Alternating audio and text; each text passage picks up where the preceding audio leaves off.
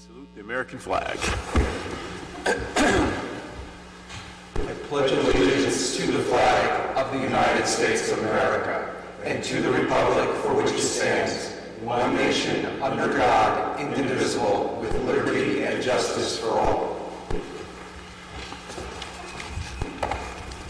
Pursuant to Section 5, Chapter 231 of Public Laws of 1975, this is to state for the record that adequate notice of this meeting has been provided to the public by posting and maintaining the annual notice of regular meetings on the bulletin board of the municipal building, by mailing the annual notice of regular meetings for 2020 to the News Record of Star Ledger in December 2019, and by filing said notice in the office of the Township Clerk. Mr. Adams? Here. Mr. Dathis? Here. Mr. DeLuca? Here.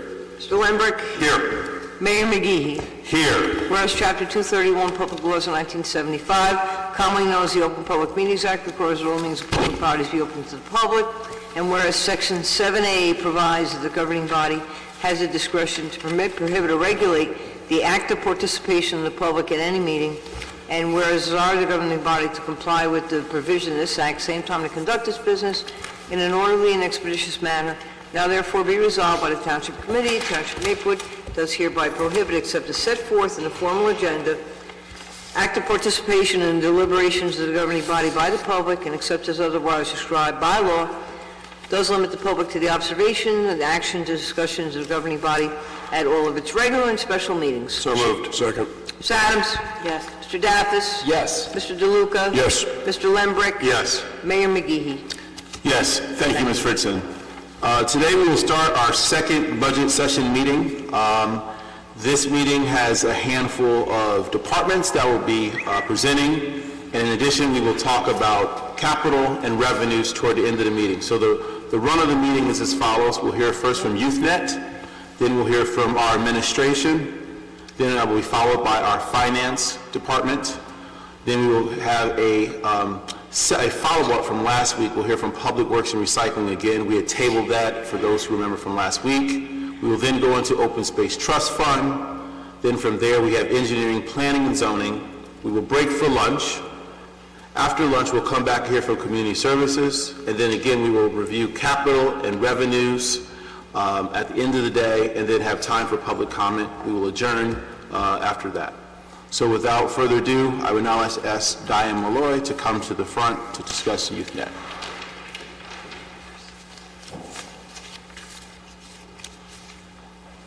I can read the whole thing. Good morning, Ms. Malloy.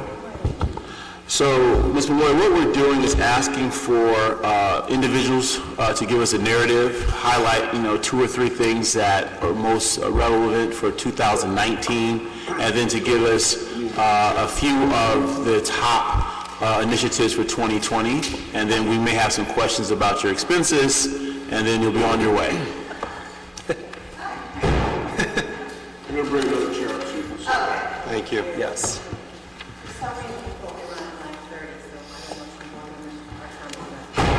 Thank you. We hope to be done by then. Yes, we will. This shouldn't be complicated. Yes.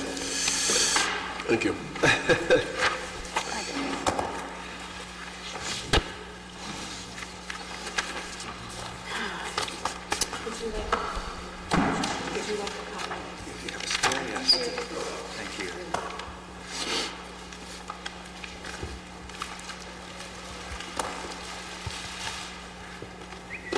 Okay, so I have prepared some comments to address what you just...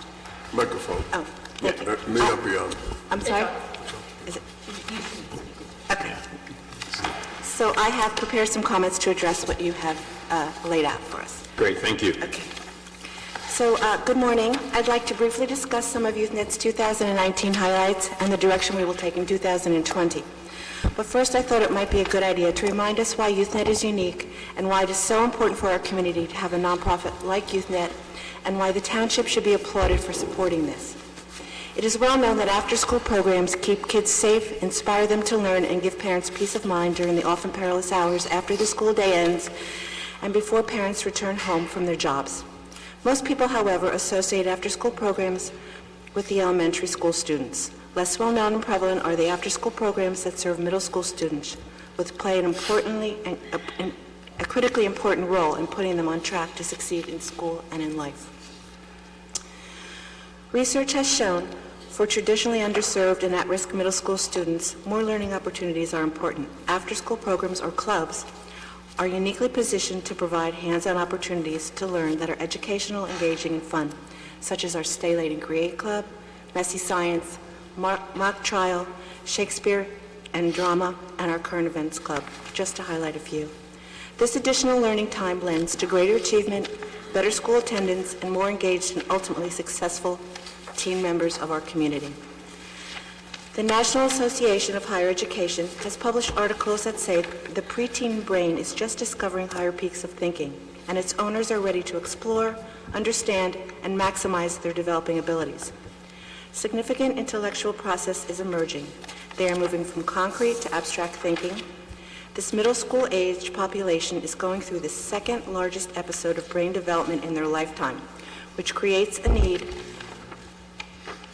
to help middle school students, middle school youth, hone their decision-making skills, personal identities, social connections, and attitudes towards academics and their community and life. We support over 90 clubs during the fall, winter, and spring session in both middle schools that serve over 600 youth in our community. This period of brain growth marks the beginning of a person's ability to do problem solving, think critically, plan, and control impulses. We all have our work cut out for us. It takes a village. Keeping all this in mind, YouthNet's clubs attempt to address this with our young community members. The club structure supports new learning opportunities and creative fun ways to interact with adults, their teachers, and others, while reinforcing positive peer relationships. Some clubs I might mention here are the Spectrum Club, the Real Talk Club, Girl Talk, Just About Caring, and Curls on the Move. YouthNet meets this challenge also by providing STEM-based clubs, healthy living clubs that focus on music production, coding, gardening, chess, environmental club, MMS fitness, yoga and meditation clubs, as well as an enriched aftercare program where tutoring is provided on a regular basis. New this winter is the Junior Thespians. This club will meet, students will create and perform individual pieces that will be presented at the New Jersey Festival in Toms River in May. Highlighted in 2019 was the introduction of our Chat and Snack Forum. YouthNet ran focus groups with its YAB, its Youth Advisory Group, at CHS, to identify topics of interest to high school students.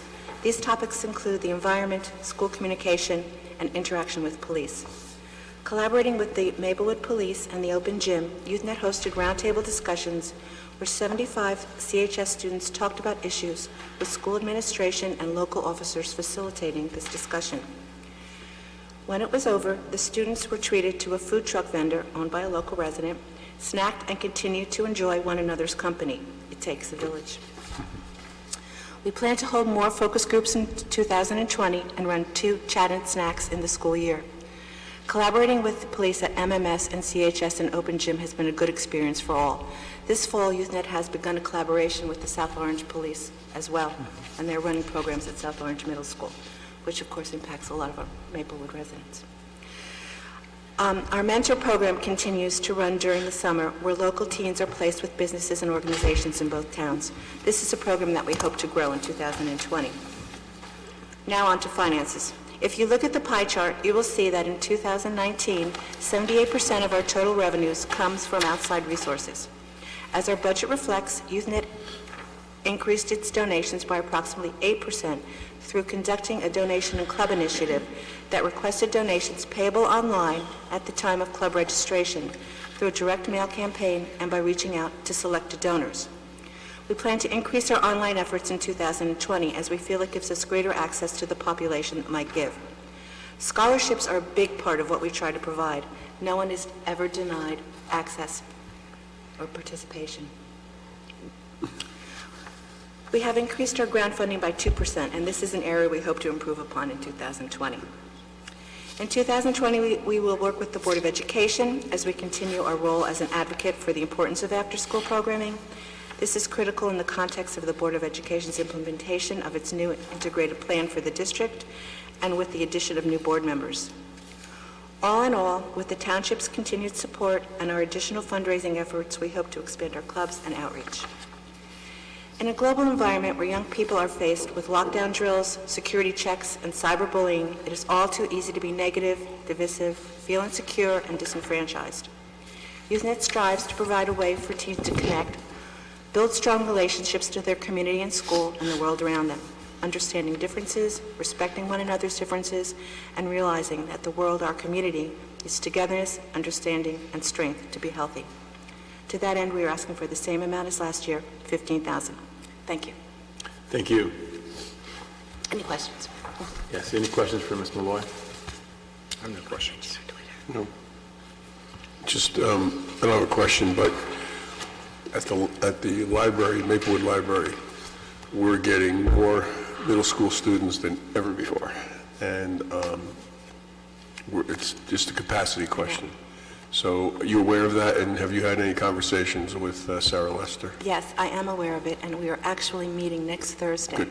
Okay. to discuss how we can help one another with this. What happens is the hub closes at a certain time. YouthNet that closes around 5. YouthNet has an extended enrichment program that is a sign-in and sign-out program at the library at the middle school, which is open to 6. So we're going to talk about how we maybe can shift some of those kids into our after-school program. But it's a sign-in, sign-out program. It's run, we follow state guidelines for that. So we have to figure this out. Okay.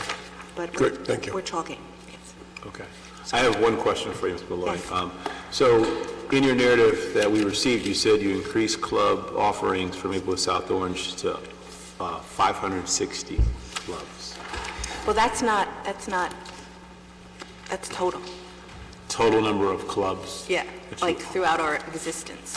That's not in Okay, one so year. historically, that It's should not say, in one okay, year. yeah, because that number did pop off the paper. Yeah, that would be crazy. No. We would I read everybody's everything. bank. I read at that. everything, so I was like, well, 560? Yeah, that's amazing. I Yeah, mean, no, it's no, crazy. no. Okay.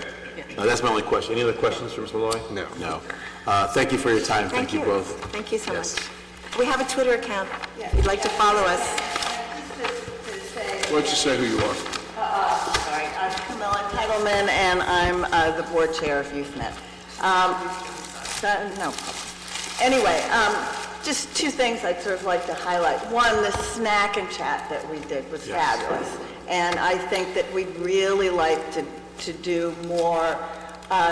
We're planning on doing 2 this year instead of 1, and we'd really like to sort of engage more with this age group, particularly in the high school. Because I'm actually on the faculty at Montclair State, and what we're seeing and what other colleagues are seeing in other colleges around here is a great increase in anxiety. Yes. And part of it's the phones, social media, all sorts of things. But Diane and I sort of, in the context of YouthNet changing as society kind of changes and our world changes, want to do a deeper dive into what it is and how we can help. And so that's kind of why we'd also like more connection with the high school programs and with YouthNet to sort of figure that out. We've had a couple of tragedies here in town in the middle schools. Yes. And to see what we can do to help, like figuring out about the library, right? And that's how we started, and so we want to try to do that here too. That's terrific. Yes, we have a new Twitter account. So what's the handle? Love it. Good job.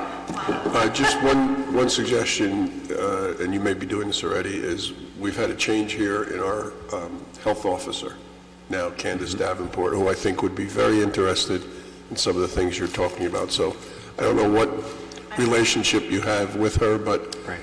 that she could be a tremendous resource. I think she has interest in both the issues you're talking about, the emotional well-being, and also the health and the food, so. Yeah, Diane sits on the Municipal Alliance and Right. knows Candace, so. And just to further that, in the last 2 years, we've developed a relationship where one YouthNet member comes in and interns throughout the summer. So we wanted to extend what we do here in local government to the YouthNet. So we welcome, we're going to welcome that and continue doing that. Well, one of the things we saw in these snack and chats, saw in these snack and chats was that there are a lot of students who are really already pretty politically involved. You know, Yes. environment seems to be a big issue Yes. and all that kind of stuff. So, yeah, so I'm sure you'd have lots of students who would be willing to do it.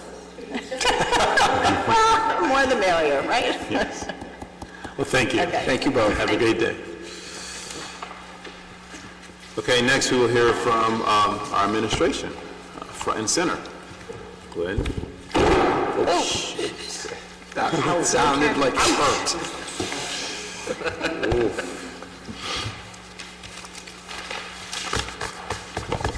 Thank you, Mayor. Good morning. Good morning.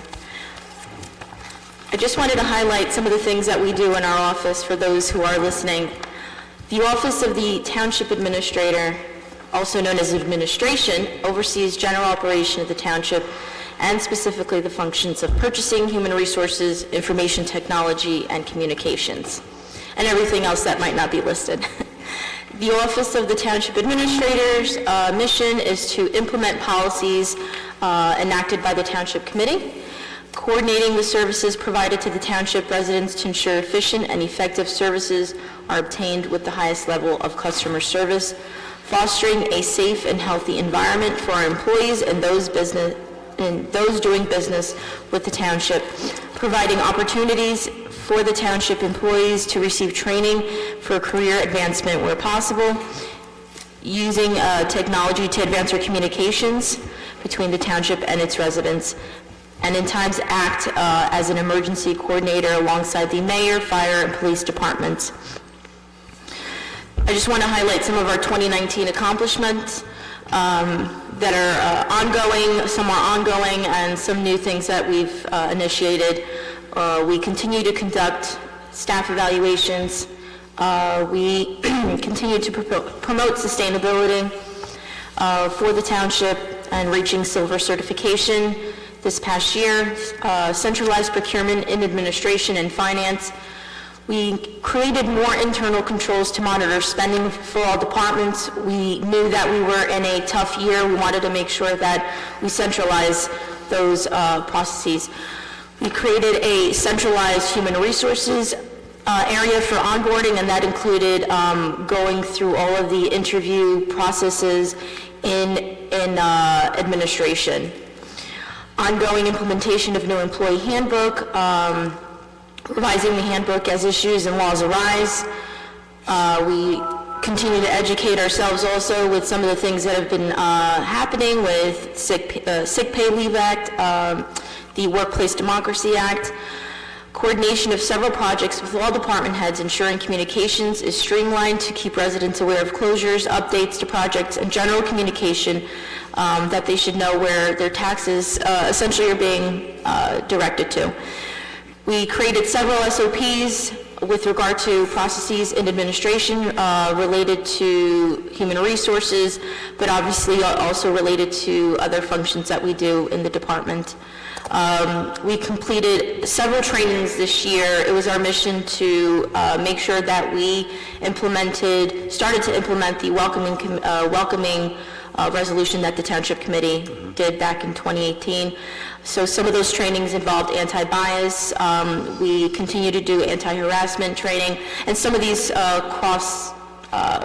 intertwine with one another. We completed the implementation, more importantly also, of a new attendance software program, which helped department heads and, of course, the employee to understand where their time was going. And we also had some changes in the law with Sick Pay Leave Act, so it essentially calculates everything we need to. We just thought it was better to streamline some of these things with the technology and use it while we have. And again, just now to highlight some of our 2020 goals, we continue to develop and implement township-wide employee welcoming initiative. We are wrapping up labor negotiations. There are approximately 8 contracts. We hope to finish very soon. Creating and developing better morale for township employees, especially throughout departments across the table. We've made so many different changes in the last 2 years that it's important that we establish programs for employees, that they understand that they are appreciated here in the township. We continue and complete the Maplewood and South Orange conversations with regard to the South Orange and Maplewood fire consolidation, and working closely with the DCA.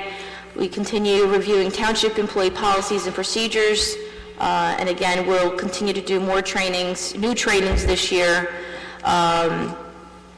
Continue to train department heads and appropriate personnel on purchasing policies, which we found that during our auditing that we don't quite tighten up our, not necessarily just our spending, but the way we do things, and we make sure that we follow the local public contracts law. We continue to review administration files for records retention and destruction. It is important that we are limited in space and that we continue to do that. We are looking at the township website to make sure that it's providing the accurate information, that it's streamlined, so that's something that's forthcoming, that it's ongoing, but we are also looking to revamp part of that in our communications plan.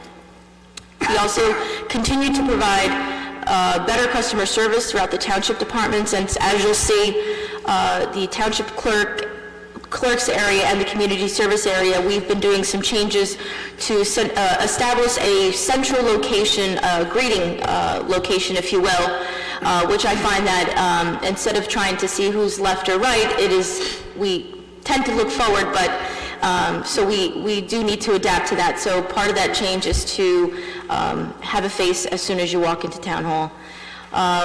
We've continued to reorganize the health department. We're looking to reorganize the Public Works Department, and again, those are ongoing things, and we will work through those throughout the year. And just recently, we've interviewed for the tax assessor position. We have a new tax collector here, so congratulations, Mr. Kaloje. So those are the things that are happening, that have been happening, and I'm proud to say that I do have great department heads and staff that without the team, things wouldn't be moving as greatly as they have been. So thank you. Thank you. Any questions for Mr. Veros? Mr. Mayor, I have 3 line item questions. Okay. Ms. Veros, I'm looking at first line 100-102, salary adjustment. I'm just wondering, sort of, maybe you can explain to me the difference between 101 and 102, salaries and salary adjustment. First 2 lines, top 2 lines. The one, 100-101 and 100-102. our CFO will explain that. So historically, the Township Committee has budgeted 2 separate line items in the budget. Any merit increases that occurred during the year, for whatever reasons, new hire that we didn't anticipate the salary being higher than the person we're replacing, has typically been charged to this line item. So it's a catch-all for the entire budget. Okay. Yeah, because I'm just seeing that, that line didn't exist until last year when we appropriated $5,000 and spent $3,500, and now this year it's at, well, I guess it's requested $20,000 and I don't see it being recommended, so, so are we, I guess we're not appropriating anything right now for 102? So the line item has existed going all the way back to 2015. We rolled our budget, so in all likelihood, it's earlier than 2015. This line item, when it comes to budget transfers at the end of the year, because oftentimes we're planning that we may need to replace someone and it doesn't occur. Okay. So oftentimes it gets hit as one of the transfer line items, and so it will show up as being a 0 in previous years, but that's because we moved it to some other line item in the budget in order to balance it at the end of the year. Mm-hmm. Gotcha. Okay. Just historically, we've put that in there to allow the administrator, it may have been in a different area, but there has always been a pot of money for salary adjustments so that the administrator could make adjustments during the year for individual staff people who may have increased their certification or have done something special, so it allows the administrator to... At 155-205-205, title searches, I'm just, we have $35,000 proposed to be appropriated this year, which historically, but for 2015, sort of seems high. I'm just wondering sort of what, how do we go about anticipating our title search budget, sort of, what does that correlate to? Under the title searches, I have 500 here that we've allocated. Oh, I see requested 500 Yeah. and recommended 35,000. Yeah, I had that earmarked. Yeah. It looks like it was a data entry error. Everything was moved down one cell when I was bringing over the most recent budget expenditures yesterday. I see, okay. Okay, so the 35 should be 35, the 500, okay, that, because I was going to have sort of questions going down here about how come there were such, but now that makes sense, that it's just everything, if we just push everything up, so, Most recent numbers, the requested column, because I based the data entry off that value, so. okay, If there's an error, then I can recommend that to my full data entry. gotcha, okay, so everything just slipped down, okay, because it looked like there was a lot being moved around there. Okay, but my last question is in the 170s, just below that, and it has to do with the CEED.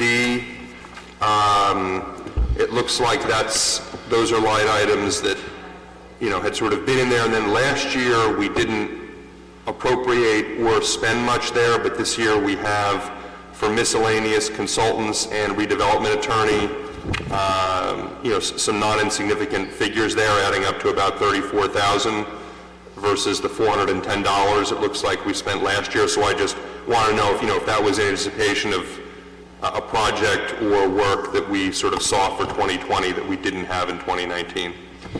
We are looking to actually do a entrepreneur and economic development website to highlight some of our economic developments that have been happening throughout the years. So part of that consultant there would be the expense to revamp the web, have a specific website for that. So I would like to leave that in there. Why would we do a separate website? Why not just have it part of our website? It would be a page on our website. Right, it'd be a page, an extension of the That's not website. what you just said, though. You Yeah, said a it would be page. completely... An extension of the It would be a website. page. Right. Maybe a disconnect, but you're saying you're going to put some money focused on the seed. Correct. Okay, that's fine. Just one other thing, we put additional money in there because of Irvington Avenue, for both reasons, the redevelopment attorney, which we didn't spend a lot of money last year about it, but if we are going to declare that area in need of rehabilitation, we'll need some attorney work there and also consultant work. And we also allocated some money for this village visioning plan, in case we want to hire, in case there's a need to hire a consultant to do something specific related to implementing that plan. Okay, yeah, I just wanted to get a sense of what we were planning for 2020 that would necessitate, going from spending a few $100 to spending over 30,000, and it sounds like there's some reasons. So. Mr. Lindbergh, I think that's fair. I had those highlighted too. So, Ms. Rose, go back in the notes section, please, and put those notes that we discussed so that when we look at it in the years to come, we know exactly what what's being referred to. Because you're right, I remember we talked about Irvington Avenue, and that's critical. And we got to get that going. So, okay. And then The other, just to go back to 155-210, affordable housing attorney. What are we putting in there for the affordable housing attorney? Because you said these all came down one. Is that presumably 15 then, Glenn? Yeah, the requested column is the accurate column. The recommended column Okay, so is the one that wrote. So there's They'll be the change. same. The recommended is the same, so that one's at 15,000. Okay, so I don't think we need that much money. Okay. So I think you can cut 10,000 out of that because Easily. we have a settlement to 2025, and anything we have is, no one's going to challenge us, so. I'm not sure if the Affordable Housing Committee has met yet, but have we discussed the potential of, Oh, that's right, for The- but that's, well, The potential for what? Let the rest of us in. putting two houses, the plan says we have to rehabilitate two houses. Yeah. why don't we leave it in there for now, we can Okay. revisit it. Or put it down, or I'm not sure have that's it down gonna to be- 10,000. I'm not sure that's going to be so much an attorney. I mean, I think you can put 5 in there, an additional 5. 5 for that and 5 for... So leave it down at 10? 10. Okay.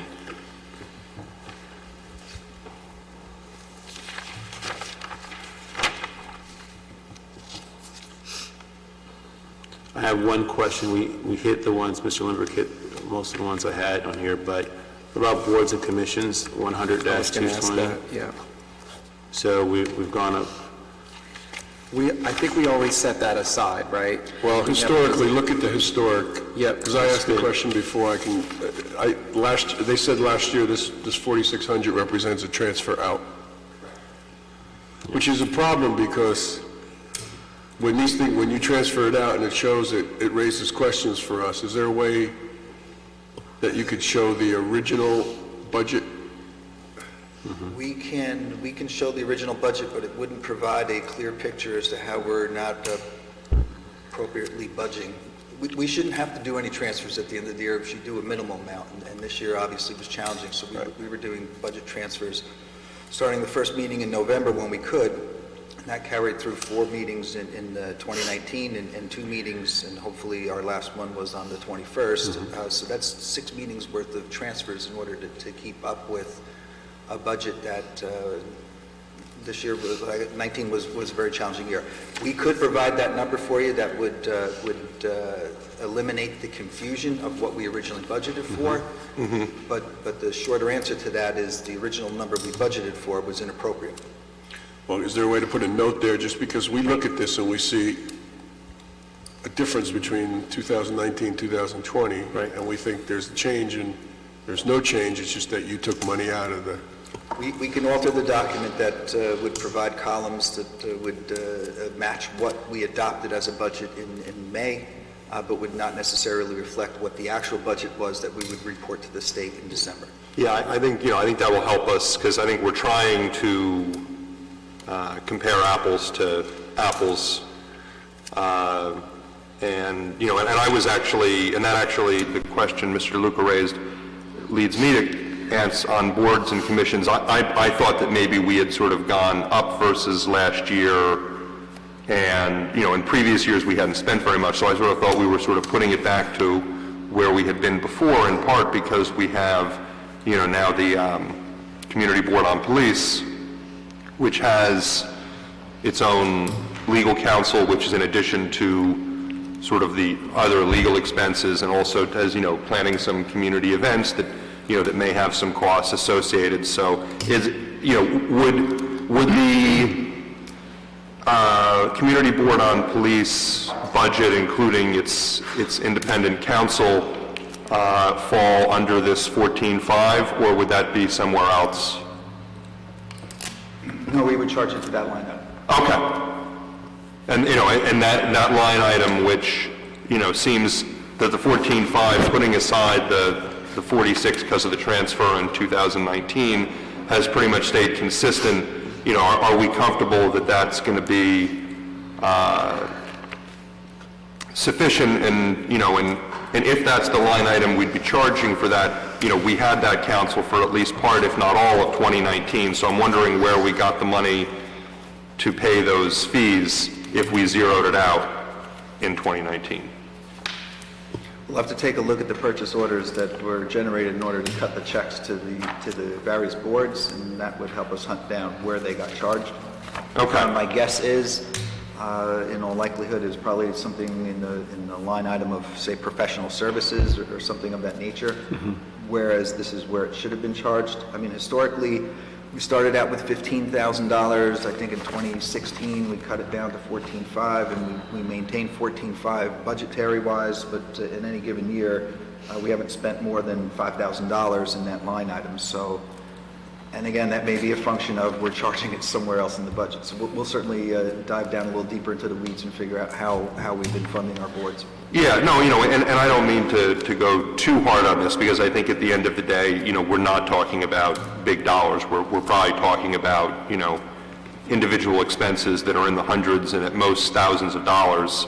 But yeah, that's something that we could sort of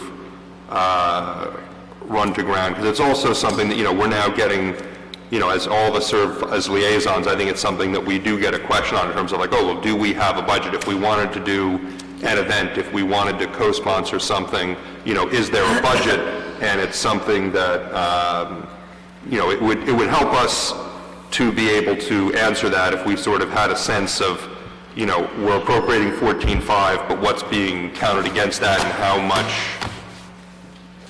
much of that is sort of already spent before the year starts and how much is discretionary, I think would be helpful to know.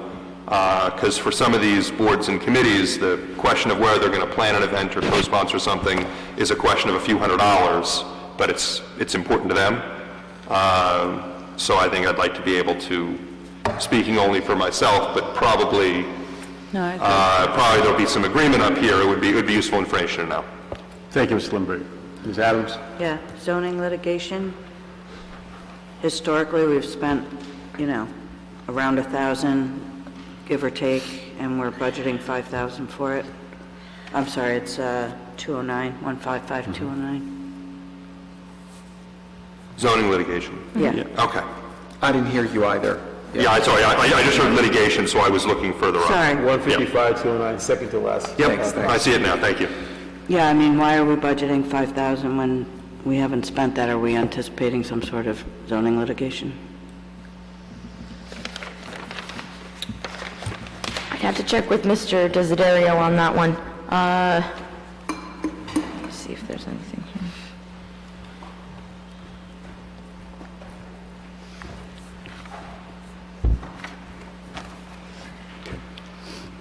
I think we've typically just appropriated that amount, but in 2018, we underappropriated, so we boosted that up to 5,000.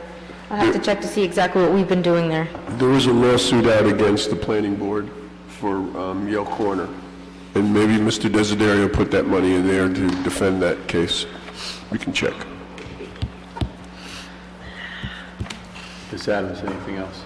Not right now, thank you. Okay, thank you, Ms. Adams. Mr. DeLuca, anything? So just a sort of housekeeping. In this line, we were just talking about boards and commissions. We really don't have commissions, we have committees. So it really should be boards and committees. We can change that title. Well, we do have We a have one commission, commission. Historic Preservation Commission. Okay. But, I mean, we could still call it board, I'm not going to fight that. I mean, that's fine. Historic Preservation also has a separate line item for it designated with $3,000. Correct. All right, well, in that case, boards and committees. Thank you, Mr. DeLuca. I have a question about, under Human Resources, 105-200s, 105-205, dues, meetings, and seminars. I see a requested $1,000. And while that's in line with sort of what we've spent before for dues, meetings, and seminars, in light of your narrative that we're going to focus even more on training our department heads, I wonder if that's enough. That's specifically to our department, so each other department has their own dues, meetings, and seminars that I they... see. I've actually been sending our Human Resources Administrator and our Assistant Administrator to some more of these, including myself, obviously, but having gone down to the league, they have quite a bit of sessions that are very good, including our association who does a lot of labor-related, personnel-related trainings and seminars. So, but you're probably seeing more on that because we've been sending our Human Resources Administrator to those trainings. Great. So that's specific to just our department.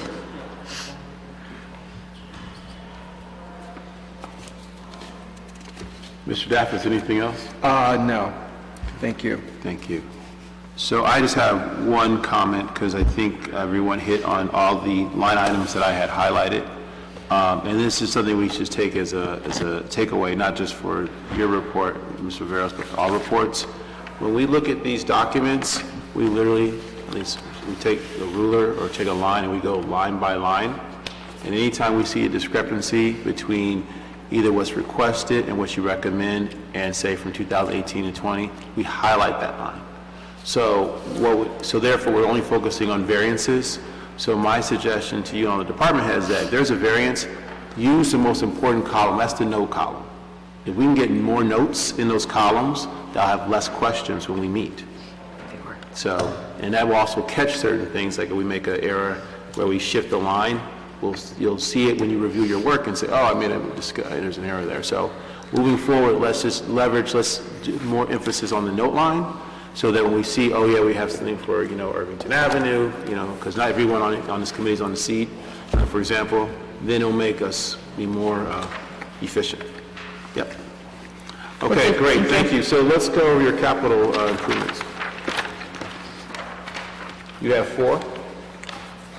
Yes. The first capital request is for vehicle fleet replacement. So all of specifically the vehicles here in Town Hall, they go through the administration budget. We were looking to procure a 2020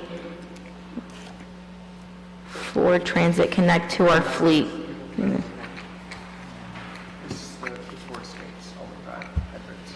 Says you're looking for 2 cars. Yeah, 22 pop, Okay. that's what I saw in here. The 2 Ford Escapes hybrids here. I do want to just say, though, that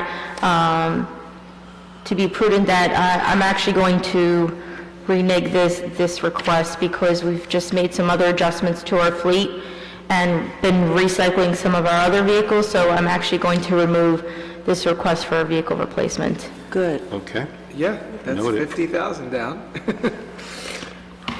Duly noted, okay. The following request is for security cameras throughout Town Hall. I think it's time that we start to secure our beautiful historic building. 100%. Not just for securing our items here, but also the security of employees and residents. So I think it's very important that we move forward with this, just to make sure that we limit ourselves to any sort of liability. No argument here. The car, are these just exterior or interior? It's interior and exterior. Excuse me, they're exterior and they're interior and exterior. The interiors would just be in common hall areas. The one recommendation I would have, if it hasn't, and I don't mean to assume it hasn't already happened, is Chief Duvall is also going to be purchasing some additional security cameras, most likely, and to the extent you could just coordinate with him, to the extent you have a better deal than he has, or vice versa, or he has comments on what equipment would be necessary. If we can just sort of leverage the expertise that the PD has, both in terms of the equipment that's out there and what's necessary, but also in terms of the vendors and the pricing. So just to answer your question, this actually comes from the PD, because we're going to get all on the same system, that if we're not here, they have access to it. All right, So Tim. we're all lining ourselves up, and we have to figure out with DPW2 how to change that vendor over into the same, I believe this is Johnston, into that vendor. It's a state contract, so we're going to see if we could line everybody up with the same security system, so we're not just in different systems, so. We don't have As cameras. usual, you were a step ahead of me. We don't have cameras at any other buildings besides? No. And what about interior security, as far as, like, we obviously in the finance department, Right. it's secure, but no other offices? We have it at 1618. So, Clerk's office, anybody could walk in, building, just Right. wondering if that's been given any consideration, given the way the world is right now? so the consideration is that we're going to be on swipe cards, so instead of using keys, because I have some concerns about, I collected approximately 24 keys last year, and I was concerned about that because I don't know what other keys are floating around, so it's better that we have access cards, that if somebody were to leave, we just deactivate it. So part of that. The other thing is, finance, I think, is a different in itself. Well, I'm in not what they're saying they dealing with. shouldn't, I'm just Okay. wondering if other departments might need a little more safety. So this is a bigger discussion, because Yeah. this is Not this cameras, year. and you're talking about swipe cards, which is, very corporate and other stuff. That's a whole different capital expense. Like this pull-out keys and all that? The swipe card is included in here. It's From what inside. I understand, yes, for the exterior doors In the cameras? and the cameras. All right. So when I read, I just saw cameras, internal, external. That's really not very expensive for... I know, I'm surprised. Yeah, that's really low. And that's probably because we did kick back with the police system. Okay. So, Yeah, I know in talking to Chief Duvall, he said, it's amazing how much you can do for not very much money. It's actually less expensive than he thought, and it was certainly less expensive than I thought, which is why I thought, let's make sure everyone's talking to each other, because, but I think that sort of brings around that's already incorporated, that they've Yeah. collaborated on this, which is great. Yeah, and I'm in favor of that. I mean, at this point, in this day and age, having swipe cards makes total sense. Okay, what's next? the third is the live streaming platform camera system for our township committee room. We've been dealing with a system that at times, many times, has failed. You can stop right there. Okay. That's approved. Is that a lot of money? Yeah, I would second that and third that. I think, we pride ourselves on transparency, and, in this day and age, I think people can't necessarily, people are used, it's an on-demand world, and people are used to being able to get things when and where they can, they can access them.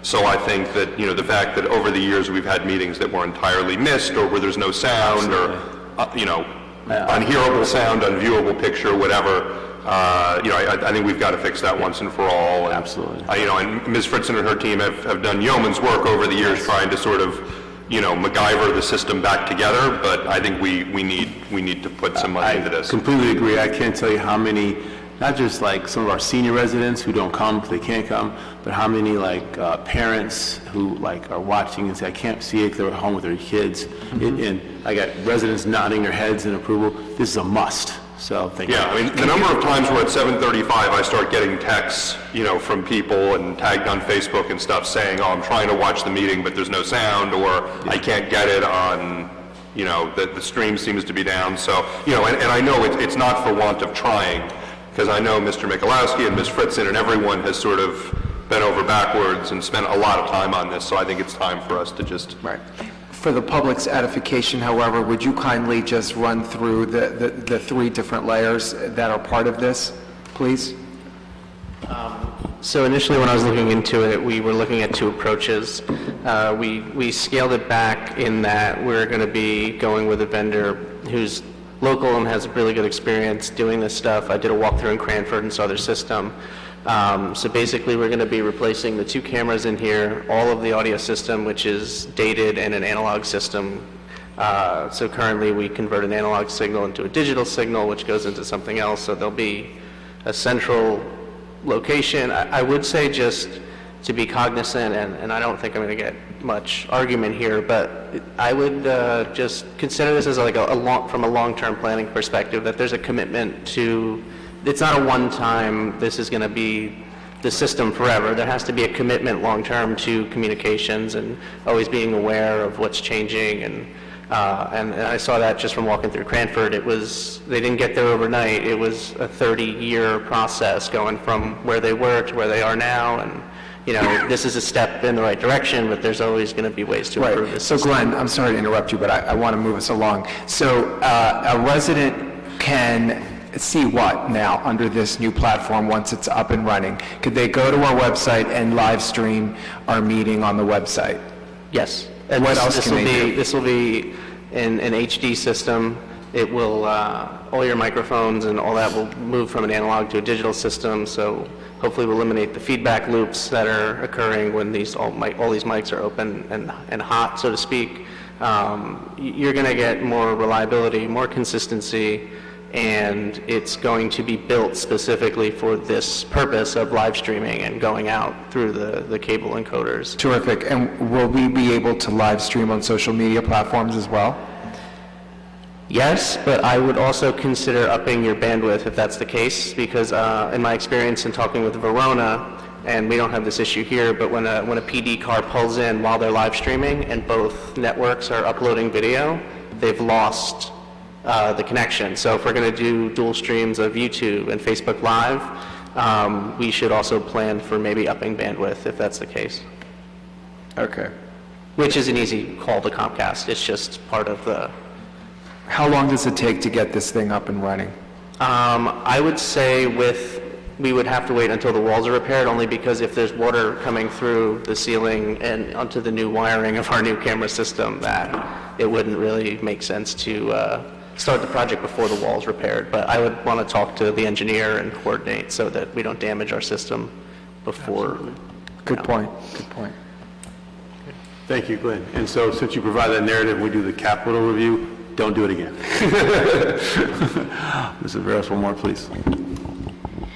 The last item, Mayor, is for the IT life cycle for 2020. And that essentially covers all of the basic township, other than the police department's IT needs. So that includes inventory, our servers. We actually need to update Windows 7 into Windows 10.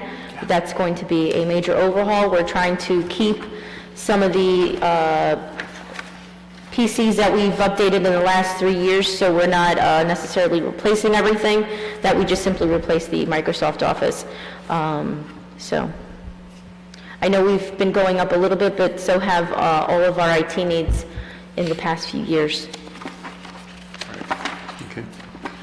Any other questions for administration? I have a couple questions. Mr. Daffis? But they're about general narrative, if you will. I recall that we adopted a new employee handbook, right? And you indicated in your narrative that we've been training our department heads and our employees as to that expansive handbook policy, which is really up to date. And I like that you talked about the trainings, the anti-bias trainings, and some related trainings that you've been doing more recently, and I'd love to see more of that going forward. We also talked at some point, I remember during my first year, of expanding the employee handbook to include volunteers. Where are we in that process? I apologize, it's sort of been on the hold, but we'll make sure we get that done this year, the volunteer handbook. Terrific. Okay. That's actually all I needed to ask. Thank you, Mayor. Thank you. Thank you. We'll now do a quick shift over to finance. So, perfect. Did it suddenly get warmer in this room? It is warm in here, yes. Is the heat on? Let's talk, turn it off. We'll be brief with the highlights of 19 and the goals of 20 so that we can dive into the budget. In 19, we did a major reconstruction of our general ledger to align admin's both revenue and expenditure accounting. Mr. Colorje, can you pull the mic closer? I'm sorry. We aligned the general ledger to conform with the new state-mandated flexible chart of accounts. The state changed those flexible chart of accounts 3 times over the course of 19, so it's been a challenge to keep up with them. We issued a $7.49 million note with a net interest cost of 1.427%, which was significantly lower than the market conditions when we sold that note, saving the township $43,000. We reduced the number of audit findings from 22 to 16, so we're definitely trending in the right direction there. And we restructured the finance department with the approval of the township committee that produced an $11,000 structural savings for us. In 2020, we plan to continue to provide superior customer service to our residents. We will look to align our debt service to more accurately reflect our capital needs. We will continue to reduce our audit findings through our corrective action plan that is approved by the Township Committee. And we will look to explore creating a sewer utility that would base the fee on consumption rather than a fixed assessment fee. We will also continue to restructure the finance department, as Ms. Viveros pointed out. We have a new tax collector coming on board. The Township Committee had mandated that we move from a full-time and part-time position to strictly a full-time position. That will produce a $9,000 savings, structural savings for us. And by combining the CFO and tax collector back into its position, That will produce a $45,000 savings for the township. If we move on to the budget, there are now three sections: the finance department, the tax collection, also noted as revenue administration, and tax assessment. So there are numbers that have shifted on there. Overall, the numbers have remained the same. They're just being placed in different parts of the budget as the state now wants us to submit it. The only major change in the finance administration or the finance department is parking lot leases. We have been inadequately budgeting for the amount of leases that we have or arrangements that we have with various property owners to provide parking for the community. That number now reflects what we're actually going to be paying in 2019. In past years, we have been stealing money or borrowing money from the professional services in order to offset that cost. So this now appropriately budgets what we should be looking at.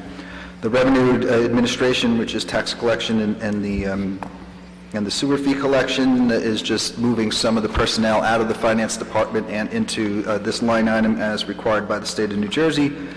And the tax assessor remains relatively the same that we have had in past years.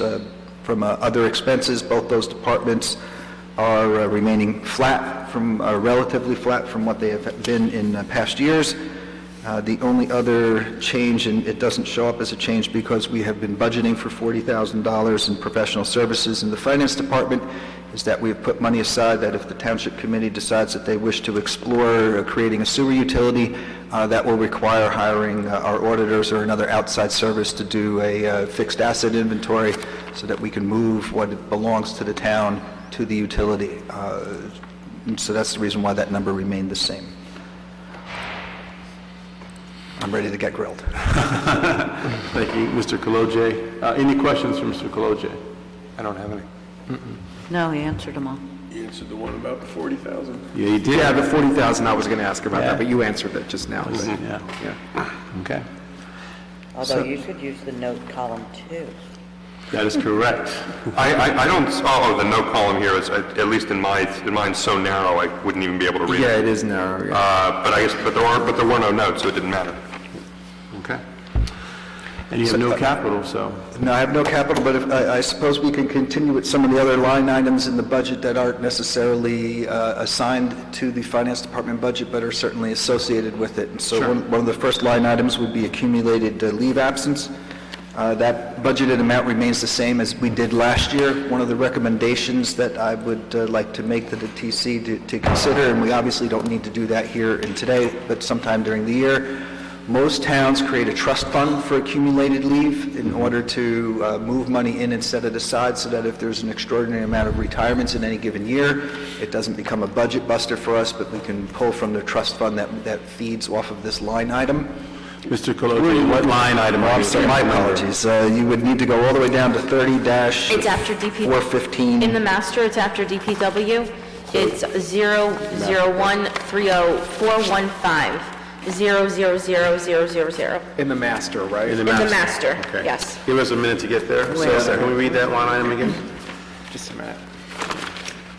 Can you read the account number again, please? Yes, the account number would be 0-01-30-415-415, and the actual line item would be 101.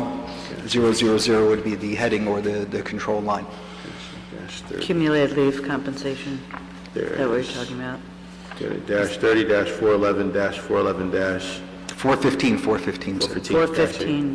415, 101. What's it again? Got it. It's 0-0-30-415-415-101.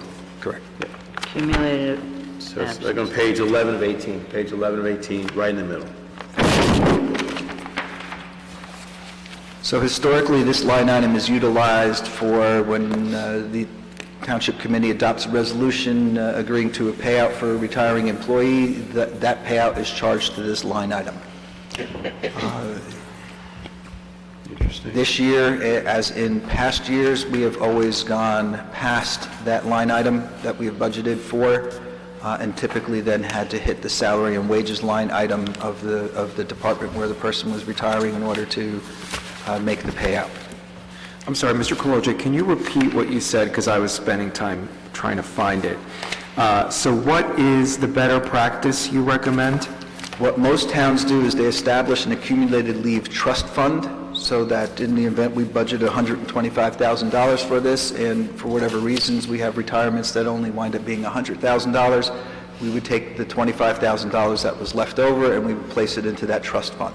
I see. That in any given year where we had an extraordinary amount of employees that retired, we wouldn't need to look to tie up salary and wages. We would be able to hire someone sooner rather than waiting for them to come off the books, so to speak, and we would be able to draw from the trust fund. So it's not a balance that we would want to make tremendously large, but it is one of the best considered a best practice from a financial perspective. Thank you. That's not a decision that needs to be made today. It's not a decision that needs to be made during the budget process or adoption, but it is something that should be considered during 2020. Okay. If we move down through the master to 36-471-471, that's going to bring us to our pension obligations. Hold on. 36, so what was the... 36-471-471-200. Page 12 at the bottom. Yep, I'm there. So the numbers that you see in the budget for this are the actual numbers that we're being charged by the state. We receive our bill in December from the state for our contribution to the pension plan. It is due on April 1st.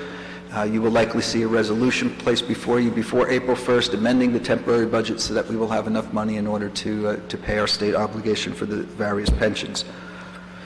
Last year, pensions were a problem for us. Last year, pensions was almost a $480,000 hit to our budget, and one of the main drivers towards why we had such a steep increase. As I said last year, the state has no rhyme or reason, and it's their best-kept secret as to how they formulate these percentages and charge us our bill. Mm-hmm. This year, they remained flat from last year. So it's one of the bright spots to this year's budget, that we're not seeing a spike or an increase in our pension contributions for 2020. I remember your pie chart from last year. If we move down to section... Let's go to 45-920-920.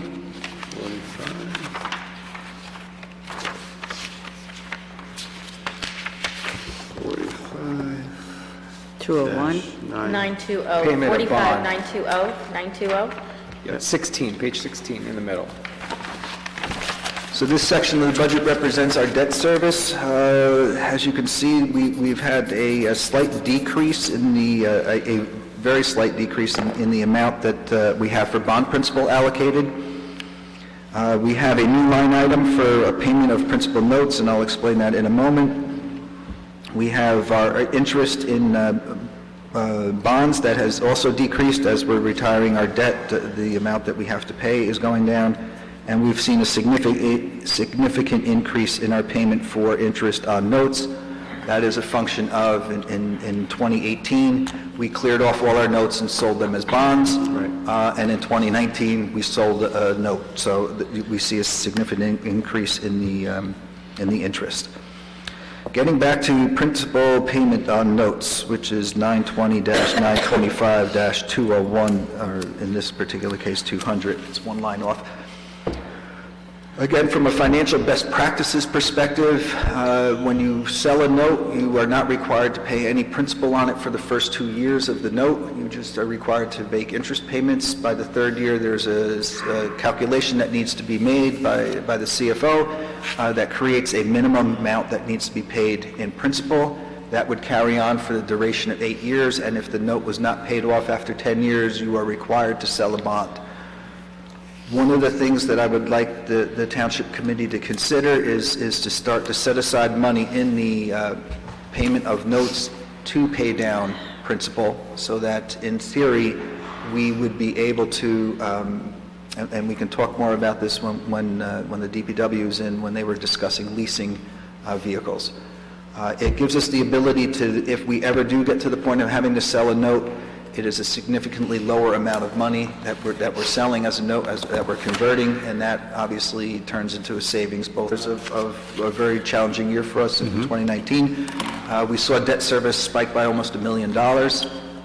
This year, it remained relatively flat, and so for that reason, I am recommending that we put in $250,000 as a principal payment on notes, and that would leave us with a very modest increase from last year. When we get to the point where we're going to be looking to cut this budget, and we're certainly going to be looking to cut this budget because as it's put together right now, it is a significant tax point increase, this would be one of the areas that you would be able to look at to cut. Got it. Right, because this is, just to be clear, this is not due, you just want to reserve it. Correct. Yeah, but this is 3/4 of a tax point. At least. Maybe a hair higher, yes, sir. Yeah, maybe a little bit more, yeah. Okay. If we move down to... I just ask just a technical question. In these lines, there's nothing on the administrative recommendations. I guess the whole thing doesn't have it, right? So anything that you may have cut isn't represented in this master sheet here. Is that right? That is correct. This master sheet is essentially the finance department's wish list. Got it, okay. If we move down to line 46-875, that brings us to special emergency notes. This was a note that we sold in order to finance the revaluation in 2016. This year represents the final payment of that revaluation. So Just in time for a new one. Yes, so this amount will drop off in the 2021 budget. And then, yes, if it's just in time for a new reval, it'll come back on in 2022.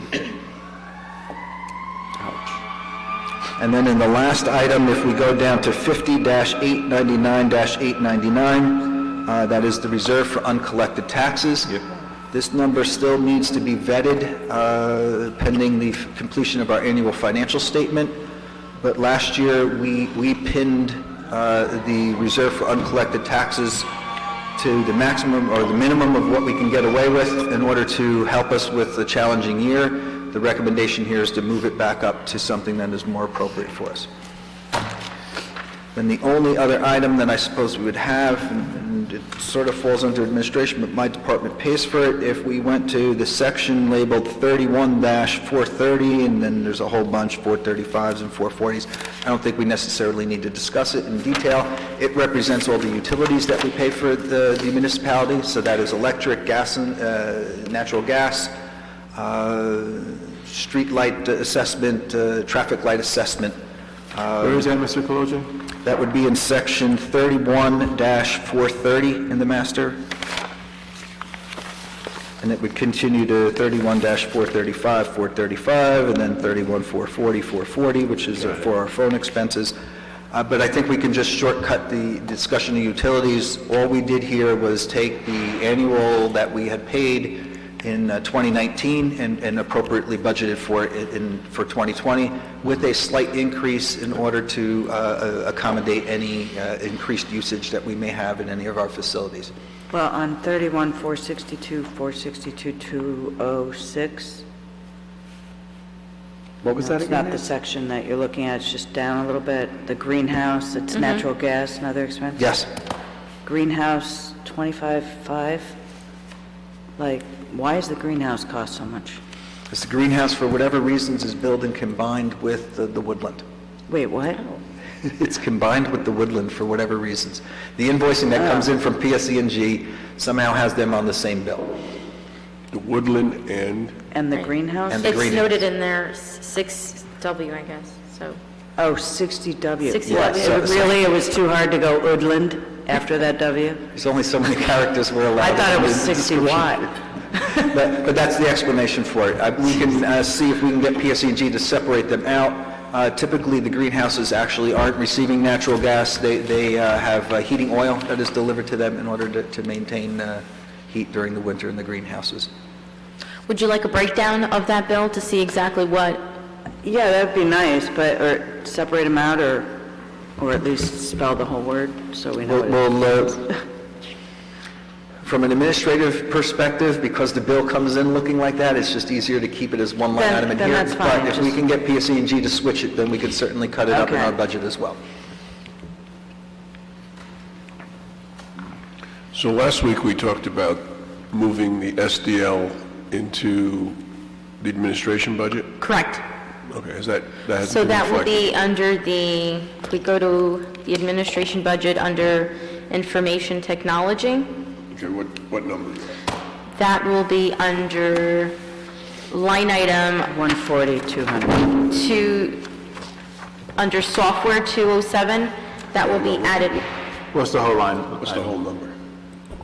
it's 0120140140 Thank you. Software, got it. Right. Okay. So it's That'll not be added under- on there, so it's an additional 36,000, I believe.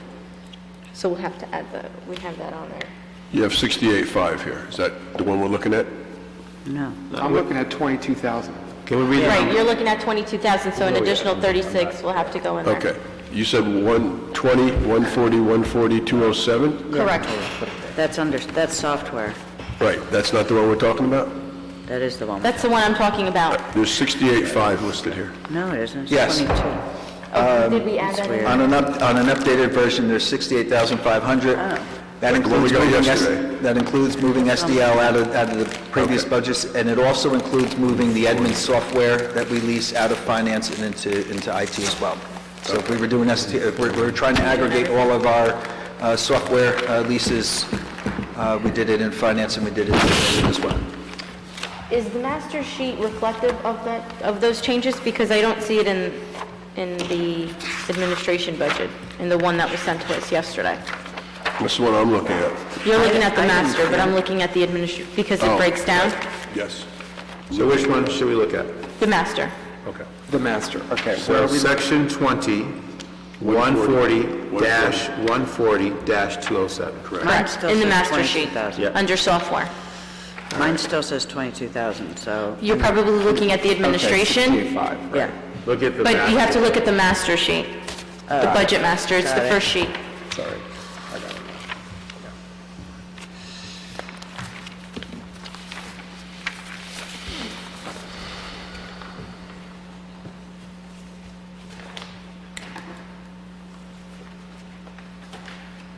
Yeah, I see it.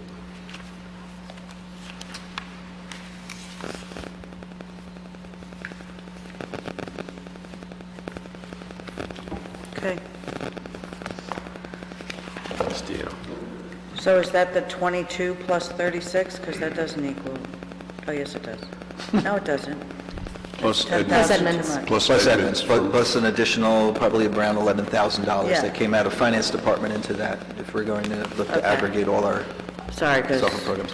I was looking for that. Now, that doesn't include our entire admins, because a portion of admins is charged directly to the pool, because they're a utility, and as a standalone, they have to pay for it themselves. Similarly to that, if the township committee decided to create a sewer utility, portions of admins would then be charged to the sewer utility as well. Okay.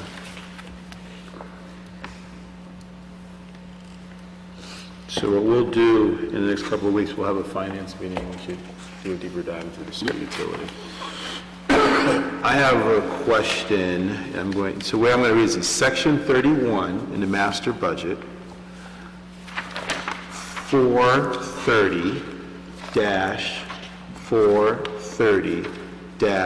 430-430-201. Section 31-430-430. Telephone booths? Telephone booths. That's just odd to me. Why? It's to I change I have clothes. no idea what that description is, but I do know that we receive a bill for those phone numbers that are associated with that line. So if we can figure out what it actually is, we can change the description on that to Yeah, represent because what I we're haven't seen actually... a telephone. We do have phones in elevators. I know I signed purchase orders for the phones in elevators. That could be very well, it might have been aggregated with telephone booths as well, and on top of that, any of the systems that are automated alarm systems, that sort of thing. So that could be possible. We'll find out what those numbers are associated with. We'll change that line item description. Okay, thank you. It just kind of popped off. Although telephone booths is sort of romantic. Yeah. Yeah, time gone by, I guess. Okay. Okay. So, late last year, we consolidated all our copper lines to a new vendor, and are going to potentially see a savings about $13,000. in our phone line spending. And after, we're still auditing every single phone line that we have through Verizon, and it's possible, even anecdotally, like, we have stuff from the 1960s that we may still be getting billed for that, or like Centrex lines that don't exist, and, you know, fire alarms, and so we're going through the process of auditing every single phone number. And, I mean, I've even heard stories of, like, when a parking lot's paved over, Verizon will just keep billing for phone lines that don't exist. That's not necessarily what's happening here, but we're in the process of going through every single phone line, and we've already achieved a savings of close to $12,000 doing that. Thank you, Glenn, that's great. Thank you. Okay. Any additional questions for Mr. Kolodziej? Yeah, I just have, could you just spend a couple minutes talking about how you see the flow of your office now, because we've made changes there. The tax assessor is going to work under the CFO now as opposed to being an independent agent. How are you going to be using your existing staff to do work there between finance and tax assessment and tax collection? How are you going to supervise yourself? So the tax collection department still maintains its autonomy. It's required by state statute that it maintains its autonomy, because we don't want to give the appearance of we need more money, so we're going to go out and assess people at a higher value in order to artificially hold down the tax rate. So the office will still continue to operate independently from the finance department. However, a lot of the information that comes from the tax assessor's office feeds into and is required by both the finance department and the tax collection department. So it made sense in terms of alignment, and many towns do it. They align it to a tax assessor and a tax collector, both reporting to the CFO, who would be serving as a department head. So the tax assessment portion of it is going to remain unchanged from an autonomous perspective. The only major change that we're making is, prior to this, we had one full-time deputy and one part-time assessor, and we're now going to simply have one full-time assessor. In order to make that work, based on the size of our town and the amount of work that does get done throughout the year, when the assessor does need some administrative assistance, he will be assigned someone from the finance department, most likely the cashier, in order to help with some simple data entry or stuffing of envelopes, that sort of thing. The realignment on the finance and tax collection side is that we made the structure slightly more vertical. It was sort of a necessary evil based on the fact that we combined the tax collector and the tax assessor office. So what we have done is created essentially a deputy tax assessor. That title will be awarded once that person gets a tax collector license. Deputy tax collector. Collector. Yeah. My apologies, thank you. No worries. So we're going to have a deputy tax collector at this point, and the cashier who reports to that person. They are responsible for bringing in all the revenue from our town, responsible for taking care of our billing, sending out delinquent notices, looking up tax searches, taking care of certificate redemptions, et cetera, et cetera. So they're essentially doing the hands-on work, which is then making it up to my desk to be reviewed to make sure that it's accurate before it then gets sent out to our residents. On the finance side of it, we have an assistant finance officer. We have a supervisor who does accounts payable and is also our payroll supervisor, and then under that we have an accounting assistant. That side of our finance department is handling the money that's going out. So essentially we've aligned ourselves in the finance department with the assessor that's standalone. They're the ones that create the base, that produce all the work that comes out of the finance office.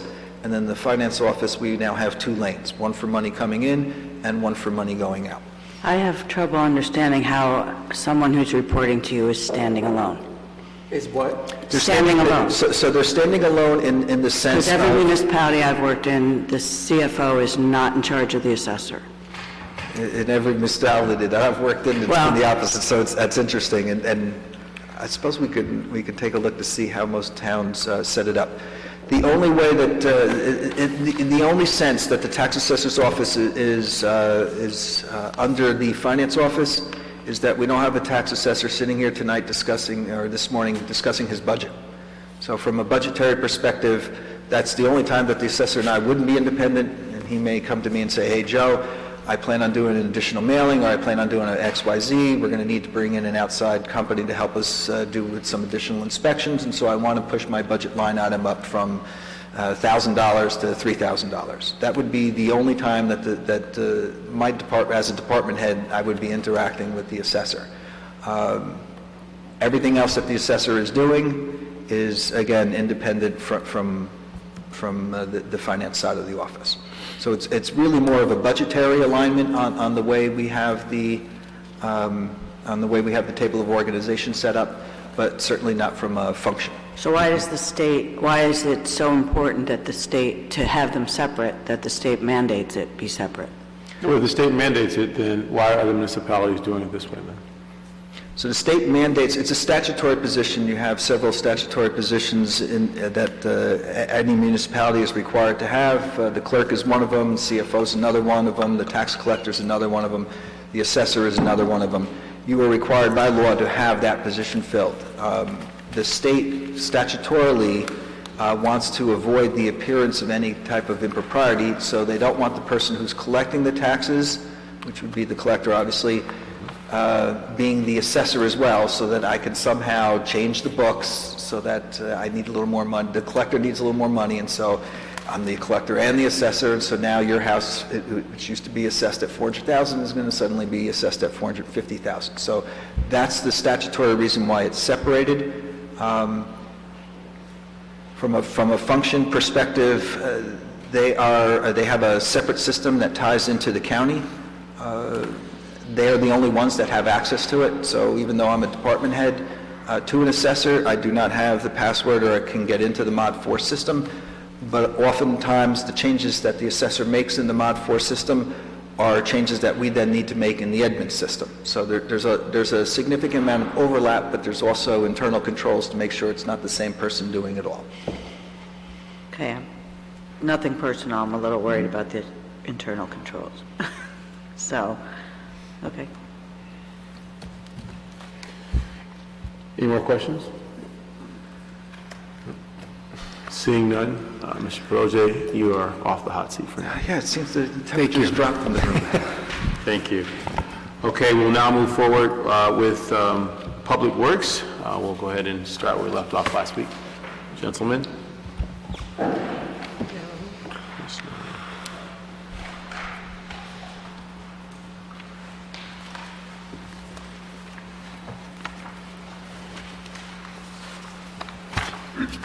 Yeah. Sonia, can we down a little more so I don't have somebody's back to me? Sorry.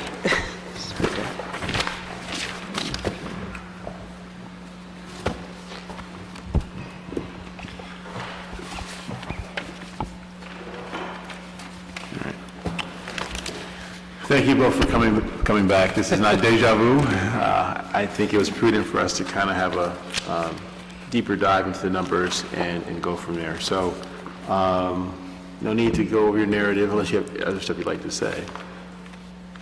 No, it's fine. We could go over whatever you like. Actually, why don't you go ahead and narrative? Okay, no Yeah, problem. sorry. Okay, good morning, everybody. Good morning. Morning. The Department of Public Works overcame many obstacles in 2019. Through hard work and determination, we were able to accomplish many of our goals we set out for ourselves. Some of the goals are, in 2019, we added aerators to Memorial Park duck pond to combat algae problem, fixing the outflow problem, renovation of our softball diamond at D. Hart Park and Memorial Park 3 to offer less standing water, remeasure baselines and micro-graded and leveled the playing surfaces to help reduce field closures, planted 135 street trees in spring and 170 trees in the parks in the fall, removed fallen and cut back trees from Maplecrest Park during storms to ensure resident safety, replaced and upgraded 4 new backboards at Memorial Park basketball court, replacing outdated equipment, installed murals at the train station, giving it more updated look, and looking forward to 2020, we fully going to get jitney bus to our fleet,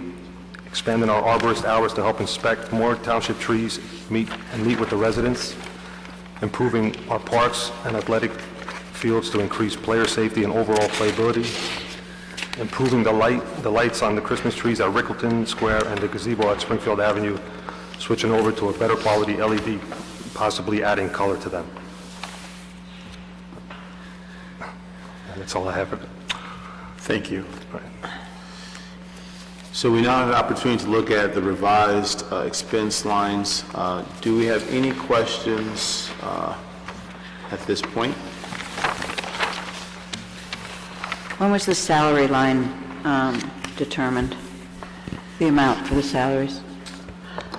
The salary line item was determined by taking a look at, and the contracts all expired this year, so it took a look at what the last year of the contract was. It took into account any step movements that might have been included in any of the contracts, and it added whatever the percentage was from the prior year of the expiring contract. As we settle contracts, these numbers, the salary and wage numbers, will be revised. And there's some restructuring there too, so is that's not taken into consideration? I'm sorry, can you repeat that? There's some restructuring that is and about to happen, and that's not in That is this not line reflected item. in this, no. The restructuring plans have been discussed after this document was prepared, so it's Right. not reflected. Okay. So I have some questions. I just want to make sure before I ask my questions that we received a new one of these, yes? I believe so, yes. You should have received a new one, yes. Okay, so I am looking at the new one of these. Yes. And the Department of Public Works Yes. budget. And I'm looking at the line items that we discussed in the previous version last Saturday. I'm looking in particular at line item 26, 300, 302, 206, tree removals. Okay? It was previously listed, are we all there? Yes. It was previously listed at 50,000, and we talked about making that 60,000 related to increasing the arborist hours. Yes. But this still looks, this is still at 50 here. I'm sorry, go ahead and respond to that. Yours is still...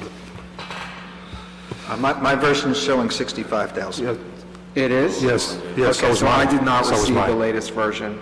Yeah, mine says 50 also. Yours says 52. Mine's 65. Okay, so, You have to go on the budget master list. Budget master. Good call, Mr. Could you read the expenditure again? I mean, the line? yes, sir. 26-300-302-206. Out of tree removals contract. 26-300?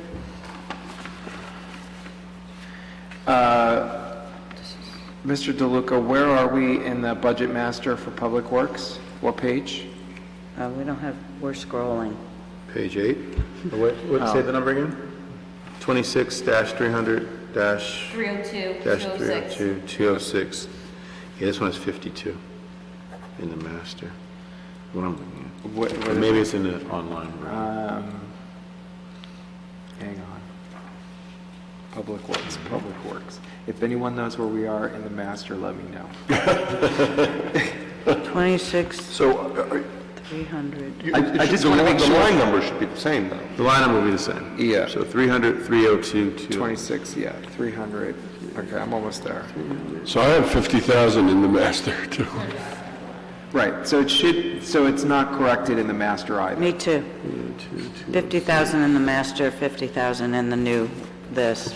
So it sounds to me like we have a slight disconnect between the tally sheet that the finance department's been running and the master sheet that administration's running. That's entirely on finance's fault. I've not been using the shared B drive. Well, I've that's been using not what's good. on my sheet. So in theory, we can probably print these up very quickly for you off of this laptop, if you prefer. Or we can go over, because I've got it highlighted on the note sheet that I have here for what we need to adjust. But I can say that that line item for bringing in the arborist more often was increased. To what? 65. To 65,000. We also added an additional 7,500 to field maintenance and basketball and tennis court maintenance. Okay, hang as on, instructed. let's go line by line.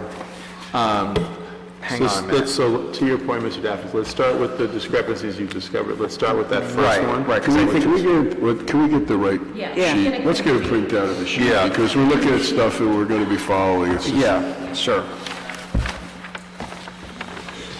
I had a question about park maintenance. but- Park maintenance, yeah, that's the my I next had. one, yeah. I was concerned Yeah, about that. But I think that some of those questions, if they're not answered, will at least be easier to discuss if we have the... Yeah. Let's adjourn for a 5-minute bio break then.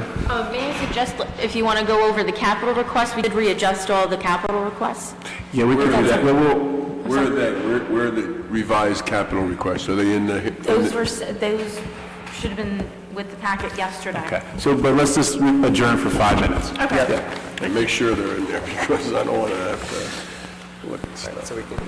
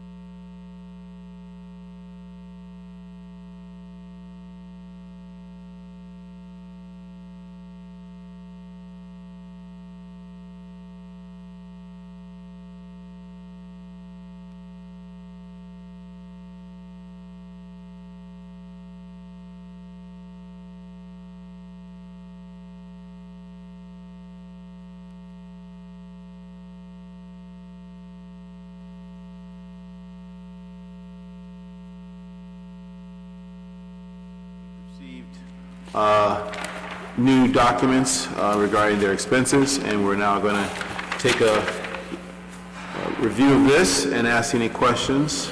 We should note, let's look at the line items that you discussed, Mr. Daffis, and make sure they've been adjusted as you've requested. So if you'd like to lead that part, that'd be great. Sure. So we were looking at tree removals, which is 26300-302-206. That is indeed now $65,000. Moving along, we had talked about traffic light maintenance. That's 26300-308-206. It was previously at $13,000.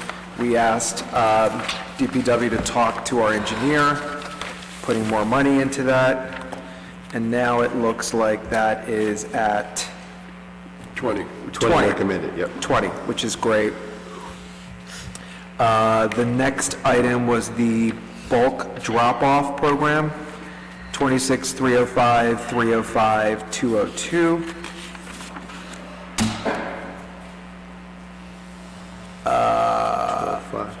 Right. It's back at 12,500, which is what we talked about doing from the 18.7. The next item was disposal of recyclables, 305, 306, 207. We talked about that being closer to 215K. I have in my notes from last week. Anybody have that? Well, why don't we check with Ms. Viveros? We're looking at line item 26305-306-207, disposals of recyclables. Right. And it's at 192. Right, we actually spent like, what was it, 225, 339 last year. According to this, it says 137. Yes. The sheet we just got today. Which is not, yeah, it doesn't fit what the previous sheet had said, Which was what? which was 225. 225. Yeah, we were easily over 200. Yeah, and which is why we talked about coming closer to, in the neighborhood of 215. And we spent 225 last year, or up to so far. Okay, so why don't we make a note of that to change that to match last year's? I don't see it going down. Well, 225. it has matched last year's, right? It has, but it should be. Mr. Veras, do you know where we are? We matched the actual from last year, so. But that's just it. They have the Where is actual, the, because we have two different actuals. they have the actual, here is 137. That can't be right. So the actual that's reading 137 were the budget documents that were prepared back in September, so they show spending that goes to only through September. The new documents that we are using, the master should reflect it, take us through the year end of 12/31. So what is the right number? So the 225 is the actual number, Okay. 225,399 is the actual number that we spent. But then Part of we're our finding- challenge with these particular line items in the DPW is that, and credit to the gentlemen that are sitting at this table and some of the other supervisors who have really stepped up to the plate, we were finding an extraordinary amount of bills that were outstanding. Right. Significantly out 2-3 months, to the point where we had vendors that were threatening to stop providing services because we did not pay them. Right. So that is going to be part of the problem is the document, if it says the 137 document, that was prepared by someone who's not sitting in this room or at this table right now. Clearly Right, noted, but clearly noted. Last week it was more, wasn't it? So let's put 225 down for now and just note that.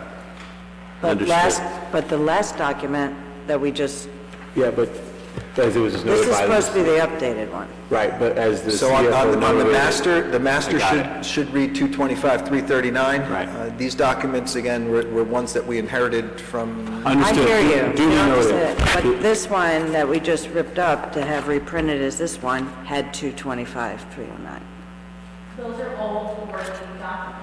No. What Ms. Adams is trying to say is that Thank you, Dean. the the one that we received last Saturday did have the correct actual all spending for 2019, the 225,399 But number. this one you just gave us does not. So, okay. Correct. Fine. Okay, we got it. Very So, good. Good but I job. just wanna make So let's just sure- put 225 and let's move forward, please. Somebody's not Thank you. here. Moving forward. Right. All right, next line item, please. That was all I had from my notes last week. Thank you, Mayor. All right, thank you, Mr. Daffis. Any other questions for Mr. Riccardi, Ms. Moran on this, on line item expenses? Why don't we decide on putting some money in parks maintenance? Wasn't there a conversation last week about? Yes. The line item should reflect $7,500 for the two lines that Mr. Lembrick had brought up at the last meeting. And what? Diamond Right, maintenance? and depending on which one we're looking at, I'm seeing either 7,000 each or 7,500 each for a total of They should 14 to read- 15,000. They should read 7,500 each. Okay, yeah, so that's what we talked about, that's consistent with what we talked about last week, so. Okay, so not 7,000 as reflected here. Where is that? in- Under 0128375375, 206, and 207. Under Parks and Playground. Yes. Mr. Clozier, is there any significance to the highlighted numbers that are on this sheet? The highlights show where we made changes from the instructions that we received at the last meeting. So can we go over the highlighted ones? Because there's some things that we talked about that are not highlighted. And Yes, those yes. notes didn't get picked up then. Yes, so that's where we should be having a discussion. And there's some things that are highlighted that we didn't talk about. That may be a function of the DPW coming and making a presentation and the Township Committee saying, come back to us with the cleaned up version. And so this is their recommendations on a cleaned up version. Because again, they were dealing with a document that they inherited, and now that they've gone through it in greater detail, they've also made some changes. Right, so let's just do this. Let's just, as my colleagues have questions about a line item, let's look at the line item. If there's a discrepancy, let's discuss it, and only once, and move on, and let's just go through the rest, okay? I don't want to beat I don't want to beat you guys up over this, okay? So the 225 has been noted. Let's move to this line item and go through, okay? Let's have a point of order here. Thank you. Go ahead, Mr. DeLuca. Yeah, so on 26, 290, 290, 200, it's highlighted streets and roads, other expenses. Is there any reason that that's highlighted?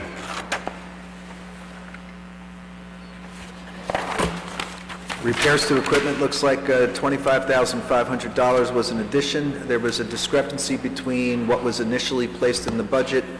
The reason streets and roads is included is that we accidentally had a $5,000 figure in the 200 number, which is a control item. Okay. So that should. Okay, so that came out. 5,000, so.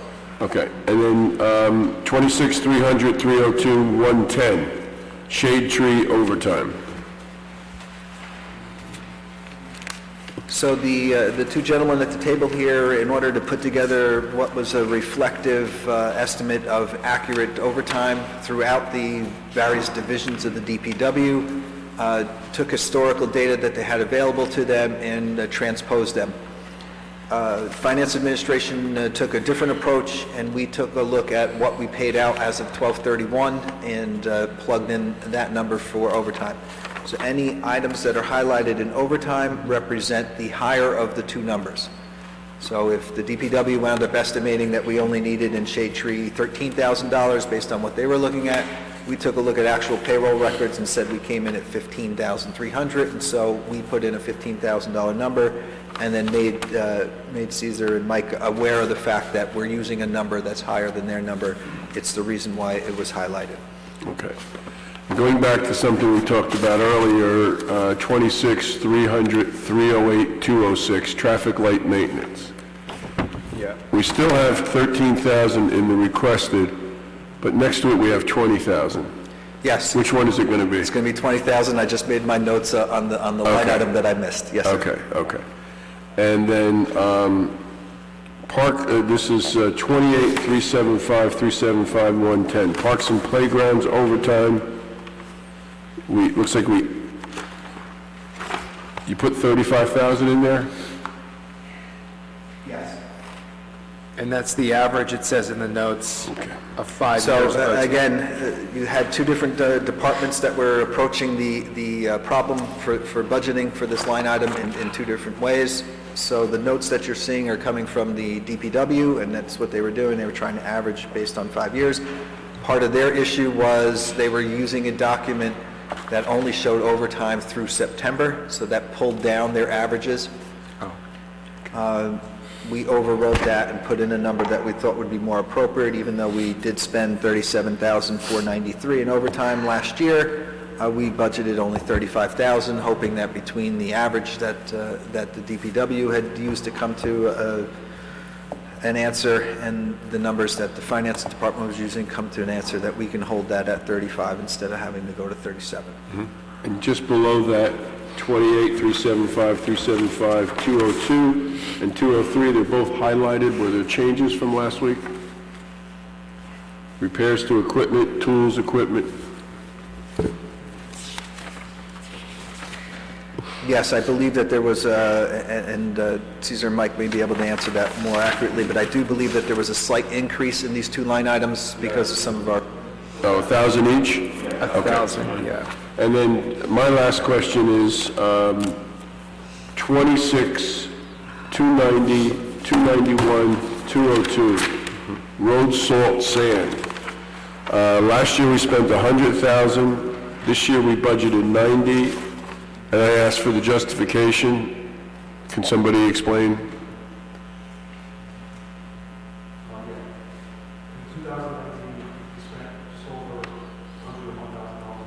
Hit that mic. The mic's not working. Turn it on the bottom. All right. In 2019, we spent just over $101,000 on road salt. This year, we're looking for $90,000. That's an $11,000 drop from last year. I feel that $90,000 is a safe number because our salt dome is near capacity, and it's a conservative approach to our salting our methods, to our salting methods. I feel we're okay with $90,000 budget. In years past, we've come under that $90,000 threshold, so I feel that's... Thank you, Mr. DeLuca. Ms. Adams, any more questions? No. Okay. Mr. Lindberg? Nope. Mr. Daffis? No, thank you, Mayor. Okay, thank you. Mayor, if Let's I go- could just, I'm sorry, if I could just Sure, add to the conversation on the justification for budgeting $90,000. This illustrates the importance of maintaining, we have a trust fund that is established for storm cleanup, and it is perilously low at this point. It is important that we build up the trust fund so that in a year where we budget 90, but we wind up spending 100 that we didn't anticipate, there would be the trust fund to be able to pull from in order to make sure that we're not having to do an emergency appropriation. So just likewise, if we budgeted 90, we only spent 75, does the 15 go into the trust fund? Yes, we would put a resolution in front of the governing body to move that money from the budget, operating budget, into the trust fund. Because I think when you sent out the trust fund, it was like $400 or something in that? We are in 3 digits, yes, sir. Wow. Okay. So, I'm not sure we look at that as good budgeting or what. Okay, so one more thing again, I just want to make this clear, is that this is an example where the note section would have saved a lot of time. So that's going to be the theme here. So let's start adding into that section. Either you as department heads you do it, or the administrator or the CFO would like to see these notes so that there's any discrepancies, we can address them. Okay? Awesome, thank you. Let's go ahead and look at the capital. Mr. Riccardi, Mr. Moran. And you just sent us a revised version? I did.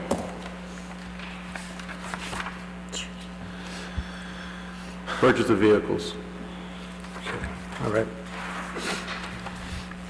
All right, purchase of vehicles. Last year, we auctioned off 2 vehicles that were never replaced, a 1986 and a 1987 GMC single-axle truck. These 2 trucks were 32 and 33 years old and still in service right up until their departure.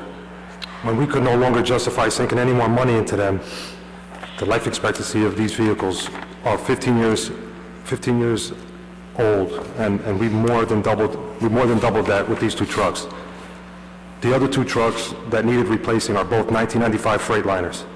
They're 25 years old and already 10 years past their life expectancy and in dire need of replacing. The DPW can no longer sustain bandaging these vehicles after every use. These vehicles are the backbone of our department and play a role in everyday life in Maplewood. From hauling leaves, tree parts, blacktop, salting, pushing snow, these are four-season vehicles that never left sitting and must be replaced. We also need to replace a jitney bus. The jitneys are a vital part of the township, which many residents rely on to get to work. When one of these buses go down, it creates havoc of the jitney drivers to scramble to overcome routes. The life expectancy for the jitney bus is 12 years. And 3 of our buses have met the number and exceeded it. Also, a conversation needs to be had about budgeting 2 trucks every year to begin the process of replacing our exhausted fleet. Thank you, Mr. Riccardi. Any questions about this capital? I have one. So this is not a lease, this is an outright purchase? Is that what's being recommended? What's the change from last week to this week? If there is any? That's my understanding. From a dollar perspective, there is no change. From a discussion that we will have this afternoon about how to fund this, if the governing body decides to move forward with it, that would be a topic for this afternoon. Okay. And then, Ms. Viveros, I thought last week you said that you didn't think buying a jitney now would make sense, that we're looking to do the electric bus. That's correct. So we're only talking about 2 trucks then? Yes. Okay. Well, 4. Well, right, we're talking about 4. 4 trucks? Right. And no jitney Total. bus? No jitney bus, right. Even though it's still listed here? So what's the bottom line? So it's also be noted that last week we talked about leasing up to 8, and now we're down to a total of 5, right? Right, we wanted to be conservative in our number and take priority in the trucks that were past their life expectancy. So that's why we only have the 4, and their recommendation is, again, a jitney bus, but I think that with the conversation about the electrical jitney bus, I don't think it's needed at this time, unless you otherwise. Well, let's.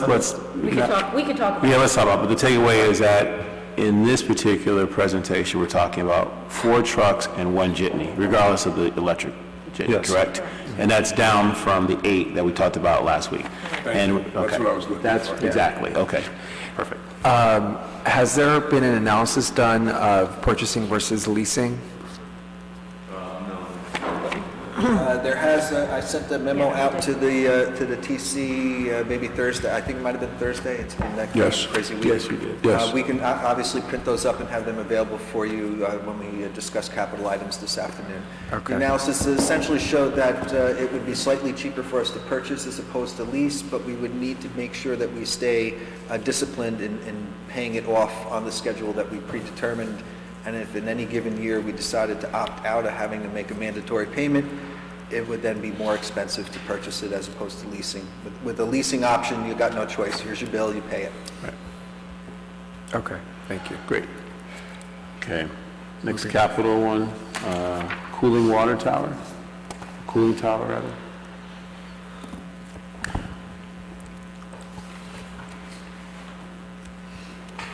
All right. The cooling tower is an integral part of the cooling system because it holds fluids that cool the building. The existing tower has developed holes, which in turn reduces its ability to adequately cool the facility. Failure to repair this item results in numerous hours of additional manpower and continual cost to have a contractor come in to get the system working. Is there any change to this from last week? There's no change, and just to be more specific, this is for the police building, municipal court and police building. All right, and do they, out of curiosity, does that include like the 3rd floor? Is there like a space that's not used in the police building, is that correct? I'm sorry? Is there space not used on the? It's storage. Storage? So we cool the storage section too, out of curiosity? Yes. Okay. Yes. It's climate controlled up there because we store documents up there that have to. Okay. Yeah, we have, for those who don't know, we have a 3rd floor that's never used. Yeah, So, I've been up there. yeah. oh, yeah, okay. Yeah, I'll have to, I yeah. have not, so, No, it is used. okay. It's just, there's no offices up there, but it's storage. It was built to be storage. Yeah. Okay. And there's data up there too, so it needs to be cooled. All right. Yeah. All right. Please continue. The Caterpillar. Okay. The department usually has 4 working claws. This is actually an attachment. 2 are damaged and unrepairable. This piece of equipment is a must-have, as it is not only used during daily operations, but is also required for emergency situations such as removal of fallen trees. Right. Any This change is from for last week? Yeah, This is for... looks the same to me. So question, with the remaining of your capital items, is there any changes? I know we had 20-05 from last week, which repaired tennis courts. I mean, the next one is the painting of the woodland. We had no issue with that. So in terms of going through the capitals, anyone that has changed from this week to last? No, the only change is the vehicles and the tennis courts. Okay, so should we just review the tennis courts and move on? Yes. Okay, that's 05. Okay. Tennis court at Walters Park has sustained numerous cracks and stains from standing water over the years. Failure to treat these problems will only lead to increasing size of cracks and ultimately lead to a replacement of the entire court. Okay. And I think last week it had Memorial Park in there, right? Yes. But that's not, we're not talking about Memorial, just Walter. So, just I mean, and this is less a budget question than sort of a comparing question. I mean, how would you compare the, because I'm more familiar with those than I am the one at Walter. Walters has some minor cracks. I mean, we can fill those in and, and keep Walters going for, a little while longer, so we don't have to really look into redoing the whole tennis court. Which is why it's only $35,000. Yes. Right, but so you would agree then that Walters is sort of fixable, whereas Maplecrest really isn't? Yes, yeah, patchable? Maplecrest is past it's past. Okay, all right, that's consistent with my understanding, but I'm glad to hear that the folks who do it for a living are concur. Yes. Thank you. Thank you. Okay. Any other questions for Mr. Riccardi and Mr. Moran regarding these capital expenses that have been provided? All right, seeing no one, any additional remarks that you gentlemen would like to make before we conclude? We got personnel. Oh, we have do, two- that's two true, new right. personnel. Are we going to cover, Ms. Rivera sent us some new personnel. yeah, I'm aware of that. Do you want to cover those? I know they're not merit We can, increases, so. we can cover two. those now. They're for 2 positions, and part of our discussion last week was to look at some of the requests that were sent out. The recommendation is for a climber, specifically a climber in the Parks and Shade Tree Division, and the other one is for a maintenance worker in the Road Division. And what is the change from last week? Anything? The change with that, there were 2 for each. Two for each, right. So now we're down to 1 for each? One for Yes. each, The same tasks, but 1 for each as opposed to 2. correct. Thank you. Roadway maintenance. Any And- questions about that, Mr. Daffis? I have a question, Mayor. Mr. Rand, you spoke about the climber last week a bit and gave us some really good context about why, currently it's just yourself doing it. Yes. If this were a full-time position, I'm just trying to get a sense of how much we need another climber. I mean, how much of your daily is climbing every day? Like, would the climber also do other things as well? Yeah, I mean, right now it's, whenever he wouldn't be climbing, he would also be, doing other tasks like, removing stumps and also working side by side with the Parks Department. But a lot of what we do is climbing. There's plenty of trees in this town, and a lot of them need attention. So having a second climber in town, I feel is important. Not to mention, like I said, we do a lot of stump removal. Anytime a tree is removed, there's a stump left behind, and we're a part of, part of a climber's position is also operating, stump machines, Right. and the removals of, Right. the stumps throughout the town. Terrific. Thank you. That's all I had, Mayor. Thank you, Mr. Daffis. Anyone else? Okay. Thank you, gentlemen. Thank you for coming back in. I think this was very useful. So, Thank you. Thank you, brother. Thank you. All right, we will now move on to Open Space Trust Fund. Yes. Okay. Thank you.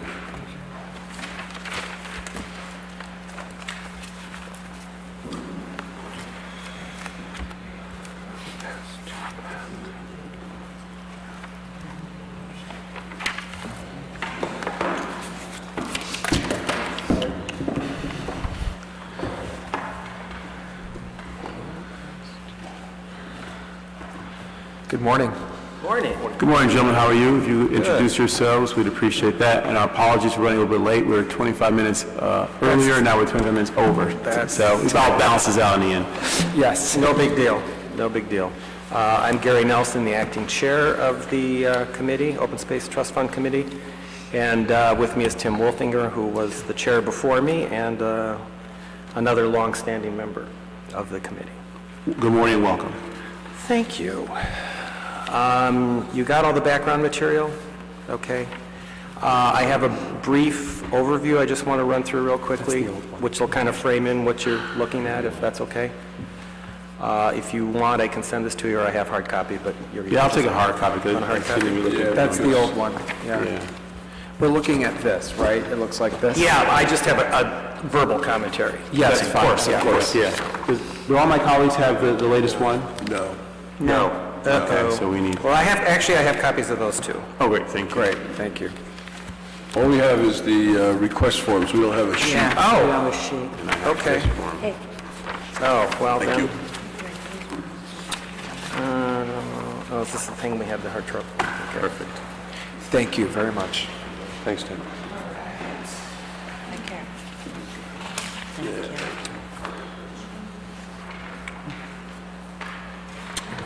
Thank you. No worries. Perfect, Gary. I have one of those, Gary. Thank you. I don't, thank you. Glad I asked. Sorry about that. Yeah, that's... Yeah, sure. Yeah, disgusting. So, I showed that.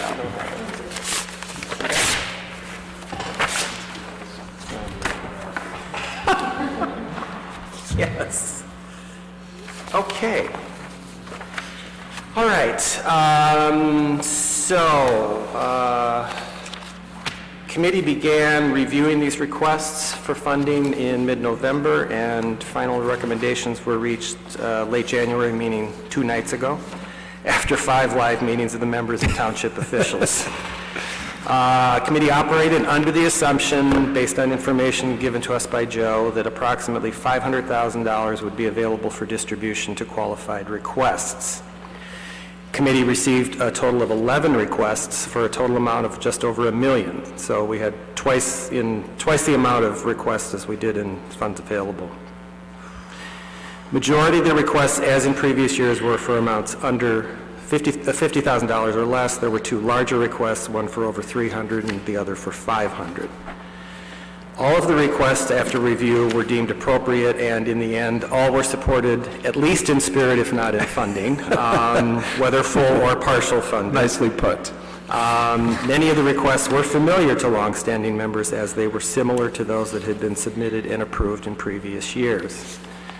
Only a few of the requests required additional clarification, backup rationale, or a clear sense of prioritization, but quite honestly, those were largely the bigger ticket ones and the ones that took up most of the time of the discussion. Many of the requests were for projects either directly or indirectly related to issues of maintenance or repair of recreational facilities. This has been raised as an issue by committee members for years. While the committee is fully aware of the fiscal restraints, you just went through it, under which the township operates, meaning not enough money to do everything. Many members would prefer to see at least some of these requests be covered under regular operating budgets, thus freeing up open space funds for larger, more innovative projects. In addition, some of the members of the committee have historically been frustrated by the inability of the funds to be set aside for purchase of land to expand the recreational opportunities for the township. For anybody that remembers the open space master plan that was created probably 10 years or more ago, the number one issue in that was lack of open space. At the end of all the deliberations, the committee agreed to fund projects totaling $471,900, just under the 500, leaving a little over $28,000 in unallocated funds.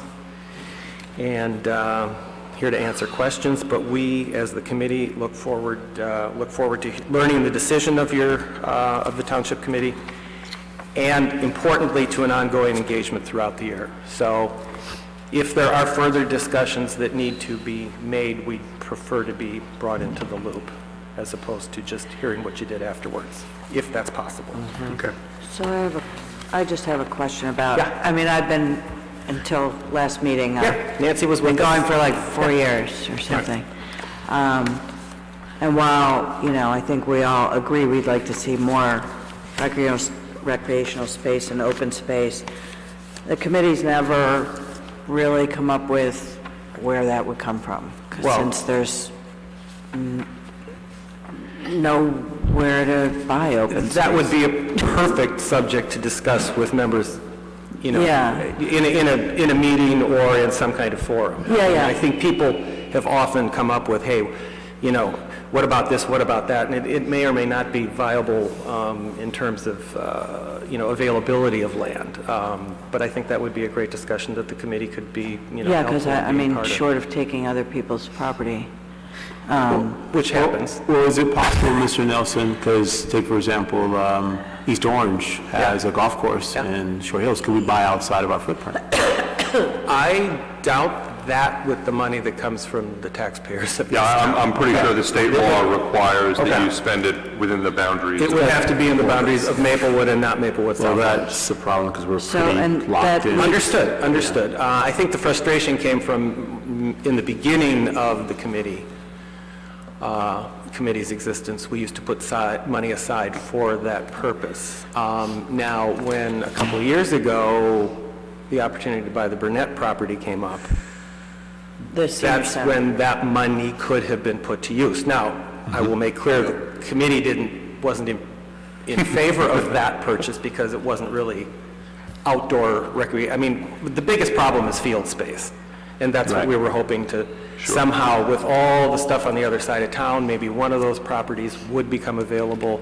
I know historically, people were always talking about the country club going under. It's probably not going to happen, but, you know, just to keep that open as a possibility. So in the meantime, if it's not possible, then we continue to work the way we do. Joe also was very good at pointing out that there's a specific way to go about building a fund. I raise that in large part because it's always a frustration of things like maintenance workers and things like that I've heard voiced. Yet, if you flip the way you look at it, it's preserving open space and maintaining our existing open space, so it's very much open space related, even though it's technically labor and, you know what I mean? Like, and we I've heard the understand it, and argument. you also made a very good point at one of the meetings when you said, well, at least this fund is sequestered to take care of things that are directly related to recreation. Right. So we understand that as well. Okay. But if some of these things could come off the table and be covered in operating Which ones budgets. would they like to see off the table?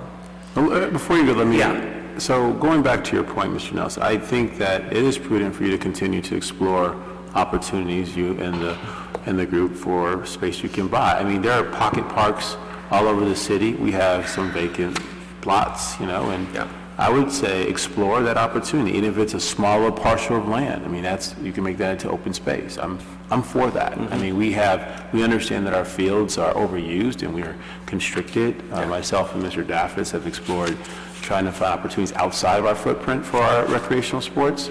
But if you're able to find a small plot of land, you know, that we could commercial as well, that we could purchase and make it into a little park, I think that's prudent. Well, one example of an idea was when some of the area over by Springfield Avenue was all slated for redevelopment, none of that was, I don't believe, was ever even considered for recreational use. Now, I understand it's all about ratables, and I get that. Another site could have been the PSE&G site. Maybe the whole thing didn't have to be developed, maybe part of that could have been saved for recreation. I mean, I think in the redevelopment plans, it's all about, it appears building, building, building. Right. So I would So say... that would be something where, again, these discussions could be had with you guys who know much more about the actual use of land. Well, we can continue this conversation. Yeah, Probably yeah, offline, but I absolutely. think I just wanted to make it clear that I'm in favor of you re-energizing that idea. Okay. Okay? Cool. Yeah, and I'll definitely support that as your liaison, yeah. Are there any items related to the requests, Mr. Nelson, that you'd like to speak to as it relates to the committee's decisions? No, actually, in the end, they were very straightforward, partially because some of them were not terribly high-ticket items and were ones that we had revisited in years before and thought were all worthy. The athletic field maintenance came down considerably because of Missy's... Well, that one fees. apparently came down this year because of user fees, which was a great find. Right. And you'll see reading down in the comments on one of the line items later, let's continue to explore where user fees can apply, because that would either reduce or take off the table altogether some of these items. So to that point, Mr. Nelson, you're talking about, there's a couple of, you talked about user fees in number 8. So you're saying, can we leverage user fees to cover this person? Okay. And that was not a particularly informed question. It was just one, hey, since we dug a little deper this year, which was great, to see where user fees can be applied. Yeah, and Mr. Mayor, that's something I can address, and I think that we would get a lot of, within sort of the user fee steering committee group, I think we'd get a lot of pushback on that, about using it for personnel. But I do think, that seasonal park attendant is something that, and I almost sound like a broken record at this point, because however many years I've been up here is the number of years I've said it, that I don't understand why that's not part of the operating budget. It's an employee. I don't understand, I guess I can probably answer my own question, but I don't understand why every year we ask the Open Space Trust Fund to fund a seasonal park attendant.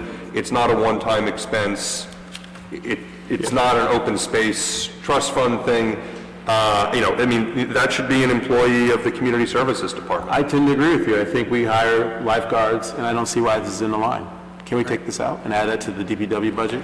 I agree. I think Community Services. Use those budget. I realize it's, there's an inertia to this that's, it's been in there for many years, but I'd like to, unless there's a compelling reason why we couldn't put it somewhere else, I just don't think, I think this one is particularly inappropriate for Open Space Trust Fund, and I agree that, the question, Mr. Nelson is absolutely right, is, can this get covered somewhere else? Mm-hmm. Yeah. And I can tell you that the user fee steering committee group that we have with South Orange and with the Board of Education is really, they're not going to let us do that, pay for a park attendant out of those fees, because that's really not what they're for. But, that should be an operating expense. That's a seasonal employee. And we have seasonal employees in DPW. We have a lot of seasonal employees. Most of the employees of the Recreation Department are seasonal. At the camp staff and lifeguards and such. So, I really think that should get shifted. And not to take the discussion away, but I did have two things I wanted to talk about, but I will wait until until that time. But to tie that in, let's look at taking this 18.5 out. Okay. And reallocating it or holding it, reserving it, actually. Yeah, okay. Awesome. Okay. Actually, why don't you go ahead, Mr. Lindbergh? Okay, thank you, Mr. Mayor. I wanted to talk about the two big-ticket items because, unlike my colleague Ms. Adams, I haven't had the benefit of sort of being a part of those discussions, but, in working with the Recreation Department, the Recreation Advisory Committee, we've spent a lot of time particularly talking about the Maple Crest tennis courts, and there was a plan a few years ago to maybe put a basketball court there, maybe to put a hitting wall, and we've sort of gone back and forth, and I'm sort of, what I'd like to get a sense of in funding, basically giving half the funding for one court, what is, and then further assessment of needs and plans, what does the Open Space Trust Fund sort of see as the vision for, because we currently have the 3 courts within... 3 dilapidated courts, yes. Yeah, 3 completely unusable courts. They haven't been usable since post-Sandy. Right. And we just had, you guys were here, because I don't know whether you were early or we were late, but you were here when DPW said, yes, those courts are not salvageable. Right. We can't patch those. So, sort of in funding $160,000, what is the vision for that for the coming year? And then sort of, is that part of a longer-term vision that the OSTF has? Because there have been so many different versions and visions debated over the years up here and with Recreation Advisory. I want to get a sense of... Okay, we got you. So let me jump in here, if I may, Mr. Nelson, and then you can follow up. Is that okay with you? Yeah, go ahead. Is that okay with you, Mr. Mayor? Okay, thank you. So thanks for bringing this up, and it's definitely ripe for discussion at this point. At the last OSTF committee meeting, where I attended and our community services director attended as well, the proposed plans on the table as submitted by engineering and as discussed in engineering and planning and public works committee to revamp 1 or possibly 2 of the tennis courts and possibly do something else there, including adding more green space and or the skate park. It became very evident in that meeting that those plans are still in development. Okay. Our community services director herself described some surprise and amazement at how far those plans had gone because it's clear from the Rec Advisory Committee standpoint and everyone else and internally here at the Recreation Department that they have not been clued into those plans and that there are other plans that the community is more interested in doing there at Maple Crest. And so, if I may speak for Mr. Nelson, only for because of my impressions from the OSTF meeting that I went to, I think the intent here was to come to the table in good faith with some money for 1 tennis court at least, if that's what we end up doing. But I advise all of us, our colleagues here, to sort of not really make any firm commitments on this issue because there hasn't been fulsome community discussion about this. Yeah, I appreciate that. It's something that, has been, and I don't blame anyone for this, but sometimes there's been a disconnect between, what I'll call sort of the recreation part of the house and the engineering part of the house. And I think, and then with Open Space Trust Fund, sometimes sort of ending up, as playing hot potato in between. And I think we just need to sort of coordinate on this. Because I agree with you. I think sometimes, one side moves faster and the other side says, we weren't ready yet, or we had a different idea. So I think... And I think, if I could just interject, I think where that disconnect comes from is we get a capital request from engineering or it's a discussion item because the tennis courts are unusable and they need to be repaired.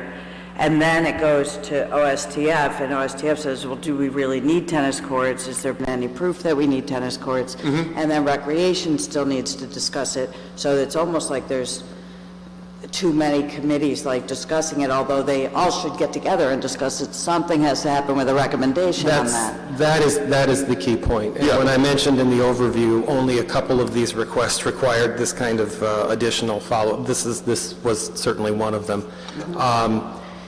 And Nancy's absolutely correct. If there was a little better coordination in the development of the requests and, very importantly, a stronger rationale. Because for those people that were questioning whether or not tennis courts are needed at all, or whether 3 is the number, or 2 is the number, or 1 is the number, or pickleball, or all of these circular discussions, or grass, or trees, the committee can't really make the decision on that without better input So and I have more a question. coordinated. Fair, response. fair. Yeah. So So it's, thank you for bringing it up. So I have a question for Yeah. you. So when you receive a plan, does the engineering department come present it? In many cases, yes. Not in all, but in many, And when the many plan cases. relates to the parks, is the director of community service there? Usually. So both of them are there? And that's, sometimes yes, not always, but that's so- just a scheduling thing. All right, so that's number one. Yeah. If there's anything that relates to parks, both directors should be there. Number two, Mr. Kittner, when you put these plans together, do you present these to Ms. Mancuso? Yes, we incorporate... Mike.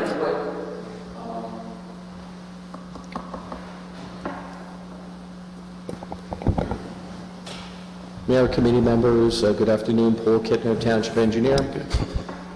We always solicit input from Melissa's group. We include them in these types of events.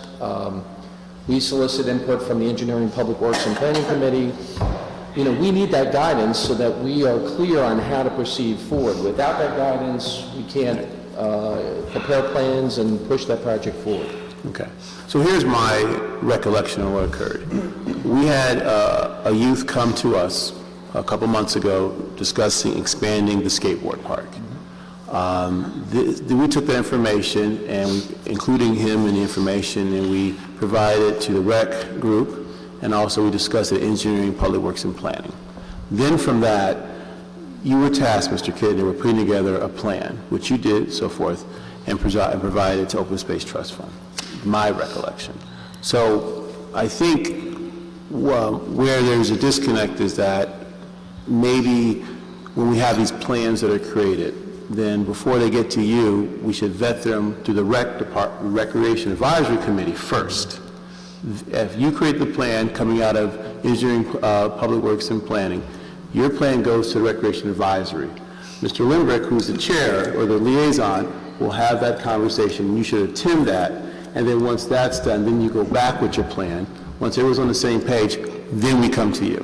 That's the process. I think that's a great idea. Actually, we practiced that with the D Hart Park basketball courts. We went and went before the rec board. I also solicited input from Melissa's group, Ms. Mancuso's group. You know, I think we got everyone's input. I think the project became a success. We were able to prepare plans, and it's about 75% constructed. Come spring, we'll finish that job. Right. I do remember that one, though, being quite a conversation, is the way to put it. There were drops there, too. Yeah. So where I'm going is that I know, my understanding is that the Recreation Advisory Committee was not aware of this plan. Is that correct? Correct, and neither was the rec department. So we missed something here. There was a disconnect. And Yes. as Ms. Adams said it really well. Pretty sure the rec department was knowledgeable. Well, they made... not in terms of the need, and I think that was the Not thing in that terms we of the need, which none of us Well, but missed. that makes it hard for this committee to make a decision to come to you with a recommendation. So if there could be better coordination before the request even is made, and part of this is a, pencils down and timing issue too, because, I mean, the whole thing with the skate park just came up. Right. Correct, yes. The tennis courts have been probably pushed back because there are other priorities, so, I mean, we fully understand that, but for us to start in November and come to you with a well-informed decision in, 2 months, much of which is eaten up with holidays, it's a little tough. Fair, and So, thank you if for there's- your expediting this process. I Yeah, well, appreciate no, that. thank Both you. of gentlemen. If there's an opportunity to better coordinate it and get better input, and again, we technically, this looks like we meet once a year and we do this one thing. This is the biggest thing we do. We can meet throughout the year. We are actually charged to meet throughout the year. Right. So this is an ongoing discussion. So at any point in time, we would love to be part of this so that when it comes to the point, at this point of the year, but also when there's other funds available and things come up, we, again, should be part of that conversation. Absolutely. I was going to say that, Bring the mic over. Yeah, it's a little awkward there. That's okay. I was going to say that with these larger ticket items, we are charged with meeting quarterly.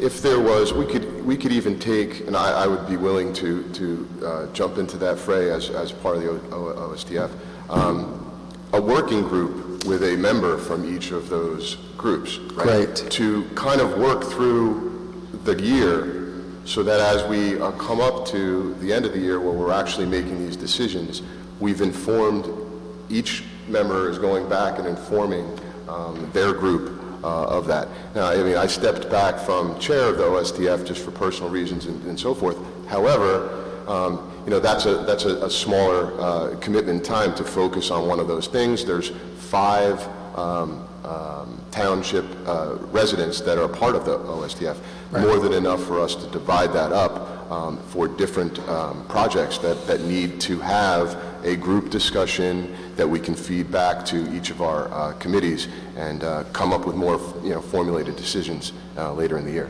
Thank you for that. I think that's a great idea. One thing we can consider is, with the committees we discussed logistically, is that, so with engineering, public works and planning, that is an open meeting. So one of you can attend all in your month as you want. So maybe moving forward, one person from your committee attends just to be knowledgeable. We may not discuss things that are relevant, but you're more than welcome. Residents have attended. And then with the rec, Mr. Limbrick, you know, we can task you with making sure that one of the members of Open Space Trust Fund attends your meetings moving forward. Well, actually, one of the members, is of Open Space is the liaison for the rec. And so is that person reporting back to you on a consistent basis? Well, at this point, it's about whatever's on the request list. No, understood. But I mean, again, more frequent conversations would probably help alleviate this. The other thing that came up was, and I'm the one that brought it up, as perhaps some form of master plan of needs for particularly recreation. The last master plan, I think, that was done was for open space, which a huge chunk was recreation. I think that was 2008, is that about right? Probably, it's a long time ago. Perhaps that's needed now. And on this tennis court thing, this is another example of, and since you brought it up with, you know, does Walter Park look as bad as Maplecrest Park in terms of the condition? Had attention been paid to these courts over the years, we may not be in this position. And that's where the concern about we're dealing with maintenance issues, or directly or indirectly, It's reactionary. is frustrating. Fair, and it's totally fair. So anyhow, so that's why when we landed on it, we were going to take it off the table because it was so not fully baked, and there were so many ongoing discussions, and just say, figure it out when you're ready. Right. But there were members that felt very strongly that, well, don't just walk away from any commitment to Maplecrest because something needs to be done. So that's when we said, well, at the very core of all of this discussion, there was one tennis court, and we couldn't fund everything anyhow in full. So we thought, let's throw something in there as good faith. Whether you guys decide to keep it in this year or not and take it out, put it back in unallocated, or put it somewhere else, that's your option. Sure. We just, at this point, to be ready for Saturday morning, this is the best we can do. And I appreciate that explanation, also the explanation from some of my colleagues. I think that helps to contextualize it for me, and I can tell this is a broader discussion which is going to have to continue beyond today, but, you know, but we now have 160, if we choose to go with this, $160,000 to use, whether it be this coming year or that's there unallocated if we don't use it, to put towards, maybe with some additional funds, towards whatever the vision ends up being in 2021 or beyond. So I appreciate that, Mr. Nelson. So I think the skate park, I think Rec Advisory needs to talk about that. I mean, we had one young person come and say we needed a bigger skate park, but that's pretty much it. Like, we don't have, to your point about whether or not we need more, we don't have any of that. Discussion has not happened. It's just... Right. Yeah, and my point with the tennis courts, with that, they've been unused, but it's a blight on that park. A horrible blight on the park, so it needs to be, something needs to be done there. Sort of fund, whether it's ripping out all 3 of them and just putting one back in, then you're opening up green space, talk about open space, and then see whether or not, they should be bifurcated. The skate park shouldn't be, the only reason they kind of came together was if we were going to create more green space by the tennis courts, we could take a little bit of what we're replacing by expanding the skate park, but again, no rec advisory, nobody's really talked about that other than the young person who came and asked for it. And I think there were about, I think, a dozen or so young people that came to the last rec advisory meeting that I wasn't at because I was away, but that was, less than 2 weeks ago. So all of this is sort of, it's churning up now. It's not as though, it's not as though this has been part of a plan for a long time. This is a developing story, so to speak. Another simple option would be to address the blight issue, which has been there for years. And if you're not ready to make the decision, do all the heavy lifting, get rid of what's there, put grass down, because there's no harm in that, and then dig it up later if you have to, once you've made the decision. I'm not sure I agree with Well, I'm just saying it takes care of the blight, which is the visual thing. It's like, when are we going to do something? When are we going to do something? I'd like to see us be like more strategic, and we're going to go in there, have a bigger plan done. As you mentioned, the committee, I think that makes more sense. That's what we're here Don't for. look at one blight, but we look at, there is a need. We have skateboarders in the village, we have it in the park. So if we're going to be in that area collectively, we should put together a master plan for that area, and inclusive of addressing the blight. The blight's been there for some time. Well, no, I understand, but that is part of the impetus for this, too. Mr. Kittner, how much does it cost to rip out the blight and just... I didn't run any specific numbers for that purpose, but you have to factor in a couple things. First of all, you're paying a contractor to bring equipment in, to mobilize separately, to do that work, to remove it, dispose of it, demobilize. There's costs involved with that. So I agree with the mayor. I think you should have a master plan for that area. Right. We should be clear on what we're doing. This way we're not paying extra costs for remobilization of contractors and all these additional fees. Yeah, I can't justify criminal costs for our taxpayers. Go ahead, Mr. Yeah, I think we've covered this sufficiently. The last thing I'll say for additional context is, the working group sessions is a great idea. Better coordination all around is very necessary. The same kids who came to speak to us in that one township committee who talked about having a better skate park have since had in Maplecrest Park. Right? So this is completely not baked yet, and we really need to talk about it further in subcommittees and with the community, and come to a decision at a later time. So to that point, Mr. Riveros, can you set up a steering committee with Mr. Kittner, Mr. Nelson, or your appointee, Mr. Riccardi, and Ms. Mancuso sometime in February to meet to discuss some type of formulation of a plan, please? Right. And then once you guys meet, then maybe in March you can present the plan either in discussion to the Township Committee, and then we'll go through the process of going to the Recreation, Engineering, Public Works, and Planning, and eventually to you, and we'll go from there. Yeah, I mean, Mr. Mayor, it seems like really what we need first is a plan of how to make a plan. Well, that's what we're going to do at this meeting in February. Yeah. So we can get that on the books and invite me as well. I appreciate that. So I had one other question before we move on. And that had to do with, the other big ticket item I wanted to hear a little bit more about, which is the repair of the bridges. And I think, the bridges are obviously, they're one of those things that I think people, take for granted. And I think, they're one of those things, you'd never miss unless they were gone. And, I've heard sort of conflicting reports about the condition of the bridges and, with no one saying they're top shape, but in terms of, how dire the circumstances are, bridge to bridge, and, how urgent work, that making an investment in one bridge or another might be. So could you sort of give us, from the Open Space Trust Fund's perspective, what is sort of the state of the bridges? That would be best answered by Mr. Kittner.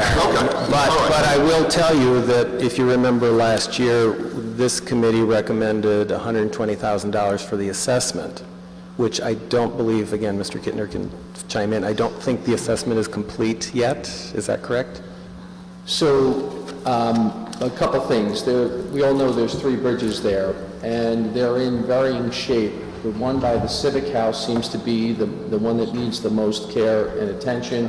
A few years back, we had retained Structural Workshop LLC to do a preliminary report on the condition of the bridges, and they estimated that we probably have 5 to 10 years, safely before the bridges, were in danger. So, compromise, right? So the answer is, I think we're at a point no one has a crystal ball, right? But based on the condition of the bridges and the feedback I've gotten, it seems that, you know, if we were to stage this work and not have to do all the bridges in 1 year, I think it's reasonable to take one bridge a year. Our architect, USA Architects, had estimated $200,000 per bridge. We have approximately $100,000 in the Edmunds account right now. So it would be nice if we had, you know, if you budgeted 200 this year for, let's say, the Civic House Bridge, that would be sufficient for us to maybe focus on that bridge and take on that work. I don't think the other two bridges, you know, based on what I've seen and heard from professionals, would be a problem if we, you know, held off doing those. And if we took on one bridge each year, I think that's a good plan. And just to be clear, Mr. Kittner, you implied it, but you didn't actually say it explicitly. Based on the initial assessments, it is the Civic House Bridge that's in worst condition of the three. Yes, you know, from my speakings with the current architect and also the prior workshop LLC report, the Civic House is in the worst shape. It's also slightly larger than the other bridges. Okay. And we have the set aside from OSTF last year of $100K. Yes. Already. Right. I believe there's a balance around $100,000. Yeah. Right. And so what we did was, just along those lines, we said, well, if it can, because I had a conversation with Paul about the idea of phasing the work and the expense. So again, we couldn't fund everything, so again, a good faith effort here was, well, let's take care of the first bridge. So if there's 100 already in the pot, we gave you another 100. There is apparently some effort to put forth an application for a grant from the county, which would help a lot in this case, and either free these funds up for something else or put them back into unallocated, which is perfectly fine to do as long as you're, you know, continuing to look at other places to continue to use those funds. If I could just clarify one point on the Essex County Open Space Grant that we're applying for. So that is a reimbursement grant. We have to front that money. Correct. And plan for that. Right. Okay. And that's about $150K if we get it. The maximum is $150,000. Right. Right. We'd be putting in for the maximum. But if we spent this money and got the reimbursement, we could save that money for the next bridge. Right. Correct? That's another option. I believe so. Yeah. We could save the money that we buy for the bridge or go through OSTF, we can use for the next bridge if we, you know, I would write it generally enough where we could do that. I'd recommend that. But the grant itself, if we specify one bridge, then it would be just for that bridge. You know, the grant is less flexible. Well, but, you know, but the money that we would front then comes back to us. Yes. And we could use that for another bridge or anything we want, because it's yeah. Well, I'll let the chief financial officer clarify that. So that would be correct. We would wind up setting up the budget using open space money. That would essentially be seed money, and then similar to the discussions on the dais, it would essentially be rolling funding, right? So we would get that money in, which would reimburse the account, which we would then put back into unallocated, which we would then put into whatever bridge, something else if we didn't want to continue to do the bridge. I mean, and when I said anything else we want, I meant sort of within the open space trust general. I didn't mean That 100K could go to when the master plan is done for, you know, for example, theoretically. a tennis court or something, yeah. Or whatever we decide with that master plan. Right. Okay. I appreciate that, Mr. Kittner. Thanks for stepping in. I was trying to sort of address the question to them, because you were not on the hot seat, but here you are. All right, so that addresses my questions, Mr. Mayor, and I appreciate that some of these discussions are just starting, and some of them have started and I'm jumping in late, but anyway, they're not done. Well, now you know what engineering public works meetings are like. Okay. Very healthy, very healthy. Any more questions? Yes, I have a question. The debt service of the $29,000, that's for the field? Pardon? The debt service for DeHart of the 20, that's for the field? No, yes, it is, yes, I'm sorry. Okay, do we also have a debt service for the building, 106? Apparently not. According at to this Joe. time. I think we're done. I think we were told last year that was it, right? No, he moved it. Debt service for the acquisition of Burnett. 106 The senior has building. not been included in the budget. It's been coming out of our operating budget. Right.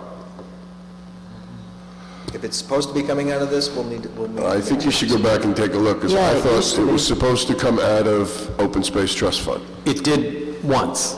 Well, it and- did for a couple years. 2 years. And somebody You didn't moved it. continue that, and that's where it's supposed to come out of. How much is that? I forget. It's like 100,000, 80,000, 60,000. Don't know, I don't remember.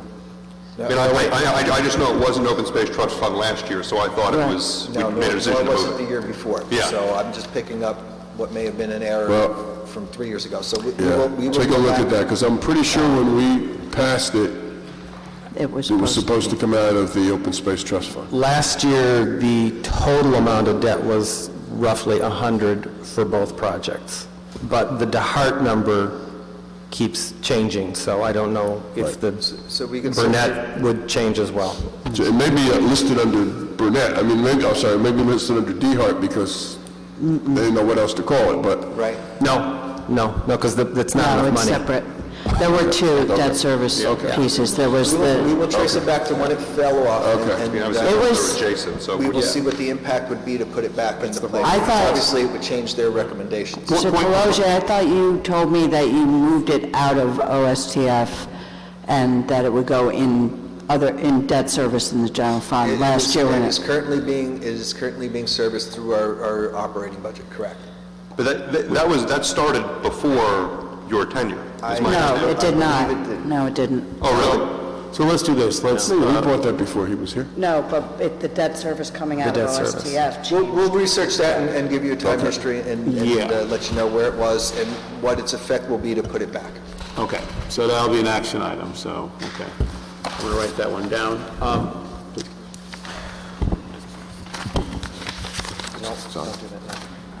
Son? Okay. So I just had one question reverting back to the bridges, because Gary's original question was the fact that we had funded previously for the assessment.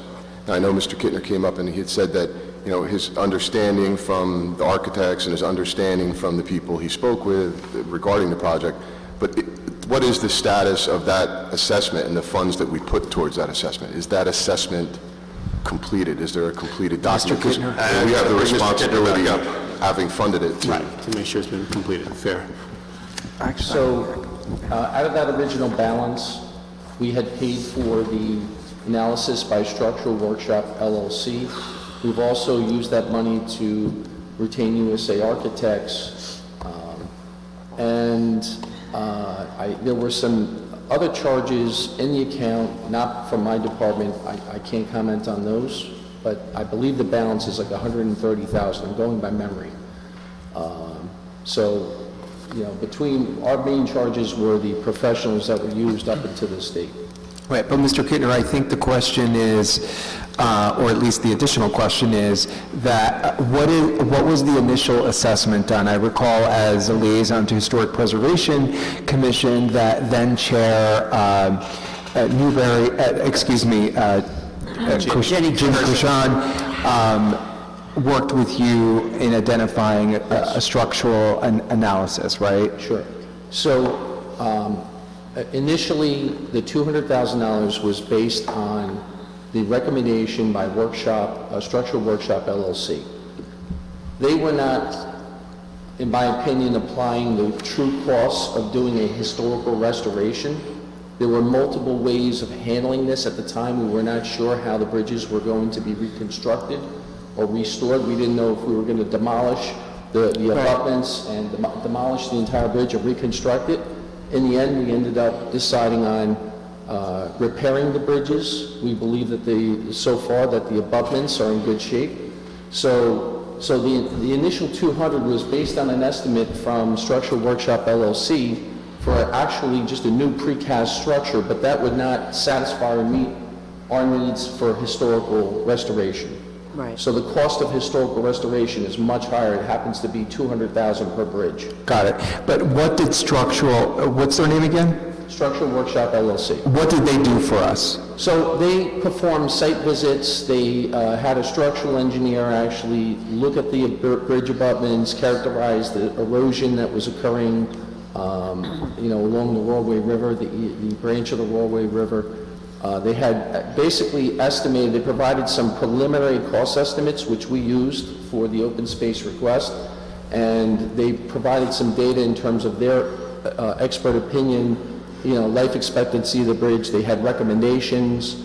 There were other open-ended items like, do we have to meet, current codes, ADA codes, and other things that they brought up that still are unresolved. So, Right.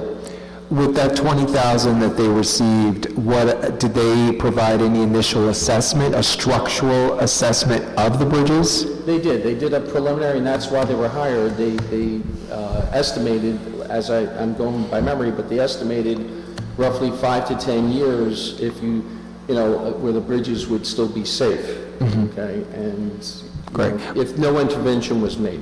Okay, my final question is, was that assessment provided to Historic Preservation Commission? Yes. Okay. Does that answer your question? Yes. Okay. Thank you. Counselor. What's that? Counselor. I know, right? Thank you, Putting those Counselor. trial skills to work. So I have a couple of questions. I want to make sure I'm clear. So looking at this debt service, that is $29,000 and it's for DeHart. This is for the organic field? The field. Yeah, Okay, right. and so, but we're saying theoretically that 106 Burnett might be missing? Yes. Okay, It is. perfect. Awesome, okay. And so when I'm looking at DeHart Organic Field Maintenance, the $35,000, is this an ongoing expense or a one-time expense? Which? This is DPW number 2, DeHart Organic Field Ongoing. Maintenance, $35,000. Number 1 and number 2 are ongoing routinely. And how many years have we been paying for field maintenance, organic field maintenance for DeHart? I'd have to go back and look, but many. Several. Many. It's been a long time. So we decided... Maybe from the inception. Yeah, from the inception. I think you're right. So maybe 10 years, I don't know. At least. Okay, so it's At least. $350K. Yeah. Plus then the field itself, okay. So having this organic field has cost us $500,000. Just easily spitballing it. And then some. Yeah. Okay. Yeah, but we're not going to get in a turf argument, but No, but I'm noting that for expenses, right? Yeah. Okay.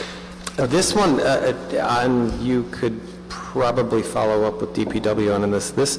These two line items in previous years have totaled $40,000.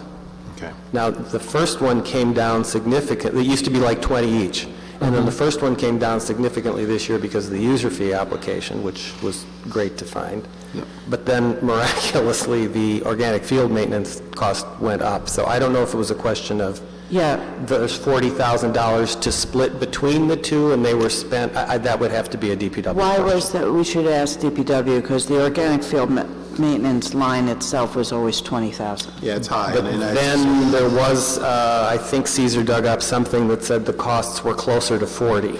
So I have no knowledge of how they figure which one goes to which. I thought we brought something in-house, too. Did we bring The aerator. the aerator? Yep. The aerator in there. We used to have Lincoln do that, and I think we do that ourselves now. Yeah. So I that's- think they were- I don't know, that was the number we were given, and there was some rationale for why it went, that's the real number. Could we get administration or CFO to look into the actual cost for the organic field maintenance? And I like to see not just this year, but through the years. Like a Yeah, total. that's what I mean, the actual cost over the years, so that you can actually see, and question should be asked what DPW is actually doing rather than Lincoln Landscaping is doing, because we've gotten conflicting stories on that over the last couple of years. I mean, we're spending, Originally, we were going to get rid of outsourcing it at all, and then all of a sudden, the money's still in there for it. It's just kind of unfortunate that all this money we're incurring for terrible fields. They're not terrible. I disagree. They're not, agree to disagree on that. Yeah. Well, they're overused. That's exactly right. That as well, so. Two additional points on that. The aeration, while we did purchase it primarily, or recommended purchase primarily because of the issues at the heart, that is available. They can use that Everywhere, right. Sure. Cost and advertising cost, all of it. And there also was the funding for the drainage issues. I know that that's a separate issue. It's not necessarily just organic, but there were significant drainage problems there, and that was funded, the remediation of that. And a lot of that was abated when they stopped automatically sprinkling it. Yeah. like whether it needed it or Creating the not. bubbles, yeah. That was going on for like a year. It was being watered when it shouldn't have been watered. Well, the fields are... I have one other, Mr. Davis. Mr. Mayor, thank you. Mr. Nelson, would you kindly briefly brief the committee on item number 9? We had a really good discussion about that. Yeah. And why that number represents $1,000. I think it's a good number. I think where we came is a good place, but would you please brief the rest of the committee about that? Yeah, the original request was for $36,000 and change, and the rationale for the request began with the fact that 2 large shade trees had to come down in DeHart in the area near the playground, and that I believe that was 2 years ago. During summer months, and particularly for use by the kids in kids camp, the lack of shade became a huge problem, apparently, for these kids, so understandably. So the request was primarily to provide some shade structure, but then that was actually not even the bulk of the request. The rest of the request was for equipment to go under the shade structure. And that just begat a lot of questions about, well, how big should the structure be? What should it cover? You're trying to take the place of 2 enormous trees. There's really not a way to build, what's the realistic way to try to compensate for that loss? Is the equipment necessary? Do the kids have to have shade in that spot, or are there other places in the park where they can go to find shade? So that went on and on and on, and we, partially because we couldn't possibly fund it all the way anyhow, given everything else that was on the table. And the other was, look, just for right now, let's just do some pop-up shade structures to keep the kids protected. Right. And figure out what you really need there, because the discussion was, one of the options was don't get a smaller shade structure, get a really large one that would also go over the playground equipment, but then that begat the question of, is the playground equipment any good, and does that have to be replaced, and once you put a structure over it? So another circular conversation. So that one, again, we felt something should go there because we felt sorry for the kids, and realized that nobody can apply sunscreen to children except themselves, which makes no sense. Right. I mean, I know why it's that way. But, so we figured just do a couple of pop-up things, let them sit under there, and then figure out what you really, really need. Kind of the same thing of, you kind of need a master plan for the use of that particular park and for those particular reasons. So. Yeah, thank you. Right, there was some concern about a permanent structure. In the winter months, you'd remove the top portion that provides shade, but you'd be left with the poles in the ground. So there was some concern about that. The proposals that were presented about various permanent structures, none of them were actually resistant to rain, is that correct? Well, I think... Well, one of them was, or I forget, like... Well, they're not weather... It was just shade, yeah, right? Shade, so it wasn't... they're impervious. They're not impervious. Right. So, so the decision was sort of like to go with something seasonal that you can put up and then pack it in, as necessary for summer camp. Yeah, and the other concern is, the more structures you start to introduce, then that's something down the road that's going to need maintenance or replacement, and it's just... So this is a request from Ms. Mancuso, was she at the meeting? Yes, she was. And she agreed? Yes, I mean, I think she understood that this was, again, kind of a work-in-progress idea, and this is a way to get started, and, the further she had no problem with further assessment. The other thing that we strongly recommend is that trees get planted again, shade trees, in an area that's reasonable proximity to the playground. Right. So just for the record, the equipment there is relatively new.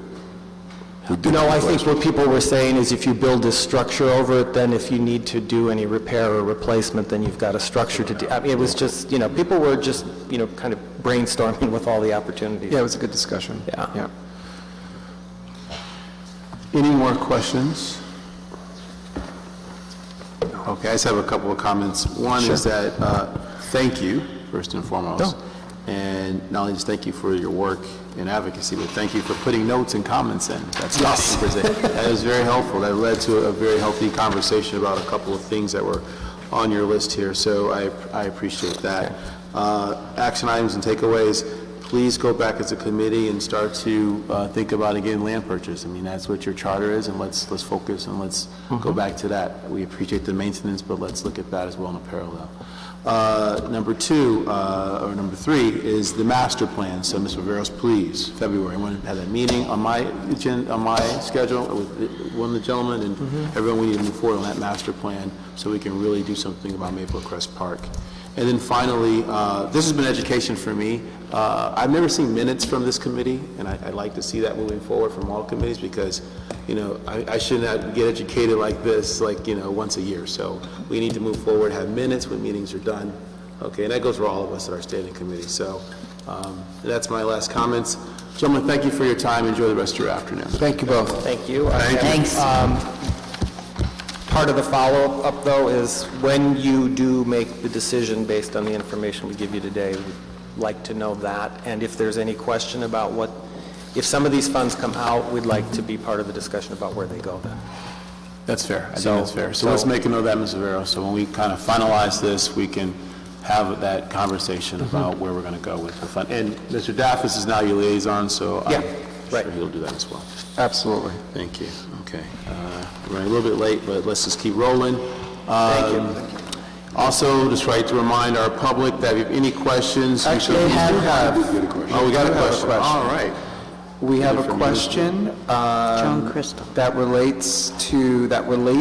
to our discussion with Public Works about a jitney bus. And the question is, as part of the discussion of a jitney purchase, is there any thought being given to accessible buses for seniors and for commuters? Accessibility being a very prime concern. And a reminder, the jitney that we do use for our senior jitney, it is not accessible currently. So that is the question. So that's a fair question. So I know we're talking about potentially the purchase of a jitney, right? That's one of the ones, and so we should actually explore that. That out. Yep. Okay. Very good point. Thank you. Yes. Engineering, please. Thank you, gentlemen. Thank you. Okay, we're now moving on to engineering.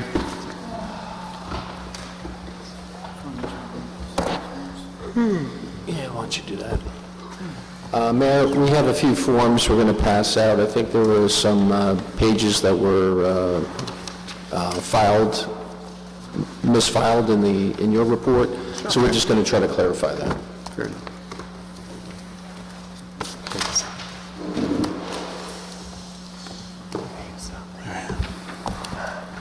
Thank you.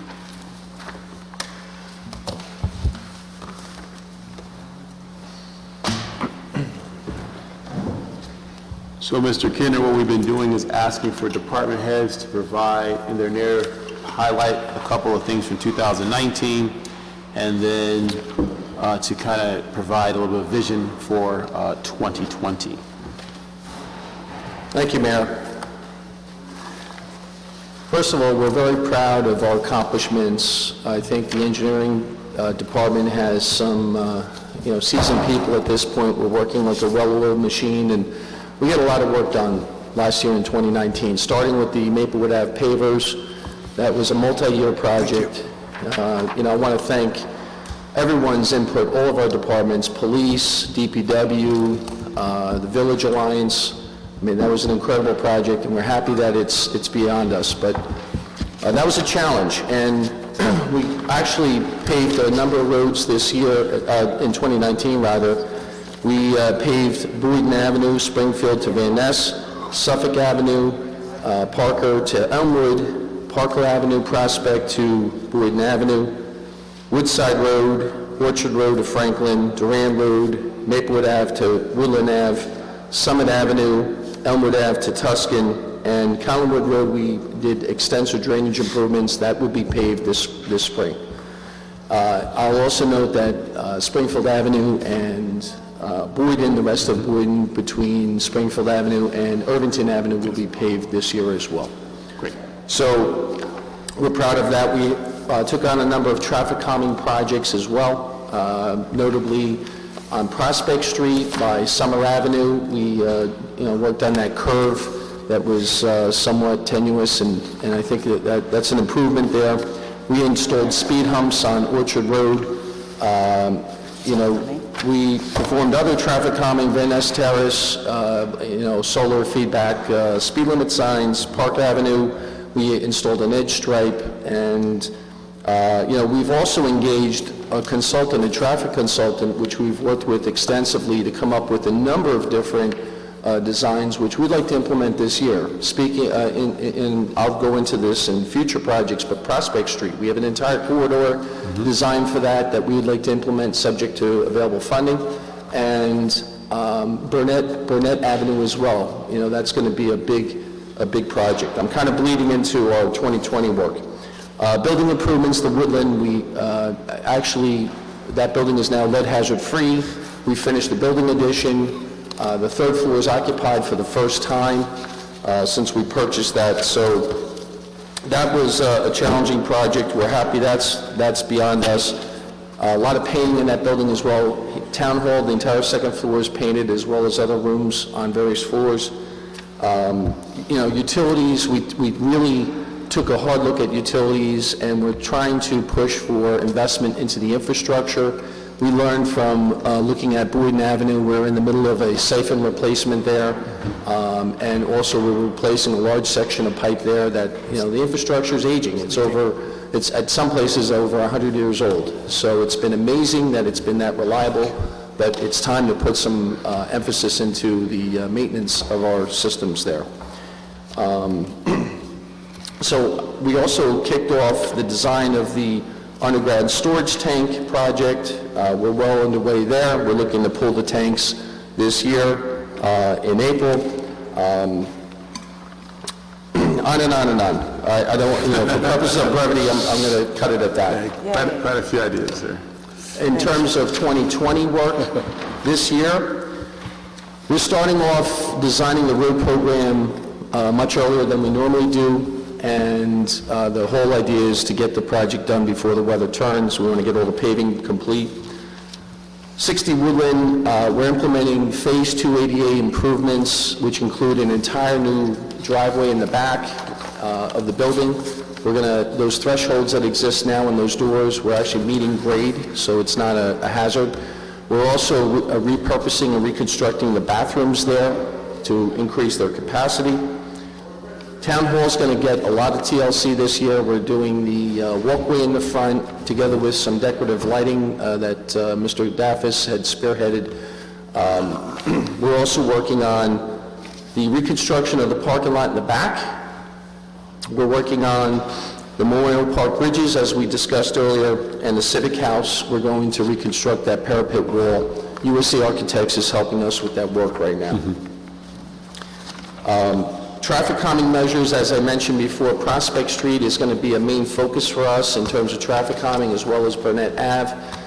Burnett Ave is a DOT-funded project. We're going to incorporate a number of intersection treatments that were never done before. We're going to realign the intersections, do geometric changes to make them safer.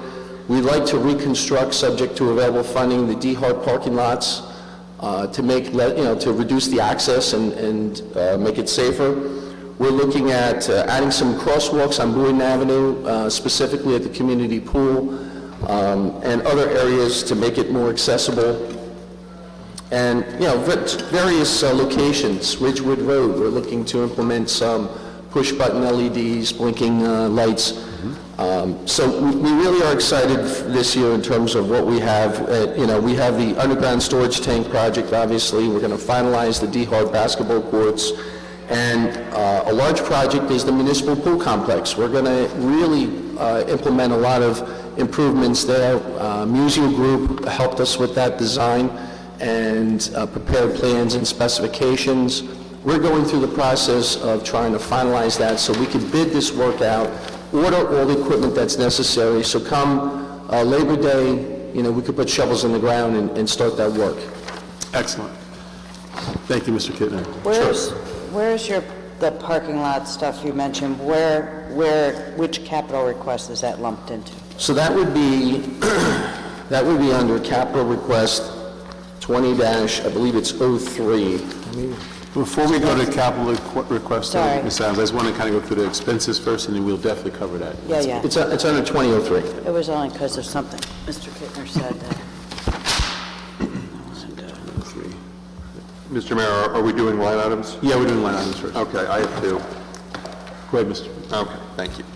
So I'm looking first at line 165-101, the engineering salaries. We were in the 170s in 2018, in the 220s in 2019, and it says 175 for 2020, and I'm just wondering how come the nearly $50,000 decrease? Decrease, sorry. Mr. Lembert, I think that's a good question. I would actually like to work with our CFO on establishing that number. I'm not sure if we have that number in hand right now, but, there's a note that says DH asking 175. I'm not sure I put that note in there. I don't know who DH is. Well, it's DH department head is what I was taking out, which would be you. Right. I don't recall adding that note, but okay. Irregardless, I'd like to work with our CFO on that exactly. Okay, because I'm just usually unless we're reducing the size of a department, we don't see salaries go down at least significantly one year to the next. And this is an odd way that we wind up accounting for salary and wages in the engineering department. I've not seen it done in any other municipality that I worked in. We typically take care of a lot of our in-house road projects, and instead of paying a vendor outside to do it, we charge it back to ourselves and the bond ordinance that was established to do the road projects. So historically, here in Maplewood, we have under-budgeted the amount of money that we need in the engineering department because we reimburse ourselves out of the capital order or the bond ordinance that establishes the road projects. So the actual expenditures for engineering are more in the 200s.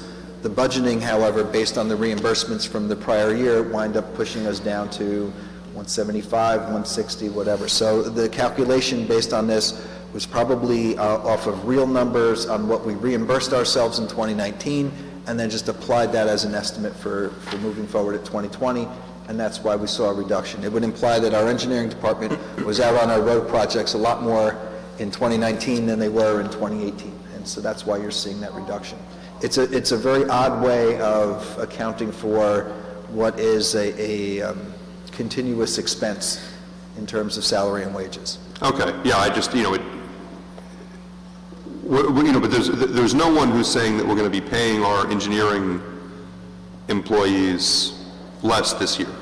No, we would, ultimately, at the end of 2020, and if we looked at the year-to-date expenditure, it would be in the 200s, not in the 100s. Okay. I started sweating there. Yeah, right. Well, but then I thought, the department head's only asking for that, so maybe, I thought maybe, knowing the budget constraints that we're under, you were looking to help us out, which, we would appreciate. Team effort.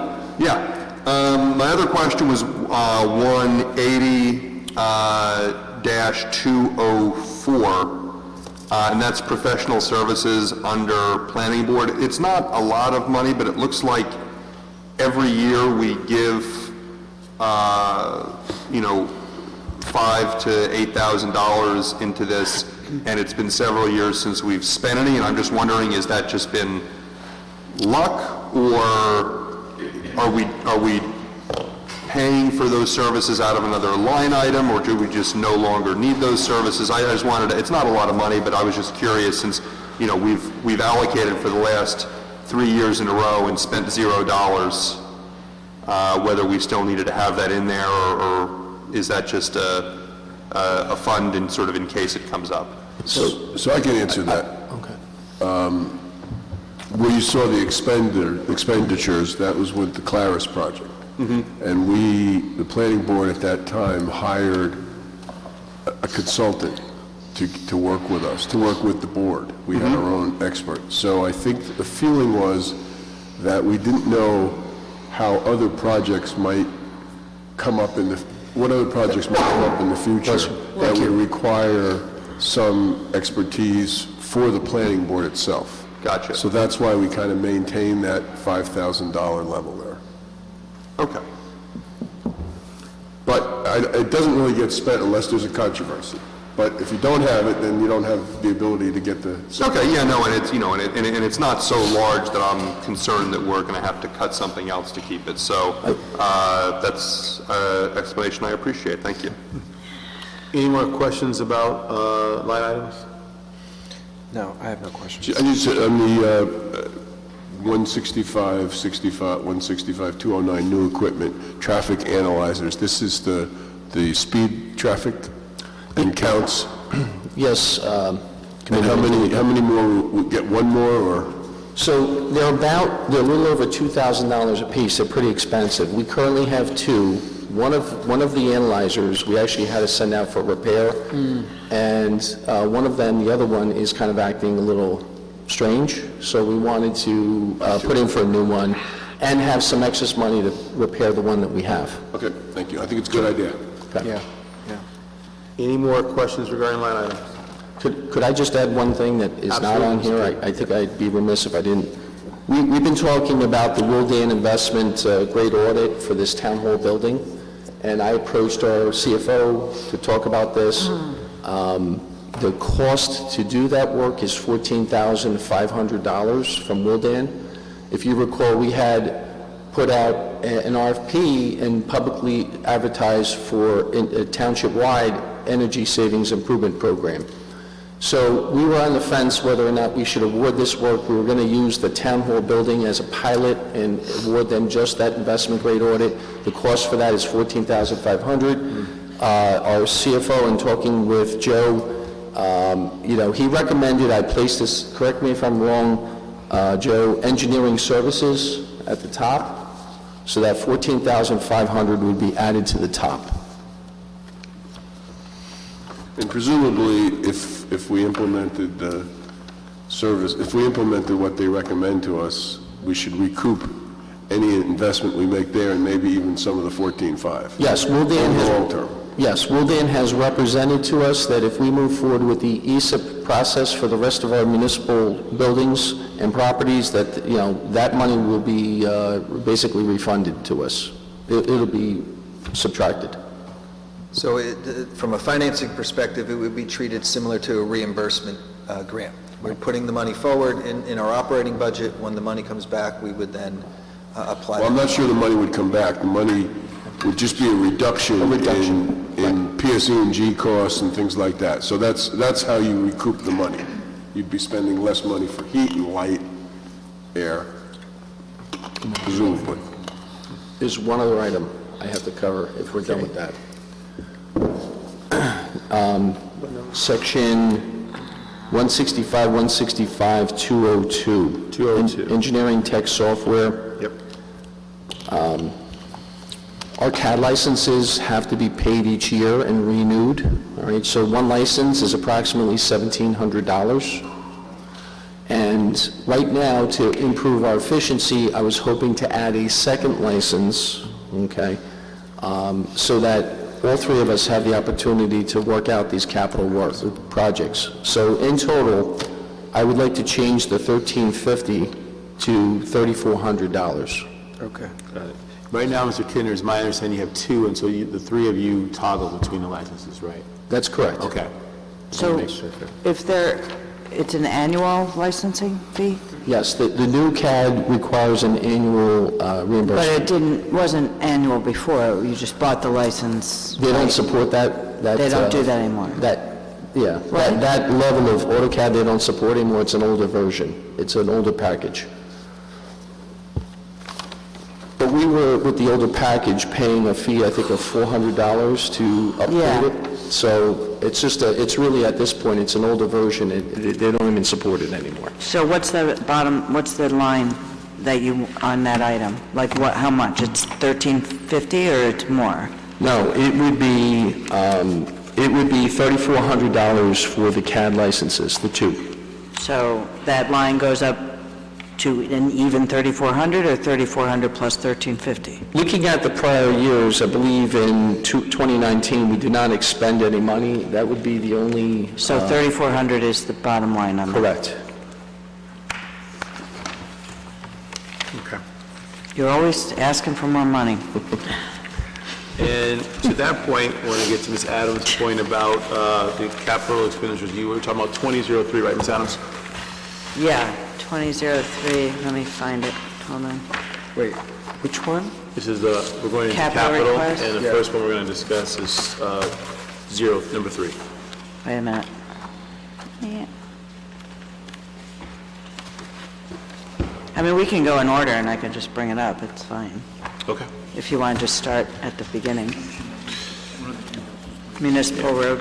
So, Mr. Kidder, if you want to start from the beginning, that's fine, we'll go, and we'll get to 3. So just to clarify, I wanted to, we had revised our number on 2001 and reduced the amount, and we handed that amount out to you. Okay, it's not in your packet, but we handed that out.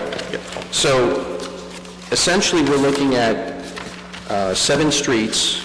Those streets would be Boyden Avenue from Van Ness Terrace to Evelyn Court. That's finalizing that section of Boyden. It would be Burnett Street between Pearson Road and Baker Street, Jennifer Lane, it's off of Prospect Street, Warren Road between Parker Ave and Elmwood Ave, Lindsley Ave between South 4th Street and Municipal Border with South Orange, Wetmore Ave between South 4th Street and Irvington Ave, and Union Avenue between Garfield Place and Irvington Ave. That total is $1.2 million, $219 million, based on our estimates. I will note that the sanitary sewer upgrades at Boyden, there was extensive permitting that's required through, and outside agency approvals, such as joint meeting that has to sign off on that, DEP has to sign off on it. There is a possibility that that project will take well into the late fall, if not winter, and we may not be able to pave Boyden. That's $60,000 of Boyden. So, Wait, say that one more time? So Boyden Avenue, the first line item Yes. on the roads, that the estimated cost was $58,900. Yes. Work and bidding and outside agency approvals that are required. It takes many, many months for DEP to review it, to get the joint meeting approval. We have to get approval by Irvington. There's a chance that we won't be able to pave Boyden this year, okay, based on the timeline. Well, that portion of. That portion of Boyden. The other portion from Springfield to Irvington Ave, that will get paved. Okay. Didn't we just pave that? Yeah. We didn't pay that. On the Boyden to, down from Van Ness to the Irvington line.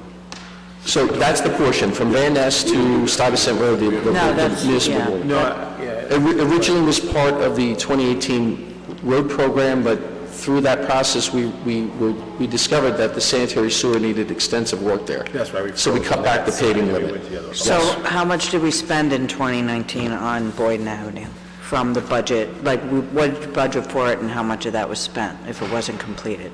So I don't have the exact, well, I can tell you that the 2018 project that where it was originally under, Right. we've expended the funds for that, okay? There's no available funds to pay for this last portion. So that's why I'm including it in this year's budget. So theoretically, we'll be able to finish or do Boyden Avenue, Springfield to Irvington in beginning of Q2. And then we'll go ahead and work on this initial project, which will result in us doing Boyden Avenue from Van Ness to Evelyn Court in Q2 of 2021, theoretically. Theoretically, yes.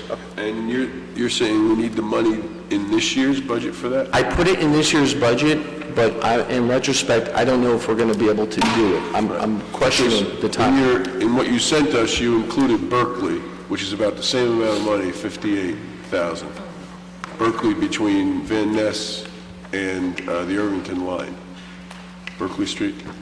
He's saying from the That was in your original one. You had That was in your original 1.5. Okay, I don't have request. that in front of me. Okay, well, I just read it, and I just So I would like to include that because if you're not going to do Boyden, I think we got to do Berkeley because I want some equity in where roads are being done here. Okay. And also, we had people from Berkeley come here a few years ago, and then we went there. It really does need to be, And there needs to be some improvements. yeah, correct. Thank you. What's the total there? So I think what Mr. Luca is saying, and I think I agree is, or I do agree, is that if we know we're not going to get to Boyden between Van Ness and Evelyn Court in 2020, then we could keep that amount and reallocate it to Berkeley. Yes, and based on the original cost estimate, they're virtually the same cost. Right. They're very close. So let's do that. Let's do that, okay? Thank you. All right. Thank you.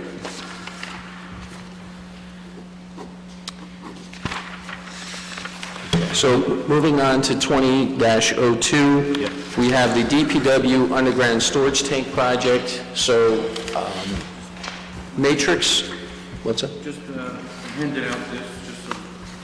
Okay, yeah. Yep, I have it. We handed out a backup cost estimate for that This project. is the microscopic version. We failed to hand out magnifying glasses. So Matrix Environmental is working on this project. We've retained them. They're an environmental consultant.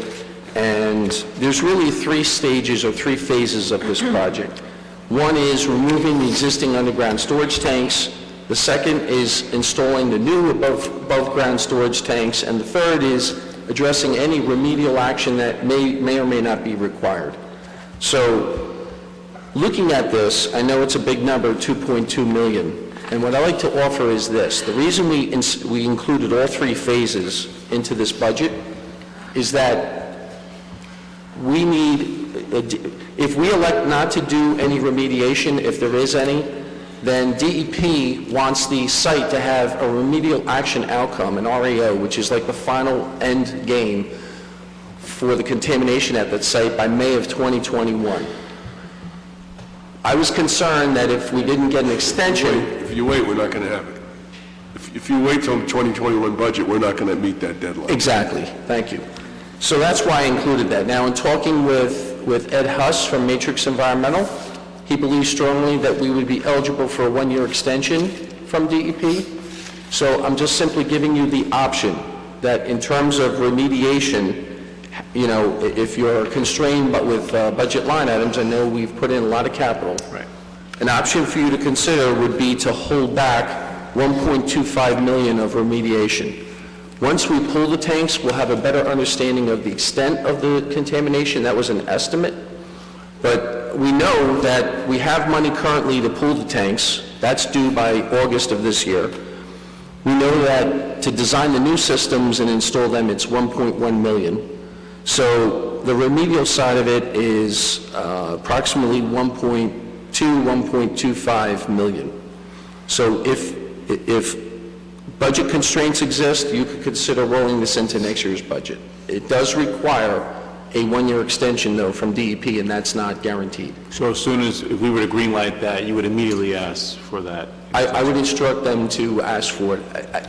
I don't know, at the appropriate time, I don't know, I'd have to defer to Matrix and Ed Huss to see what that appropriate time is to request. And you're also letting us know it's not guaranteed, just to be right 100%. Correct. So are you suggesting in the handout that you would just do phase one? Yep. We would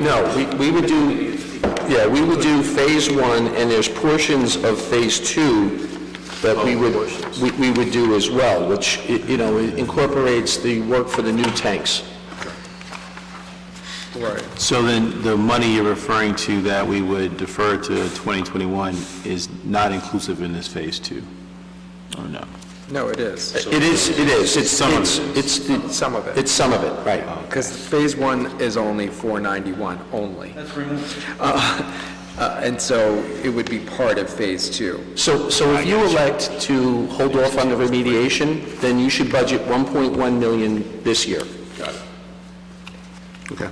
And just to add to that, Paul and I had a conversation yesterday, and I just threw this out there to our risk manager, who's getting information from our underwriter about actually covering the remediation. So that might be something that's out there, so, because they technically still cover the storage tanks. So that would speak to holding it off. Right, exactly. Work through that. We could work through that process. to see what they would actually cover for, if any, remediation, so. Good point. Okay, that's good. So you 2 out of 2 cuts, that's very good. We're working on it. Doing well. Moving on to 20-03, if everyone's good. Yes. Building improvements, various locations. So we revisited this after we sent this line item in, and we've adjusted some of the numbers. I'd like to just run through that with you, if I could. Did you give us a new one of that, or no? No, it's- No. I did not, no. Okay. So, the first thing is the, having trouble reading this, Town Hall building, the front walkway, okay? So I originally budgeted $200,000 based on conversations with the architect. He feels it's going to be more money than that. I would recommend budgeting $300,000 for that work. The Yankee gutters, Wait a minute, how much for the sidewalk? Or $300 for the front walkway. 300. Right. So on our sheets that you It gave says us, 200. it said 200 plus 75 plus 75 plus 125. Plus 100. That was in relation to the work that preceded that sentence. It's Town Hall building Okay, and Yankee gutters. Yankee gutters, et cetera, right? So essentially, we adjusted the numbers, $100,000 for the Yankee gutters. We were looking to install a security system in Town Hall. That's a separate, I've asked that for separately. You did? Okay, so I will take that off, okay? We were looking into $100,000 of security glass for the administration area downstairs, as well as Liz's area, Okay. okay? So that total is $500,000. We have Memorial Memorial Civic House. back. You forgot the parking lot, which I thought when we had our separate subcommittee meeting, talked about whether or not it was really necessary. So the reason I left that out is because we already have an account in place that funds the parking lot. It's C-04-16-808-001-909. Okay, wait, So say we that have number money in again. place to do that. I need that line item That's a number. capital account? That's a capital account. We don't have that. It's a capital account. It's an old capital account, we've already put money in there. We put money in years ago, Yes. we haven't spent it. Exactly. And so we're not going to find that in any of our books because we don't get the capital accounts. Correct. Good to know.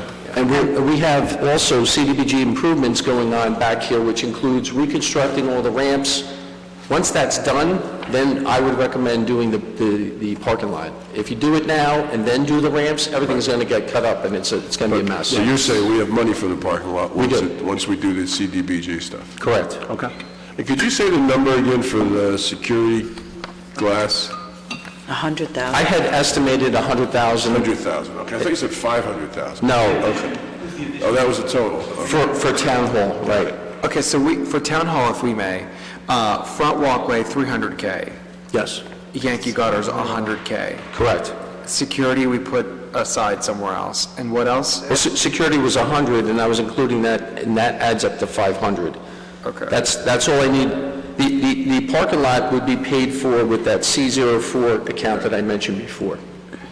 We have sufficient funds in that. So you got 500 there. So that's how you're getting the parking lot, I don't think you need to do. I'm sorry? That's how you're getting the parking lot done that I said I don't think you need to do. So, security camera / glass, we just talked about security cameras for 31K, so... The 100K, though, is separate from that. That's the security glass. There's right. glass in front of... Security glass. Or where exactly? Liz's office and administration. So they would be putting that kind of glass in those kinds of offices. So in front of Diana, for example? Or where? I don't think it's really been determined. Okay. Yeah, but And it's 100,000. Yeah, we have to Let's talk start with the security. Yeah, we'll have to cameras. talk about Skip that. that for now. The cameras are separate from that. We're going to talk about capital later, right? Yeah. we would have an architect design Because our that. food is here, by the way. Okay. Yeah, we're overdue for lunch and a break, yes. Hey, I gave you an hour out early to get it balanced. So go ahead. You're here to serve. Always serving, my friend, never stops. Yeah, we should revisit, because we just talked about security and badges and IDs, and I think maybe it's a phased approach, so they're throwing up glass. Yeah, I think there's also a culture here. You start putting up security glass. I can understand where we have the money on the finance, but The only issue is, Well put, No. right. no, Yeah, we should discuss I that. All can't right, support that. moving forward, yes. Moving forward, the Memorial Civic House, the parapet wall and reconstruction of that work, $100,000. We had Hilton Library roof. Sorry, you have 200 listed here. Is it 100? I'm sorry, yes, I reduced it to 100,000 based on the architect's recommendation. I like the way you're moving. Yes. yeah, but the front side. Tightening them up every chance we get. Hilton Library, there's roof repairs and parapet wall repairs that are required there, $100,000. I'm sorry to go back to Town Hall again, but I gotta wrap my head around 300 grand for a walkway. I can't, it's really hard to wrap my head around that. Especially 200 was hard enough, and now you've increased it 50%. So, I'm not even going to tell you the estimate that was provided originally by the architect, but it was a ballpark number, it was just too high. So I brought it down actually to 300,000. It's mainly because of the historical restoration that's required. They have basically experts just dealing with mortar mixes and stonework.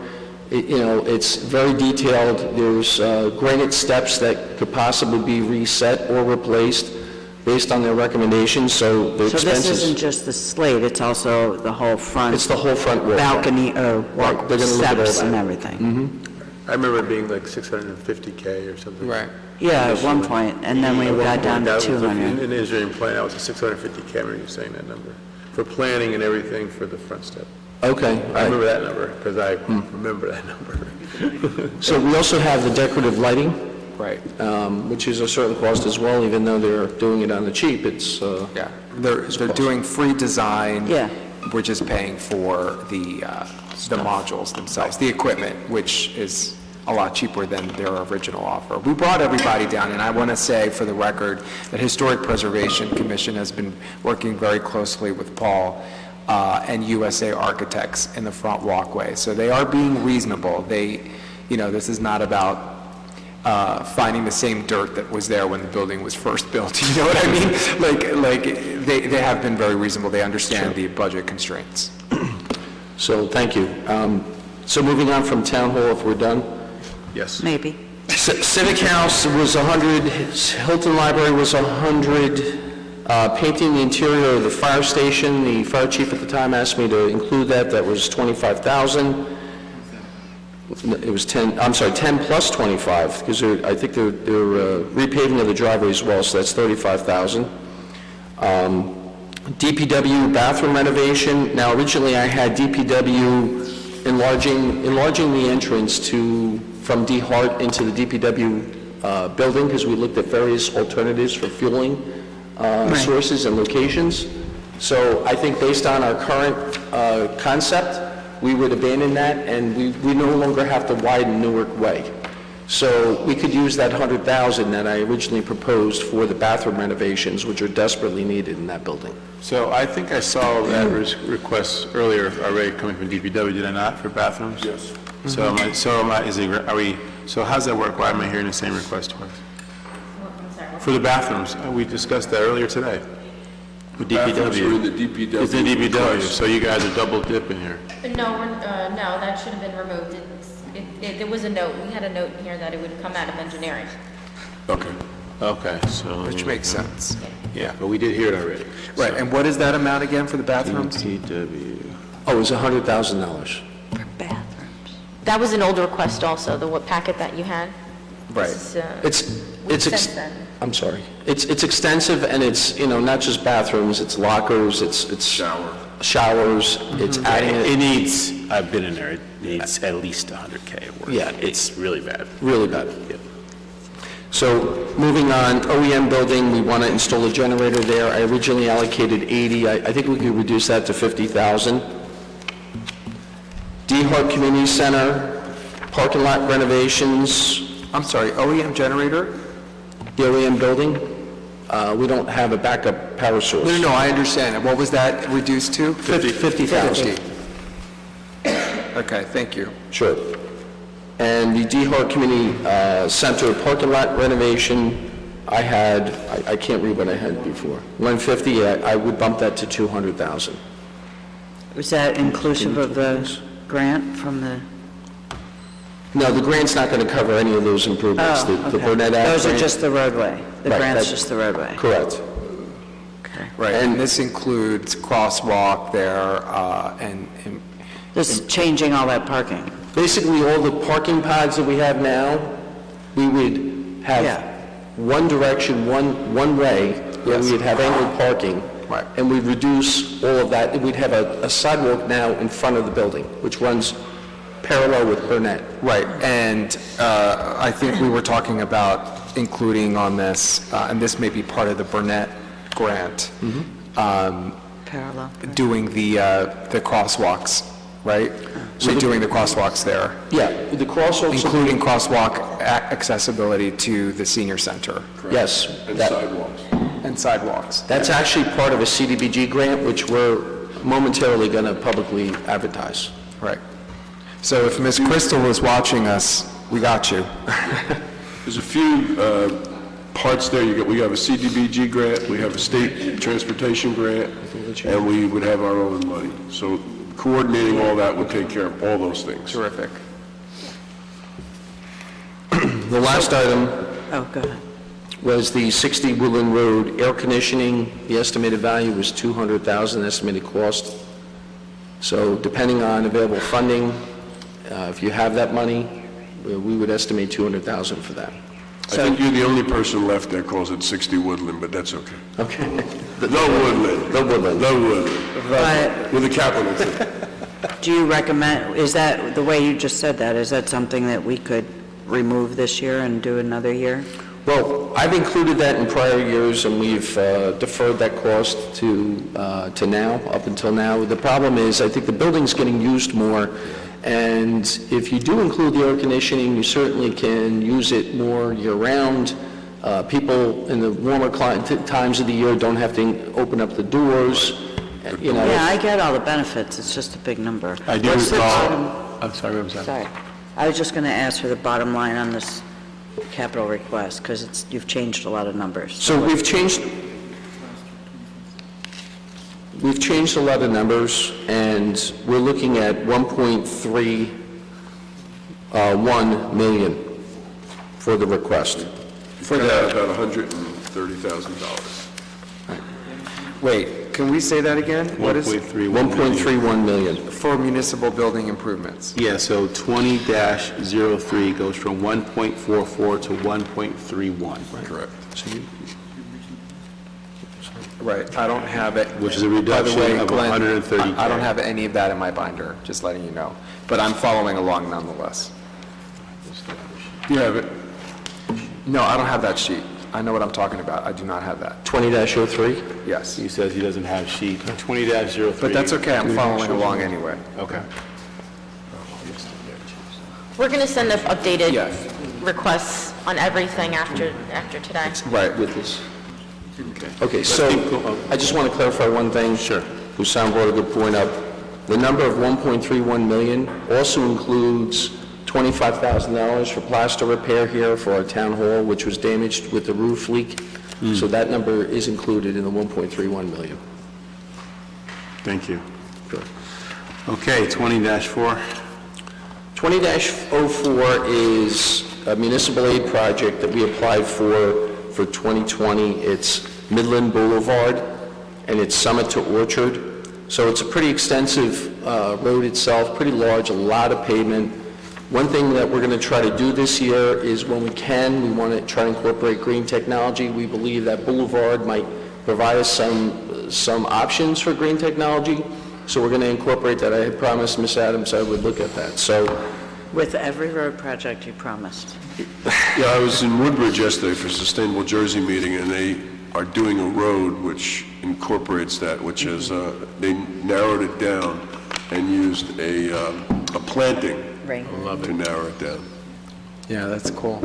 So we would like to do that as well in going forward with our designs. Okay. So is this, if we get the grant for this, so you don't know whether or not you've gotten the grant for this yet? I don't know at this moment, but I would expect, I mean, municipal aid's pretty consistent, and... So you should be getting it? So what do we have to put 1.2 million and then get reimbursed by the grant? Is that how it works? So the grant is reimbursable. The amount of the grant will probably be around $500,000, around $500,000. Okay, so we need, basically it's 700,000. Yes, From us. that's correct. Either way. Either a little more or a little less based on how much we get from DOT. Glenn? 20-05. So 2005 is a CDBG grant, various locations for this year. We consistently apply for these, and we consistently get around $170,000 from the county. I know that our president was talking about reducing these funds. I hope to God that doesn't ever happen for this president? agency. I thought Our federal president? funds were being rationed. All right, that's good, because this is a really good program, and it's really benefited our township significantly through the years. I really like working with those representatives with the county, Essex County, and it's a great program. 20-06. 20-06, Boyd Ave sanitary sewer siphon reconstruction, we talked about this. I had asked James McGoldrick from Mott McDonald to estimate the cost. There's three different costs. One is the siphon cost itself, that's $575,000. It's an extensive project, a capital project. Involves jacking pits that it would be 20-plus feet deep, and, you know, it's a tremendous project. We're looking at replacing a portion of the sanitary sewer, roughly to Troy Court, Stuyvesant to Troy Court. That estimated cost is $375,000. And we also we've identified through TV many fissures and problems, cracks with the pipe that exists on Boyden Avenue. We'd like to slip line that pipe. According to Mott McDonald, that's a 50-year repair. It'll last 50 years or more. So that cost is $250,000 estimated. I will note that we've really struggled this year with costs, publicly advertising projects. The costs have been all over the place, and that is partially because of, I think, things are picking up and there's more work. But we're struggling to perform these estimates because of the pricing that we've been getting that's so random from some of these contractors. Understood. And, Mr. Kidner, for the benefit of those of us who don't work in this, when you talk about the sanitary sewer needs to be televised, hearing that as a sort of run-of-the-mill civilian, I think the last thing I want televised is the sanitary sewer system. Well, we're going to So- televise it with that fancy equipment we got. Yeah, so, is that we basically run cameras through so that we can, since obviously a human being's not going to be able to get into all the sewers, we run a camera through so we can sort of see where there may be cracks and areas that need maintenance? Mr. Lembert, you're exactly correct. They have specialized cameras that actually go in the pipe, and they have to do this during low flow times. Because the flow is surcharging there, they would probably have to do this after midnight, all right, to actually go in and do this work. I don't recommend looking at that video when you're having lunch, but yes, that's... Duly noted. Gotcha.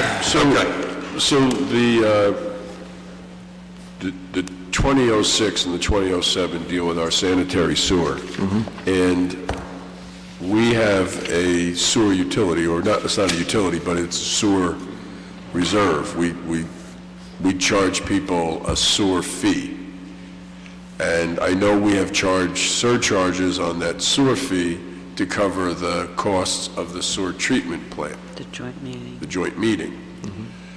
In the past, we've also charged a surcharge for local repairs to the sewer system, because, this is, everybody's contributing, and this is a way, well, first of all, we capture more line items in our sewer side than we do in the taxpayer side, because larger apartments, buildings, and some of those that have more use, and also industrial use, they pay a little more. So this might be something we want to talk about later on when we talk about capital as to how to pay this. You're talking about over $2 million here. We got about 10,000, customers, so it's one of these things. This is a very defined use. It's not going into a general fund, it's going to fix or assess the sewer lines, and we have to fix that infrastructure, and we have a fee that we can surcharge to bring some money in for that. So I'm just putting that on the table. Good point. Thank you. So if we were to do that, because we just did that, right? We just raised it for 3 years. Yeah, $37 a year for the joint meeting surcharge. Joint meetings yeah. increased, and That's then, for the treatment.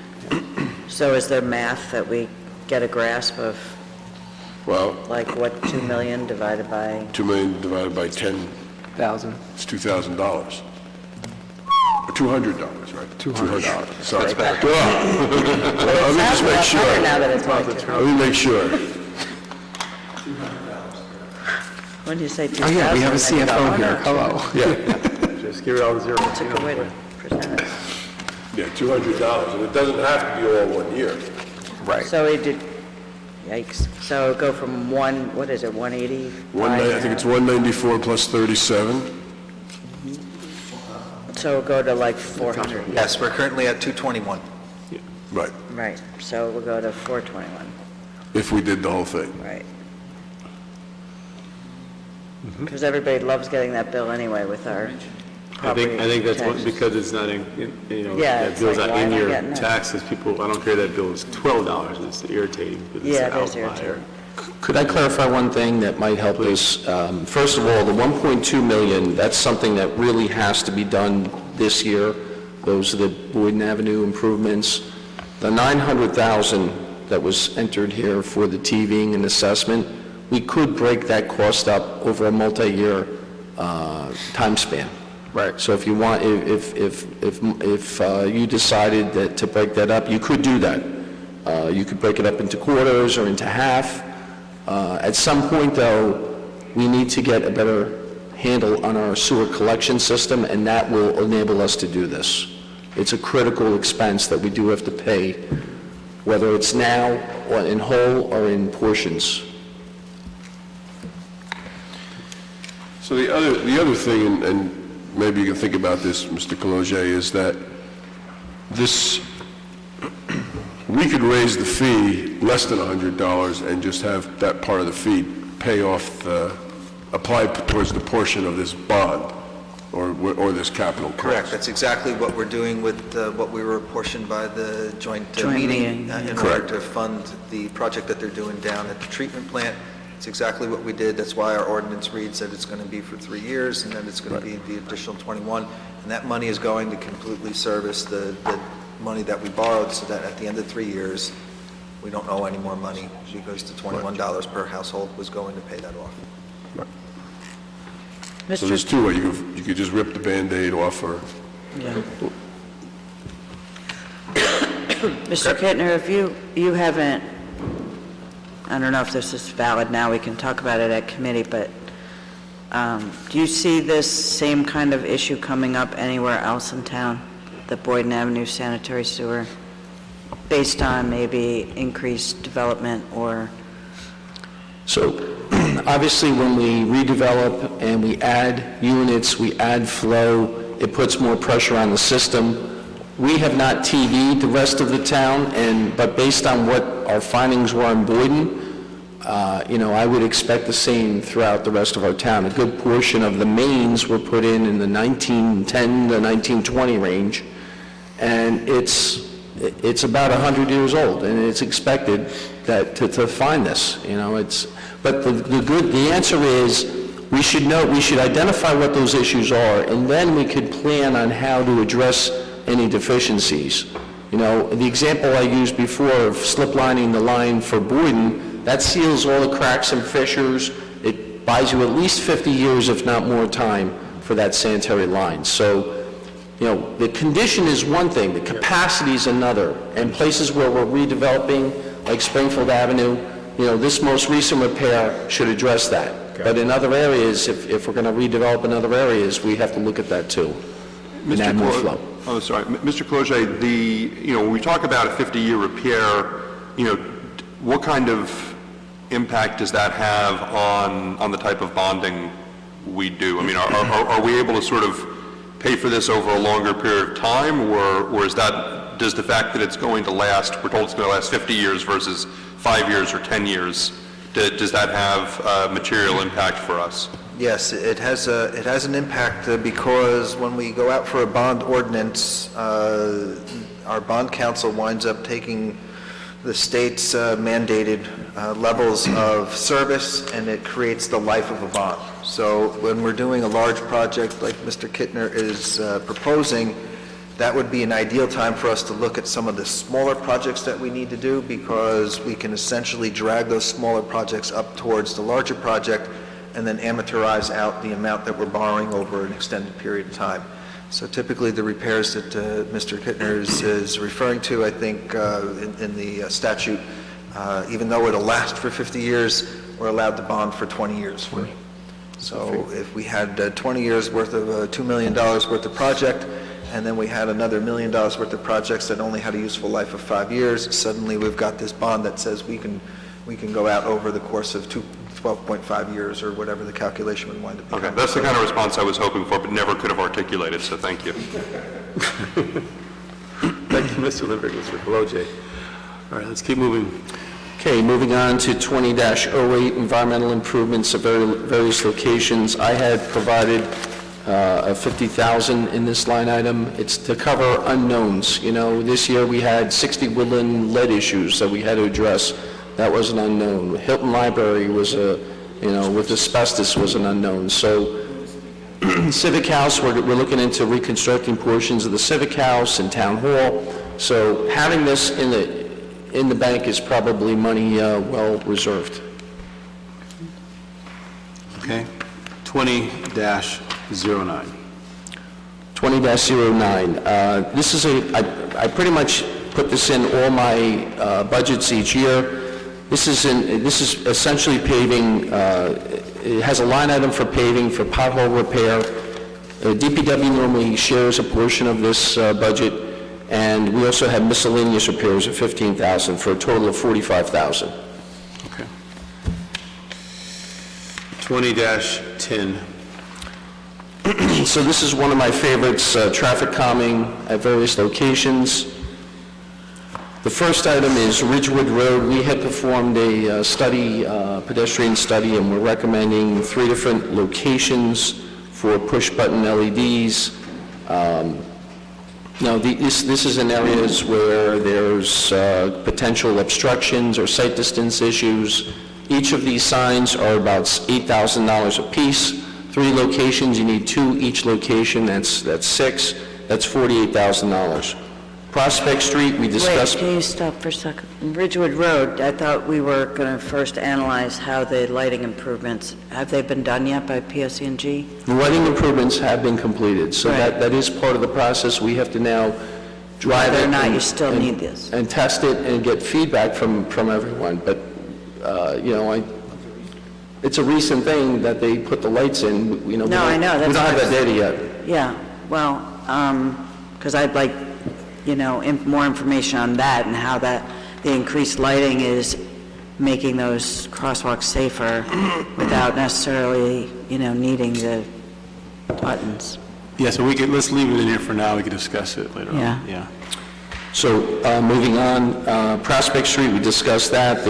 Every intersection on Prospect, we have a treatment that was designed in combination with dynamic engineering. The total cost of that is estimated at $135,000.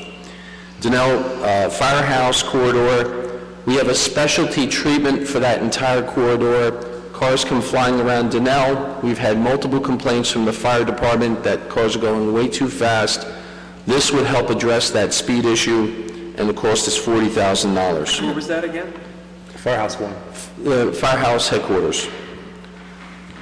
General traffic calming request, that's to handle the ongoing traffic calming requests that we receive, whether we install speed humps or striping.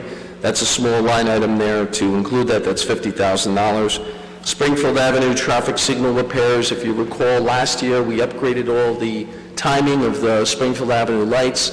Unfortunately, there's 3, potentially 4 intersections where some of the cameras are not functioning properly. The total cost to fix this was estimated at, using the county's consultant, at $79,000 and change. And we were hoping to get some participation with the county. To date, we haven't done that yet in terms of cost sharing. So I thought it was most prudent to put the full cost in, to front load this so we could ensure it gets done. How much money would you need from the county? We were talking about splitting it in half, $40,000 each. Okay. We would pay 40, they would pay 40. So I have a commitment from the engineer that they would do that. And you do too, I think, right? I've been told that, yes. Yeah, well, I was told, can we do 50/50? I said yes. So So that would be 40 of that? that was then. This is now. Correct. I will bring that up with the county exec. Okay. Okay.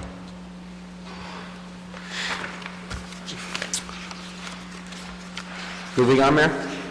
Yes. Okay, so our packet gets a little interesting here. 2011 is the next one. I think you're going to have to go a few sheets into the packet to 2011, but I'll summarize it this way. It's in-house engineering services. We had budgeted $175,000 here. That's more or less the amount that we budgeted in prior years. It's pretty standard. 20-12, it refers to the Fresco site, and again, your packet might be off with this, but the Fresco site is the parcel that's next to DPW. It was a former Superfund site. DEP wants it capped, and one option is to pave that site, cap it. That comports with what DEP wants. And then that might open opportunities for us to use that parcel, based on Roger Desideria's approval. Correct. So, This is newfound land for us for $115,000. So you wouldn't be able to buy this if you had to buy it. It would cost us a lot more. So 20-13 is a packet that we passed out. I don't know if that was included or not, but it's the GIS aerial update. And when we design roadway projects and other projects, we utilize the base map that we have. It's a tremendous resource, and it enables us to do most of our design without having to pay to get a survey from a professional land surveyor, which can be very costly. So the last time that's been updated is 2007. There's been quite a few changes in the township. I'm recommending that we update it. I've solicited a price from Maser Consulting, who did the last one, and that was $120,000. We encountered issues with the Boynton Avenue DOT project, right-of-ways not being resolved, Maplewood Ave with the pavers, and other projects. So this would help alleviate some of that. How much does a land survey typically cost for a project? For like a road project? Yeah, if you're doing, have those guys in their orange vests. It might be, depends on the length and the size, it could be $20,000, $25,000 for the survey, for each road. With the GIS, I know we pay a fee on top of it annually to them to maintain it. Would it change if it gets upgraded? So I think we're talking about two separate things. One's the public portal and the map image that we have, the GIS system. And this is the base map we use in AutoCAD to design our So there's no annual fee for this? There's no annual fee. There's an annual fee for the other thing, right? There is, but you're correct about that. But the township had invested money back in 2007 for this. It's a great design tool. We're simply asking for it to be updated. Okay. And 2014? 2014, I believe that this item, the community pool, was already funded, the $1.6 million for this. So I think that this has become a defunct request. There you go. Found money. $935,000, yeah. Okay. So what's the new number? We'll have to get an update. We'll have to add 1.6. 1.6 was... We already did it. Well, I think Mr. Dabb's asking done. for the total number. Yeah, he's yeah. asking for the total number of your capital expenses, not the 1.6. He's asking for the total accumulation of all of the capital. That's No, I don't think you want to know that. I understand what you're asking, but they don't understand. Just for engineer? Just for engineer? Just for the engineering department? Yes.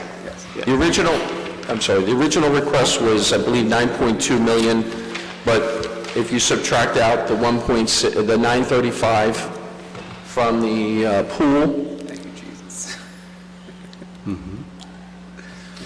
But you still didn't get through all. 130 It's open. from, I had it in my other notes, there was a 130 from dash 03. Right. So that went from 144 to 1.31. And then if we were to consider the 1.25 in 01, but that, we can talk about that later. Those are the three I have. So according to this sheet that we got the other day, your capital cost amounted to $10,133,000. does that include OSTF requests? No. No, it does include 935 for the pool, but, so it's over $10 million. Yeah, it should be, it's much lower now. But it's lower now. It's not that much. It's lower Yeah. It's lower. Lower. If you take out, it's maybe $1 million lower, or a little over. Oh, yeah, but no, that's if we decide to do that. I'm saying what is not included.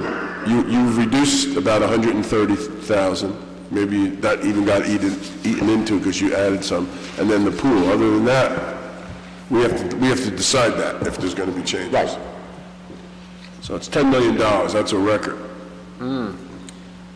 But I do agree that there's some really, and then that has not been offset by any, that's a raw number, so that hasn't been offset by any grants that we might get. Correct. From DOT or, Midland Boulevard, CDBG. right. Yeah. Right. Again, those grants, you have to front the money and then you get reimbursed. Right. So your position, Mr. Cologe, is that we have to bond for the whole thing because it's reimbursable. Correct. So let me ask you this. We did that last year, right? Yes. We did that. So when we got reimbursed, how does that work? It doesn't reduce this year's So appropriation? the reimbursement goes back into the bond ordinance itself, which reduces the amount of money that we put a note out for. Okay. And then ultimately, at the end of the day, even though our bond ordinance says that we had $4 million available to us, we got reimbursed and we only used $3.5 million. Now, when we take that note and convert it into a bond, we're only bonding for $3.5 million instead of $4 million. All right, thank you. Okay. Can I just ask one procedural question? Yes, Mr. Luca, please. We have, things like the DPW bathroom that's in one thing. We had the painting of the woodland that's outside of the woodland, that's in DPW. We had the cooler over there that's in DPW. Why are we not consolidating all that in the engineer's building capital? Because it doesn't make sense to me to have building capital in DPW and building capital in yours. You're responsible for all that stuff, so I think it should be in your budget. And I would see that being the case in the future, right? Sure, I think that makes sense, absolutely. Okay, yeah. That's great. Okay. Okay. Any other questions for engineering? All We right. did put in 2 open space trust fund applications, I think we kind of discussed those, the bridges and the tennis courts. Okay. Can you just talk about, so the bridge that you're focusing on for this year is the Civic House Bridge? Correct. And the 150 that we might get from the county, are you putting that bridge in for funding? Yes. Just that bridge for the county open space? We're waiting, I'll know the answer to that this week. USA Architects is getting a more refined cost estimate for that bridge, and if the answer is it's less than 150 or 200,000, then we would include 2 bridges in the application, so Yeah. we're going to adjust it. We want the maximum 150,000 value. And the 3 bridges we're talking about are the Civic House Bridge, The library bridge? Yes, and the Duck Pond Bridge. Yeah, And the the Duck only- Pond Bridge, they're okay. the Because we did a walkthrough with the architects and engineers for the library project, and they did ask about the library bridge because it's not handicap compliant. Right. Right, the percent, and so we told them they need to work with you because there's going to be some landscaping, path making in the back, or they need to make sure. So I think we've said that they need to speak with you about stuff. They need to speak with you about a lot of stuff, but that's one of them about the bridge. That's a good point. The issue of code compliance, though, we're doing a repair, not necessarily a reconstruction, so... Okay. So there still won't be. The architect was suggesting we would be grandfathered in to the existing grades. So that's a good point. So when we're looking at these three bridges, and if there's money in the 150 we allocate to the second bridge, let's focus on the Duck Pond Bridge and then revisit this library bridge, because you're right, because with the money we approved a $10 million bond for the library, so that bridge needs to be rethought. It could be, I know it's historical, but we really need to think about making it wider and maybe lower, handicap accessible, so it enters into the back of the library. We need to revisit that whole bridge concept. So we're happy to work with the library consultants who are working on that aspect of it, but it is ultimately subject to the State Historic Preservation Office approval or local approval, and that kind of limits what you can do. Which is fine. We should have that conversation because they also know that the state is funding a project at the governor's office, and I think they would understand that too. The governor's office got involved. Yes. So wait.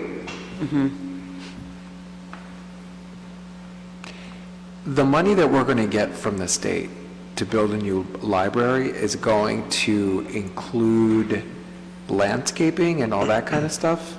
Yeah. Not just the building? It's the back of the building would have a patio there, and it would have you have to do a new path. Yeah, because all that's going to be disturbed, so you have to create a new path and restore all that. So that's all part of it. Okay, next question. So when we put together our proposal with the architect, which I understand now needs to be revised a little bit to bring it down, right? Landscaping wasn't part of it, right? It was just the No, it's in building. there. Was it? Yeah, I don't remember. Okay. Because the front has to be done. Okay. It's not extensive. It's not extensive landscaping. It's just the remove. There's the trees there. The patio has to be in the back. There's actually some area that's going to be that is cement now for the utilities. That we're going to pull those utilities, so that it would be there. The box for the emergency generator might be moved. So that's what they're exploring right now. We tried pulling that away so that it wouldn't impact the future addition, but right. If it does, it does. I guess they have to move it. It might stay there. It might, but the whole box might. The box right now is in the building. Oh, the outside, yes. So it's going to be an outside box. Absolutely. So having it next to the box probably makes sense because. Right. Good point. Okay, if there are not any more questions? No, okay. Well, thank you. One more? I'm sorry. Norris. We never handed out the OSTF request for the tennis courts. I don't think that was. I did. We do have that. Oh, you do have that. Yeah, we do have that. Yeah, we Well, we're going to table that as discussed. Mr. Rivera's going to set that subcommittee. We'll go from there. Thank you. Yeah. So, well, gentlemen, thank you so much. Thank you. We're going to take a recess for 30 minutes for lunch, and we'll be back. Thank you. Might need to shorten that lunch. Hurry up there. Actually, we have down an hour, I should but shorten the lunch.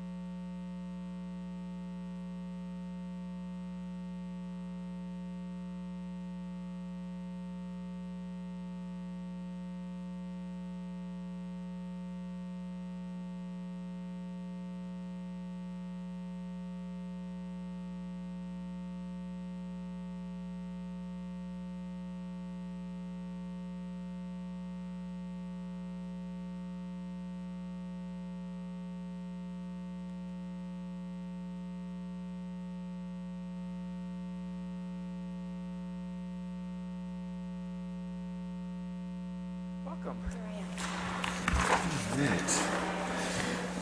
Have we received any questions? Mr. DeLuca. No, I didn't send any. Well, we got We got one. I had my surrogate.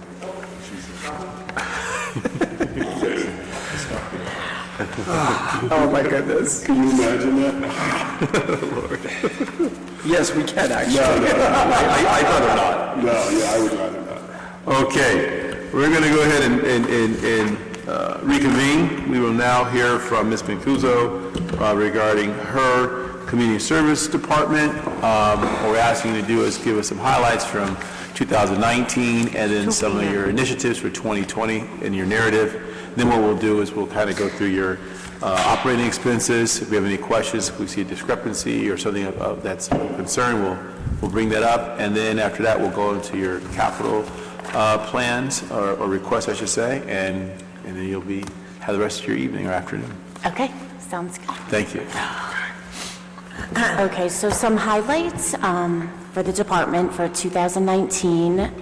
First, we increased revenues from 2018 to 2019 in recreation by 43%. And at the pool... Ms. Mancuso, can you speak a little bit? Can you bring that closer to you? It's not one of our best mics, but we want to hear you. Okay. Can you hear me? Yes. Okay, we increased revenues in recreation by 43%, and at the pool by 20%. So some of the jumps in the operating budget are based on new programming, additional programming, and larger groups that we're servicing. So it's kind of when the revenues go up, the budget has to go up. So it's kind of a natural progression.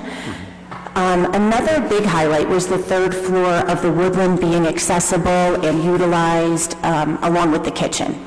So those were big highlights for us. We added Funky Fun art programming to the third floor of the Woodlands. So that was filling a gap in programming that we had, and it was well received. We sold out our camps, and it was a creative outlet for the youth as far as the art programming goes on the third floor. Our summer meals program launched this summer with positive reviews and weekly increases in the meal disbursements from the health division. That was a big highlight that we worked hard on and was well utilized in the summer. We added Before Care to Maplewood Kids Camp, and that was a 38% increase in camp attendance. I think we've been progressively adding to the camp and had a lot of sellout weeks for the first time. And adding the Before Care, it makes it a solid child care option for families in the community. We vastly expanded our senior programming to include additional fitness and enhanced arts, along with educational programming. So some examples are sculpture, oil, acrylic. We had diabetes workshops, new trips, and more fitness classes. We began programming the 1978 ourselves and scheduling visual arts exhibits, so that just started mostly in the fall. The Maplewood Community Pool added programming and increased revenues, along with adding for the first time free community events to increase inclusivity and community building. Cultural Affairs worked hard in February on Black History Month projects and maintaining a calendar to boast all the nonstop community events to celebrate February. We continued Classic Maplewood, added the Soma Film Fest, the summer concert series at the gazebo, Book Festival, Guitar Festival, and New Young Talent was featured this year with Iced Out event and Farewell 2019. I get more into this in my elaborative narrative. Those were just my bullet points with photos. You're the only one that's giving us pictures. Thank you. Yeah, and we just like to look at the pictures. Me too, that's why I put them in. Looking forward in 2020. Although Paul did suggest he would give us the television of the sewer line. Oh, my God. Oh. Yes, you did. Yeah, that's a good color photo. Your stuff's better. By far.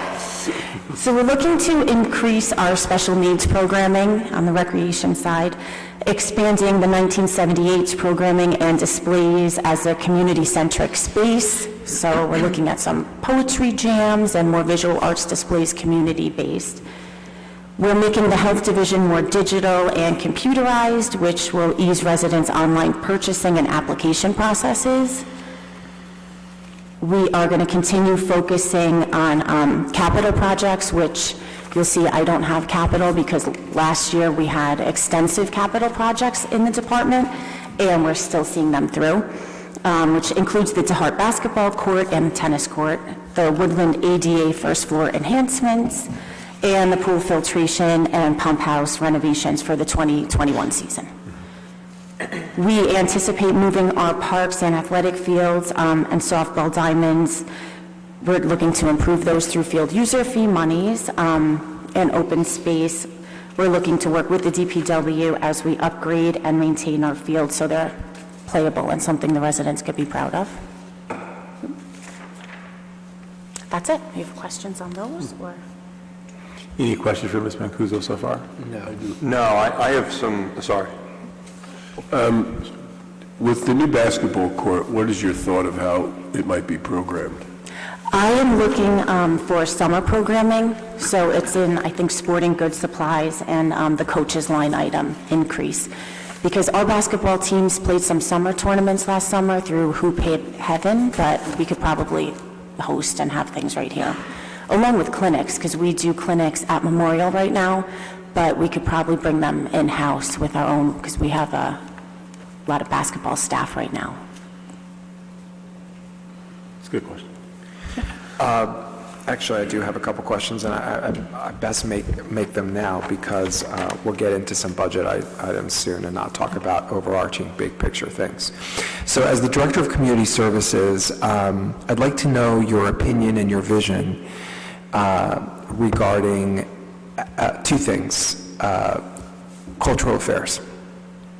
So we currently do not have a director there, and we're managing without one, but what is your vision as the director of the overall department with respect to cultural affairs?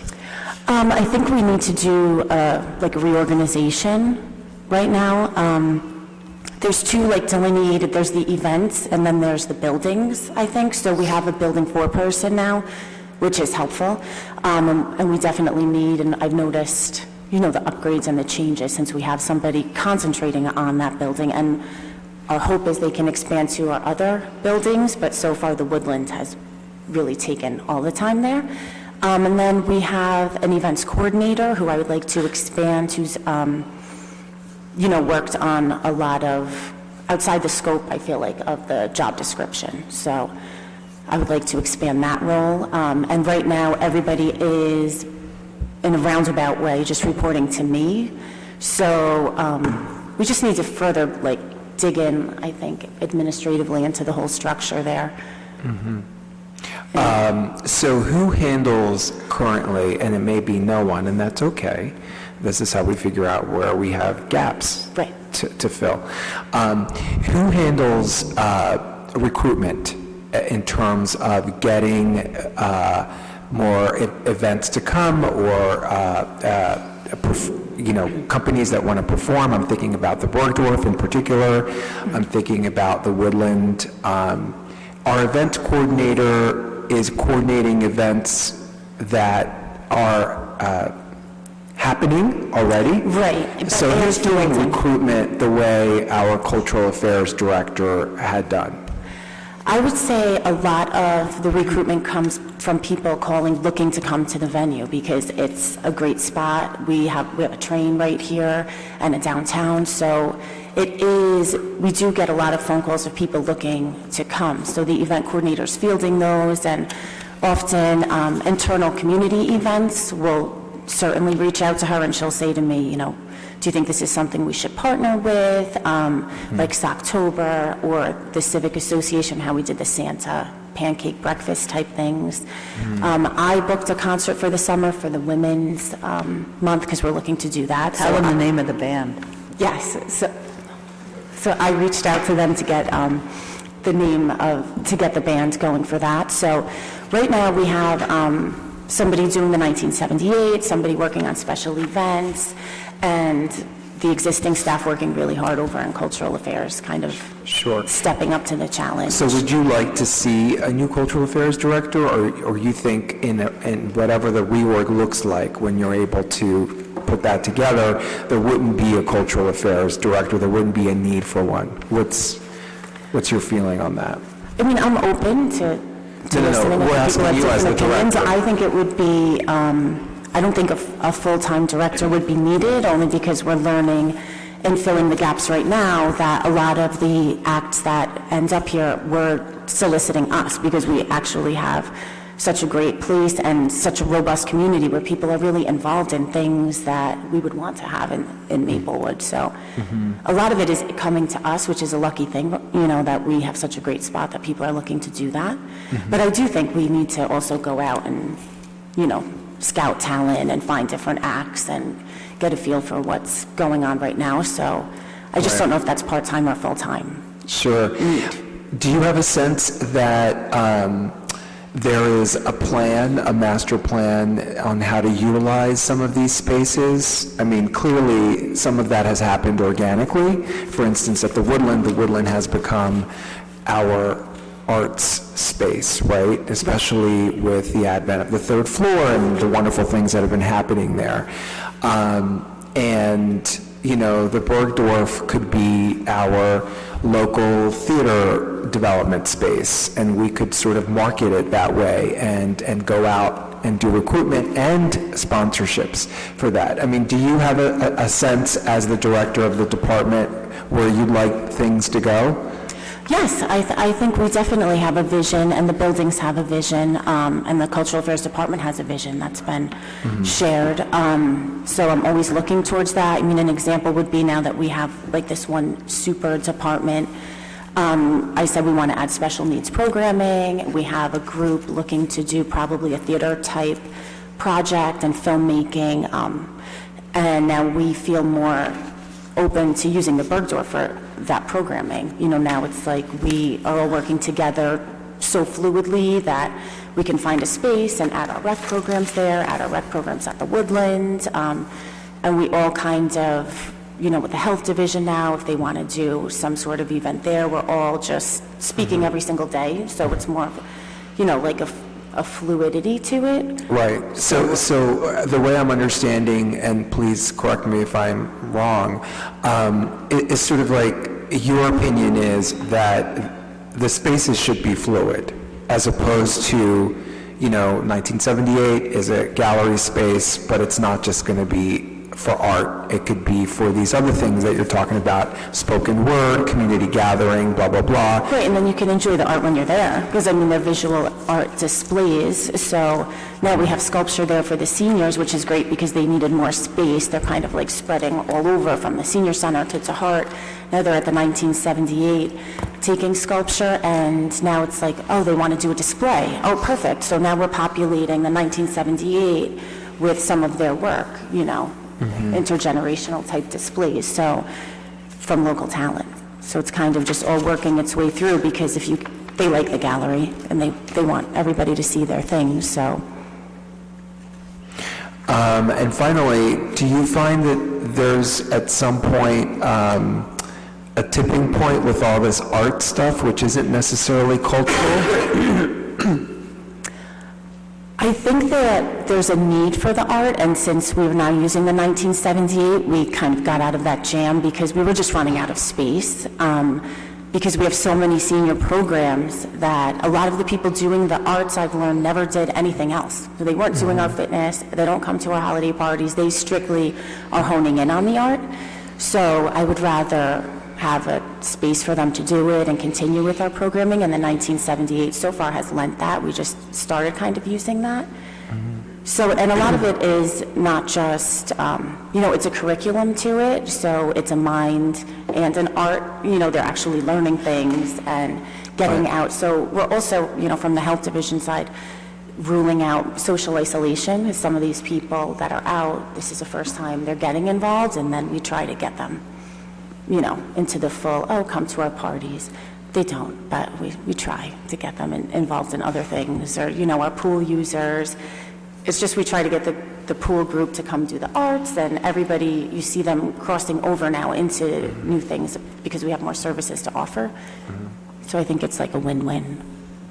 Is there a relationship a working relationship between the Arts Council and their arts focus and the artistic and cultural things that you're doing through your department? I think we'll find out this week. I haven't met with them yet, but this week we're having the first meeting and bringing some. And that's just a subcommittee, that's not the arts, that's the subcommittee to work on the tunnel. Oh, okay. So that's just, it's a different animal. Okay. Well, and I've spoken with some of them, in this transition period, so they seem to be open, and I'm willing, But I to can tell you listen. the answer is no. I mean, should there be? Yes. I think there should be. Yes. Yeah. But I think what has happened is a lot of the stuff that the rec department did in creating some of the art programs was not even coordinated with our previous cultural affairs person, correct? Yes. You did that, parallel to what he was doing. And I think that the Arts Council would like to have a conversation about the total thing. That's the last meeting we had talking about this. And that was actually the night before there was a change in staffing. But even then, there was a question about the art program at the Woodland and what are we trying to achieve, and some of the other programs, how are we using 1978. So those are all the kinds of questions you were asking, the Arts Council's asking, and wants to have more of a conversation. They thought they were going to have more of a conversation with the previous cultural affairs person, but that's not happening, so we're bringing them in to have more of a conversation with the director. That's So great. it sounds like historically there's been a disconnect between, say, the previous individual and... But as far as programming goes, before we on the rec side did it, there was no art programming. I mean, as far as like classes and things like that. Right. So we were just coming from the rec side, but like if you're not an athlete, It you wasn't might so want to much do it wasn't so much a disconnect. I don't think that the person who was in cultural affairs felt that what you were coming up with was in his arena. Yeah, that could be. I think that would change going forward. I think it has to change. Yeah. So, okay. Any more questions, ago? No, thank you, Mayor. Very good. Any other questions in regard to the narrative that Ms. McCool? I did just, we heard earlier that the change in the construction of that office over there, so now you have all the health people working in that one section there. You have the rec people working on the other side. Could you talk about how you see workflow over there for your department and also in coordination with the clerk's office? Well, yes, we have a new posting now for a position that I think will be integral to connecting the two and help. On the rec side, we have a lot of counter interactions, and we take in a lot of, money and have a lot of finance type things going on because, especially in the summertime, when we have a lot of camps and campers and parents and things like that. But right now, I think once we get a lot of the electronic things done on the health side, that's going to be a big undertaking, but to start getting people doing like dog licenses and one-day event licenses, that will take some burden off of the health division, because a lot of that is, once a year you're renewing your dog, your cat, and it's sometimes for the resident, I think, inconvenient to have to, come in if you're working and things like that. So I think that should ease up the need for them to be at the counter all the time on that side. And the rec side is always busy. We always have parents coming in and kids coming in, and especially in the summer, I'm sure we have 150, 200 seasonal employees coming in. So the issue there is getting them all on payroll is like a very arduous task. They all have to bring all their documents, and typically they're underage, so they bring their parents. So there's a lot of face-to-face interaction on the recreation side, so we'll probably be shifting some things to maintain the counter space for them. And then the new person should be helpful in acting as kind of like a greeter, telling people where to go, because often we get people coming in asking, where do I get a building permit? We're kind of just like the front lines there, which is great. We help direct people, but this might take the burden off a little bit from the rec or the clerk side. Speaking of staffing, you should know that we are planning to address having a seasonal park attendant join your operating expense in your team. Okay. Yep. Mr. Cologe, we talked in finance about the problem of having change for people that do cash transactions in either the health or recreation side. And you were going to get some kind of cash Yes, change box? Have we established that? We will prepare a resolution, sir, to have a change fund that would be dedicated to that side of the building, so that we can make change for people who come in with $20 and only owe us $19.96. Perfect. Any additional questions? My questions are on the line items, so. Line items? Okay. Any additional questions regarding the narrative? Seeing none, we'll move on to the line items. Mr. Limbrick. Thank you, Mr. Mayor. I'm looking first at line 370-107, that's umpires. Me So too. you're in rec. Yeah. And I'm seeing that in the past, it looks like what we've spent has been, Around well, at least last year was in the 30,000 range. The year before that, 34,000, 30,000. So it looks like we've been basically between, the last couple of years, between 30 and 35,000. And we have 45,000 budgeted for this year. And I'm wondering, is that because we're anticipating a significant increase in the sort of the rate of pay of the umpires, or just having more games umpired? Well, this is one of those line items we were going to change the wording on, and that's still in flux because it's not for umpires, that's just always been the title. Okay. It's actually for basketball staff. So Mr. DeLuca kind of did the foreshadowing with that because this is for the summer programming that I'm anticipating. For basketball staff, you said? Yes. Can you talk a little bit about what kind of staff, what that means? Yeah, we have basketball, which is a winter sport, but we have adult basketball, which we have site supervisors, because we do our winter programming at Maplewood Middle School, so we have to have site supervisors to let people in and out and clean up. They do everything from, we have our own floor mops and things for their hardwood floors, and then we have age group coaches for the girls and the boys. And we have like 200 kids playing in the wintertime, but then we also have clinics year-round. And the hop up here is expecting for summer programming, because I don't like to say things before they happen, but I solidly believe we'll be playing basketball this summer at DeHart. Okay. Just the project is coming along. So that was the increase. That's all of our basketball staff. Okay, and I guess then maybe my question would be for Mr. Cologe is, if there is a way, because, I would never have guessed that the increase in expenses for umpires was because we were hiring, not basketball officials would be one thing, but it sounds like we're hiring sort of coaches and supervisors. So maybe 107 needs sort of a new name.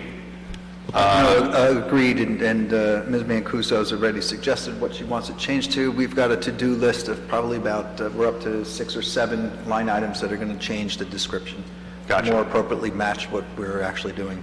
Okay, and and this is this is also maybe the type of thing to join the Mayor McGeehee chorus, where we're maybe using the note, the line G, or sorry, column G, would be helpful. Where there's going to be an increase of $10,000 or something, just sort of noting that it's for basketball staff or something like that would be helpful. My other question was a little bit further down, 370-215.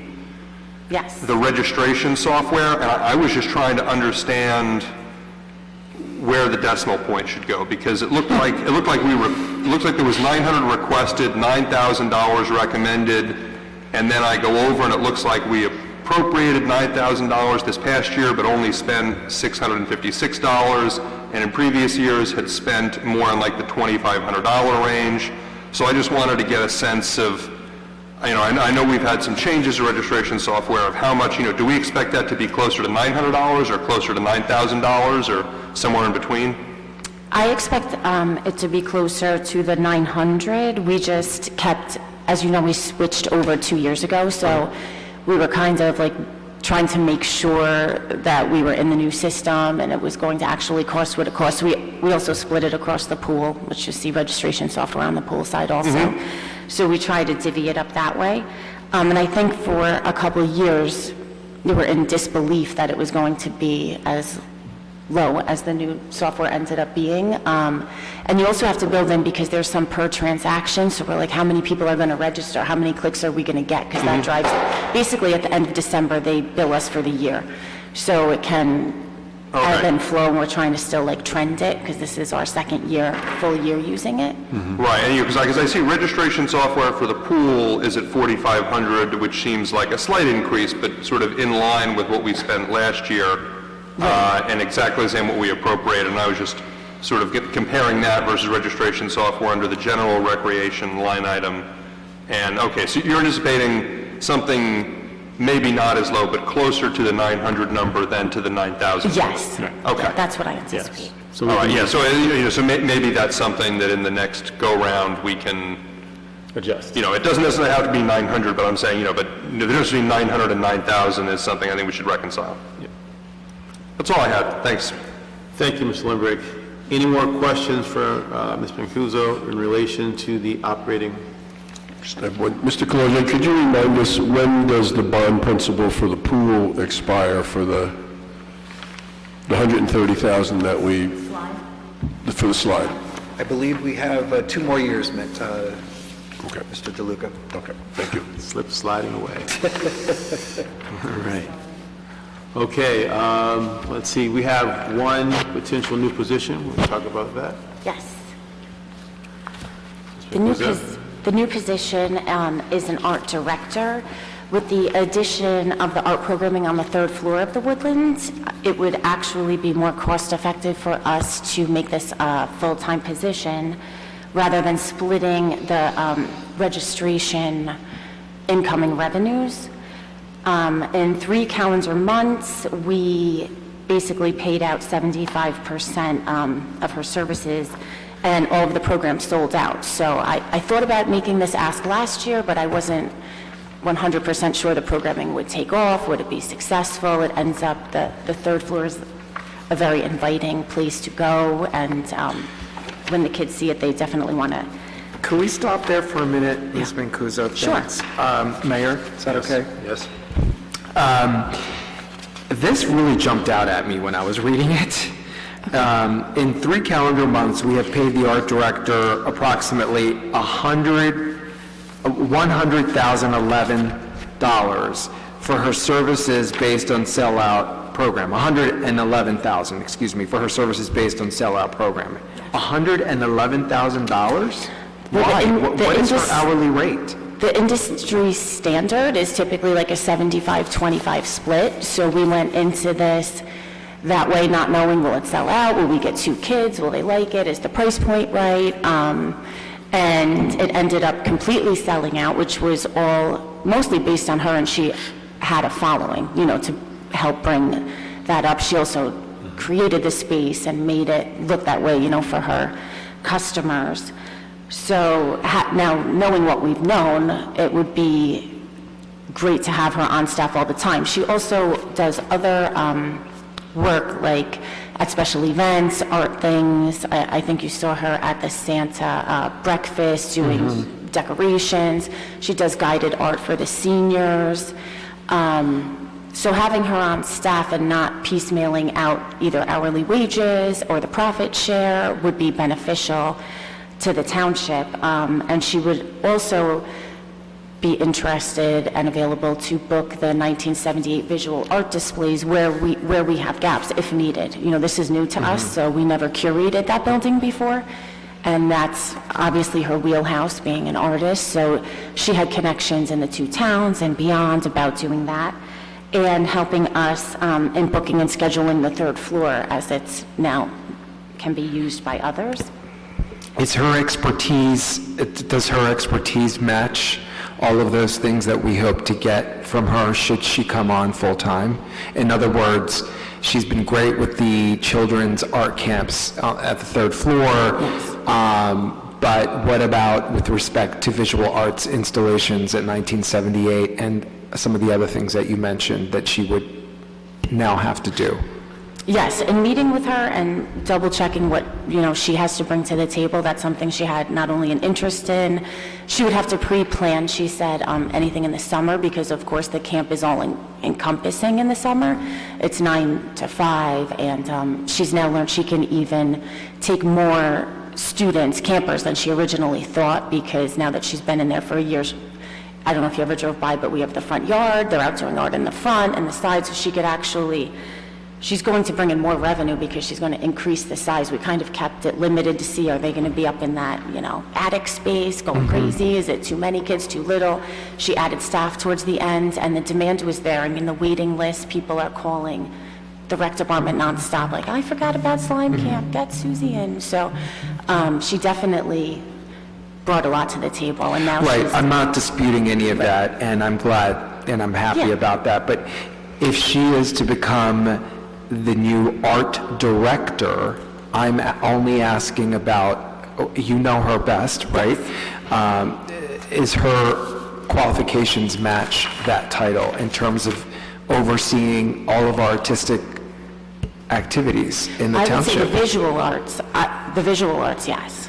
That's why I said art director. I mean, I don't know about curating musical acts, so we were thinking arts, visual arts. So I think, and correct me if I'm wrong, Mr. Daffis, I think what Mr. Daffis is saying is recognizing that she generates significant revenue to the town to the point that she theoretically would pay for her own employment for being part of the town full-time, but knowing that we're going through this new visioning for cultural affairs, and the title of art, and that falls under cultural affairs, that would she be able to and able to take on additional responsibilities that fall within the scope of the vision of cultural affairs? Yes. That is the question. Yes. Yes, so And in does this she, and restructure... does she understand that? too? Yes. That our expectations from this governing body is that not only continue to do what you're doing and do that well and improve that, but also be able to take on additional responsibilities that fall in line with the job rec that we come up with, Right. and the person that will lead that department. Yes. Okay. I drafted this with her. Okay. Mr. Daff, does that address your question somewhat? Somewhat, yeah, good enough for now. Thank you. All right, capital, I don't think you, well, actually, the STL license, so didn't we pull that out of? Yes. Yeah. Okay. Ms. Mancuso, you have anything further? No, thank you for supporting everything that we've been doing and entrusting this new department in me. I think it's all working well and was like a natural progression, really, community services. Thank you, Mr. DeLuca. Just since you're here, in the engineer's budget, there was $200,000 for air conditioning the woodland.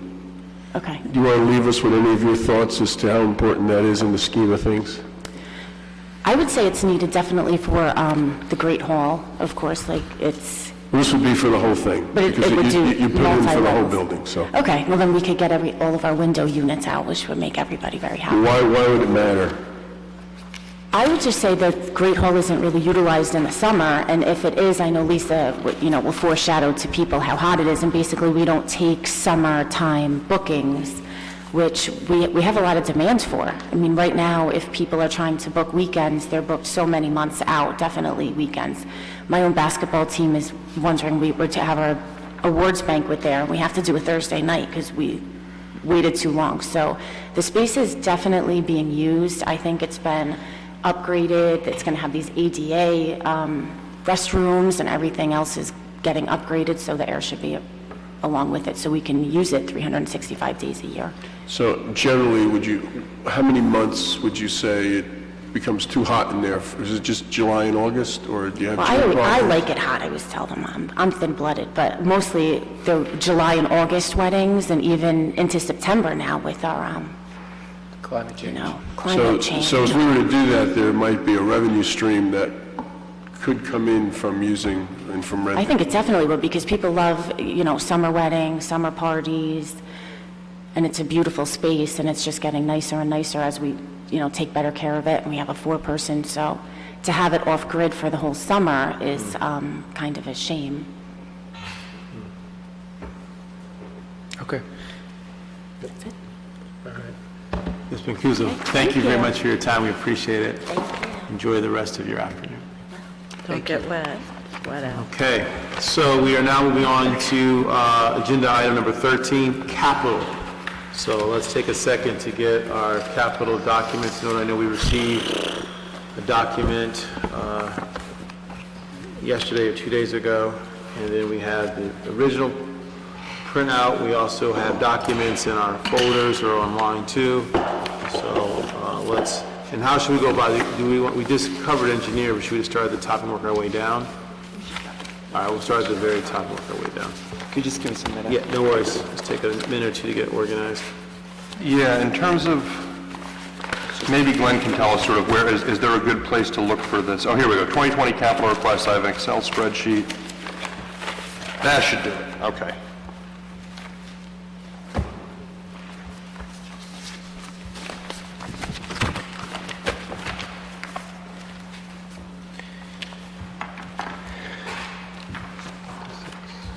Oh, thank you.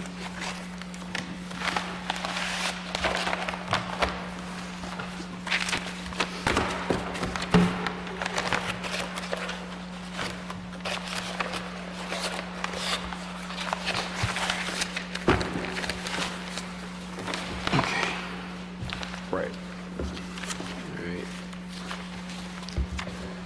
Engineering, 20-01, this is line item 3 on your Excel or on your documents, the first page. Yep. Okay. Engineering starts first anyways, isn't it? Yeah. So we have it. And after their department, there's nothing left for any other department. Engineering is taking all the cash. Well, he's recommended reducing this amount, right? Right. By, No, actually, the notes. I don't think so. yeah, no, he cut out some roads. Cut out Boyden, and Yeah. you were going to swap it with. No, but he when cut out took from his out. original 144's, Oh, yeah. 1220, he had,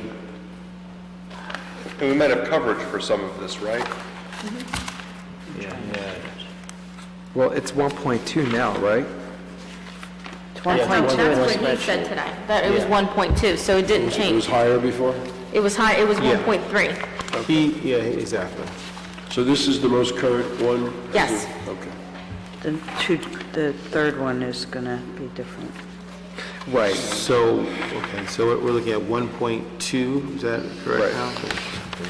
Right, but there was some discussion of just basically, like Ms. Adams just said, swapping Berkeley for Boyden. Directly from Blake, correct. I thought that one was, because they hand out additional material, we should look at that too.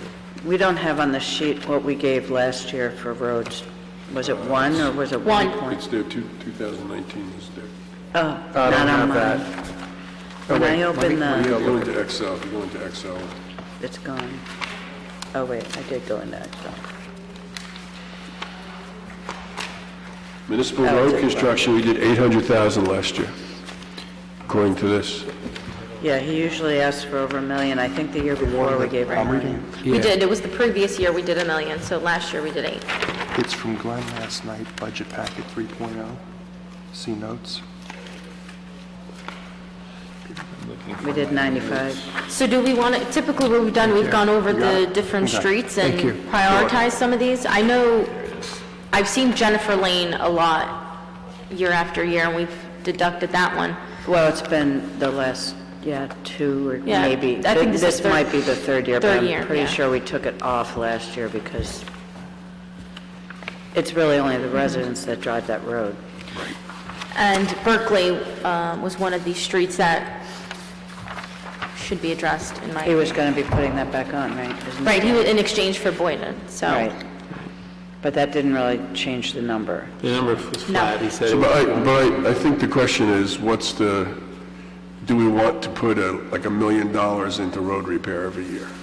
I think that was the bigger question, and I think we agreed to, conceptually to agree to. So what falls out if we take out 200,000 and just fund $1 million? But do we, Well, Mr. Limbrick and Mr. Daffis, the question is, do we want to put $1 million into the capital program every year? Are you okay with that? Yeah, I thought we had already decided to do that in previous years. We were having the conversation going on this side of the dais, so I want to make sure you're aware. Yeah. I think Okay. leaving the streets the way they are, but having the engineer go back to the drawing board, because lately there have been a lot of curbing updates, and I understand that there's a certain requirement to that, but I guess if the road doesn't call for major reconstruction of curbing or anything like that, that probably go back to the drawing board and exclude that concrete work is significantly a lot. So seeing we agree that it's at least $1 million is our baseline annually, then the question is for the engineer, Mr. Kittner, is why these 7 streets? Oh, he has a whole ongoing list. Right. Yeah, The engineering department always keeps a, Well, I haven't seen the list, and when was the last time you visit the list? That's my point, because I think that, there's a roadmap list that it would be prudent for us all to see it so we understand what the rationale's behind the list. Yeah, that's a good point. I know that he has certain criteria. As Ms. Adams said, he has a list that he keeps, and he, based on the condition of the roads and travel and, but we should see that. We should see that list. Yeah, Because it's hard to make this decision, frankly, because I look at that data and I'm like, oh my God, maybe it is 1.2 million, it's not 1 million. Does that make sense? Yeah.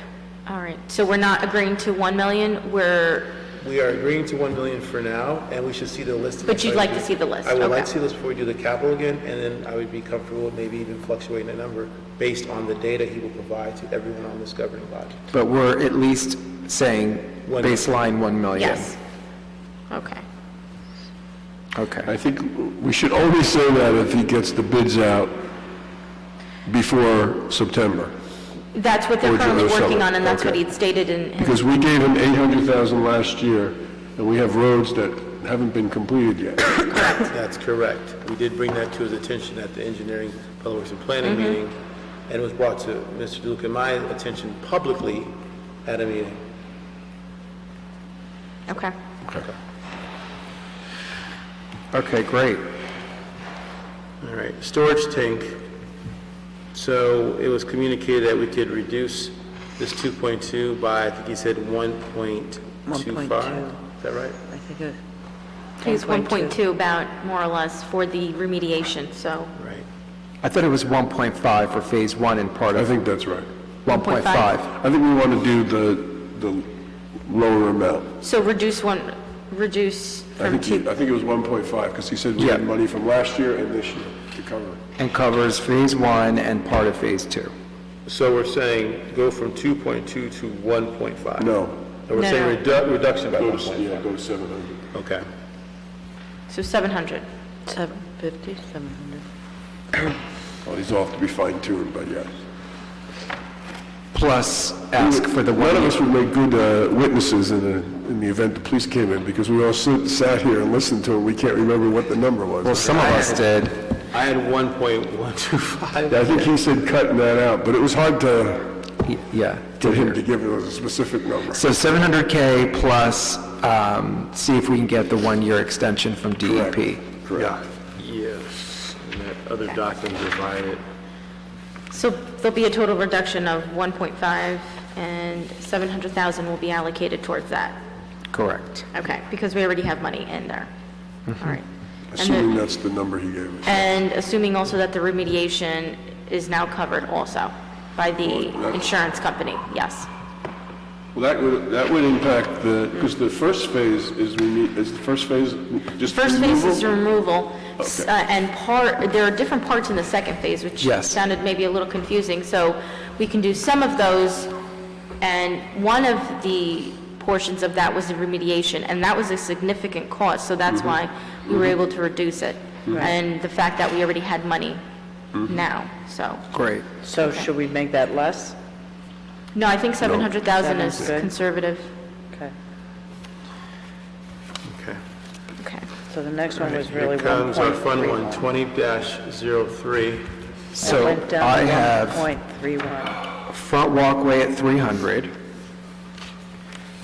right? Yep, I have that. Yankee gutter at 100. Yes. I don't think anyone is entertaining security glass at 100. That's out. So that brings us to what? 3, 4, 400. 400. Yep.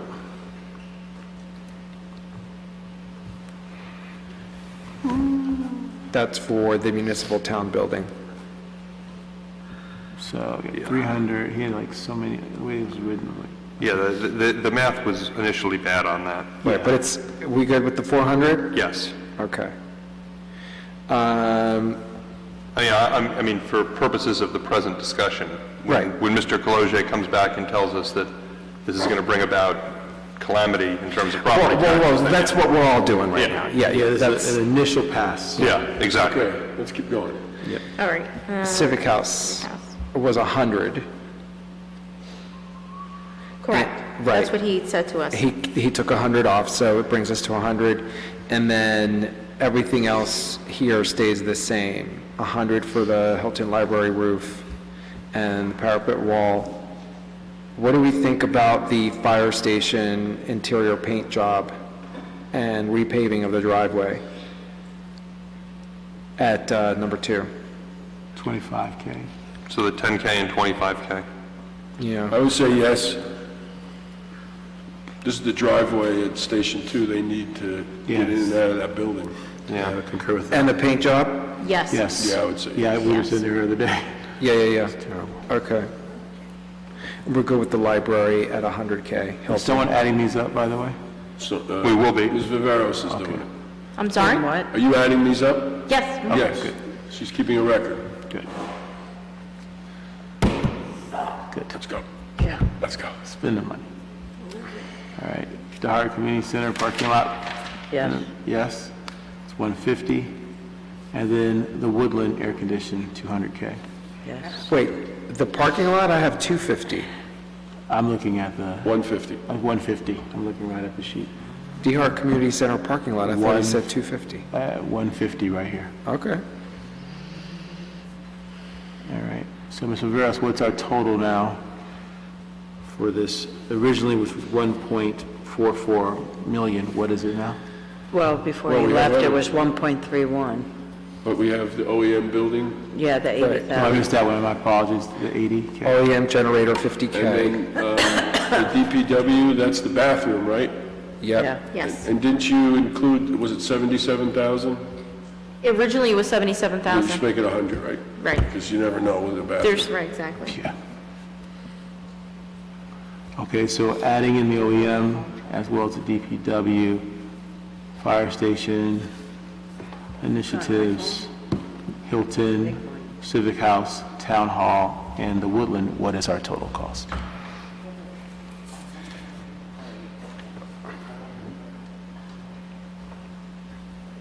The Woodland for the air conditioning? Yes, that's 200K. Yeah.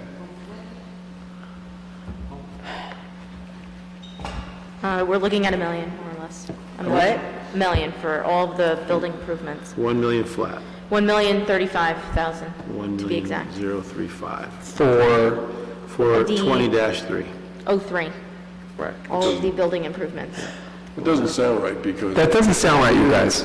So we have tell us what you have. Yeah. So we You're have talking, yeah. 400,000 for the town hall building improvements. Yes. Civic House, 100,000. Yes. For the fire, 2 and the headquarters, 35,000. Yes. D Hart, 150,000. Yes. The Woodland air conditioning, 200,000. Yes. OEM generator, 50,000. Yes. DPW bathrooms, 100,000. Yes. You forgot Hilton Library, And the Hilton Library. Which is, 100. okay, calculator time. That's for the roof, correct? Yep. So in the master budget that you sent out, the Civic House, repair roof, parapet walls, and ancillary repairs, he's got 200,000. He, in his He said report, 100. 100. That was high. That must be wrong. Wait a minute, that's got to be It was wrong. like 135. 167. It's 1135. 1135. What is it? 1135. Let me do that myself again. 400 plus 100 plus 35 plus 150 plus 200 plus 50 plus, yep. Is there a reason we can't, I mean, because we Yep, that's right. not like signed into a license? So that is a reduction of $305,000 reduction for now. Okay. Any questions or concerns on this initial pass for that one? I'll take that as a no. 20-04. This one I had written down 700K. For Midland Boulevard? Yeah. No, this we have to put That's 1.2 1.2. in, and then we get reimbursed. This is Right. reimbursement. Right. But we have to put that up, 1.2, yeah. So that's a flat 1.2.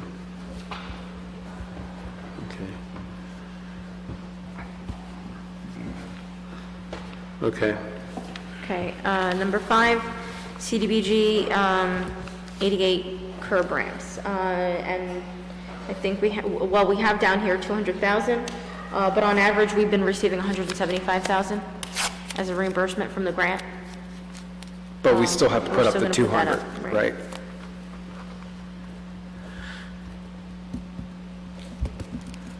Okay.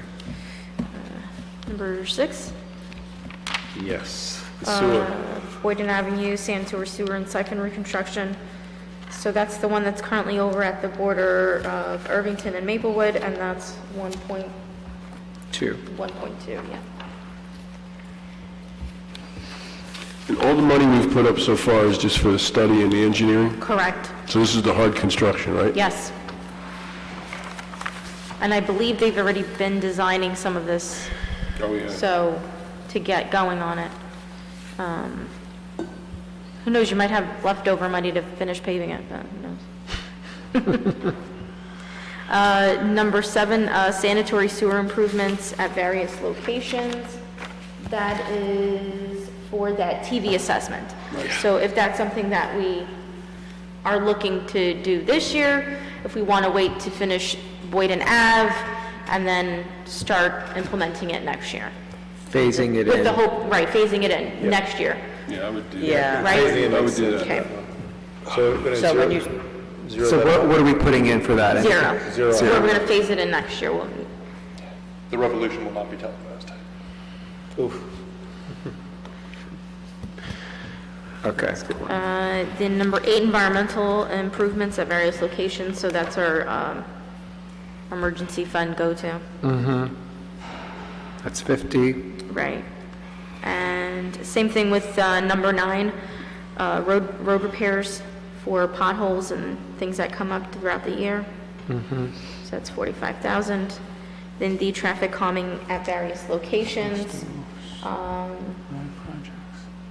Right, this number needs to be adjusted. That should be adjusted by 40,000, given that if it's 80,000 for whatever we've discussed with the county, I think the overall total was 80,000. 80,000. Right, so there was a 50-50 split. They would give us 40, correct? Right.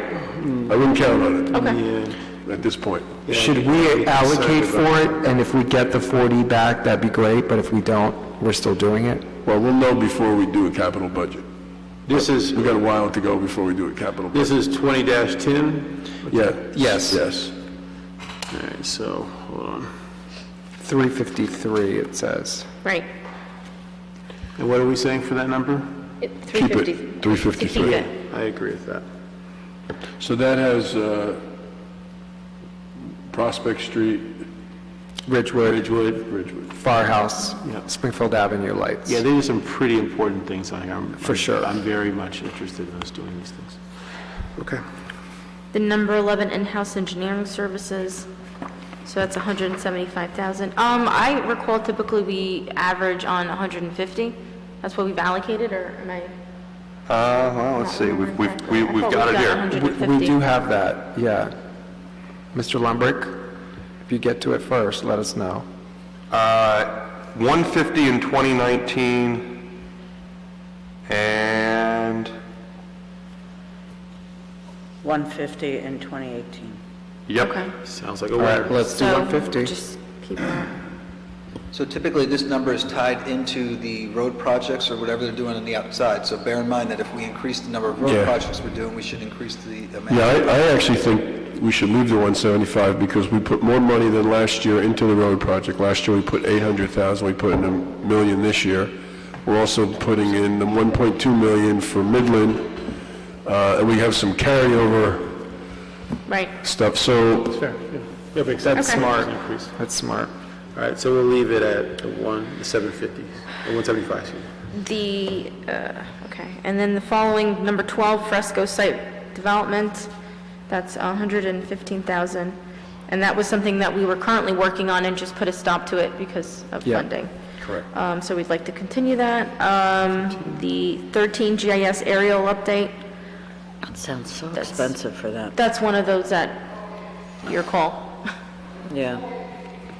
Well, can we check with him on the utility of the current GIS stuff? How much more, I mean, yes, he wants the new one, but can he live with the old one for Right. a little bit more? Part of the overruns that we had on the paper project was due to faulty data coming from the areas. Right. So not spending this money could cost us money in Cost other us money areas. somewhere down the line. And I think he said that. He also said that it's hard for him to receive service on the back end because this version is not supported. serviceable or supported anymore. So why not just get the new one? I'll just say, since we got this like an hour ago and I haven't read it yet, I'd rather just leave it in there until we all read it. It wasn't included in the packet. It wasn't in the packet. Do you mind if, for purposes of our math at this first pass, that we just leave it in, then we could take it out later? I'm saying leave it in. Oh, okay, good, We good, haven't good. read it So yet. that's 120,000 for the GIS aerial, Yeah, just to recap. yeah. 120 or 120? I'm sorry? 120? 120,000. That's what I have. Okay, Mr. Julica? We should just call this the engineering budget altogether. 2014, we're taking that 935 out for the pool, right? Correct. Right. Yes. And actually, I think in the future, we shouldn't list the pool in his department. It should be in a separate line because it's not his department. Correct. We would just, Yes and no, but we yeah. took full force on I this, so understand. that's all. I understand. Okay. I mean, you could speak to that to other projects, because if we're having him to do all the building improvements, including, No, the difference with the pool is it's a separate utility. so you'd like to keep it as, Yeah, okay. so it should be listed as a separate Yes, I category understand. altogether. So what'd you come up with as a bottom line? That's what I'm doing right now. Bless you. Thank you.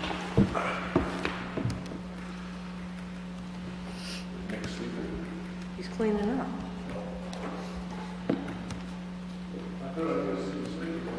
Are you adding it, Joe? Oh, that's not right. Cannot be right. Let me do that. Oh, man, I must have subtracted somewhere. 'cause Yeah, that's not right. that is not right. Yeah, redoing it again. I was almost there.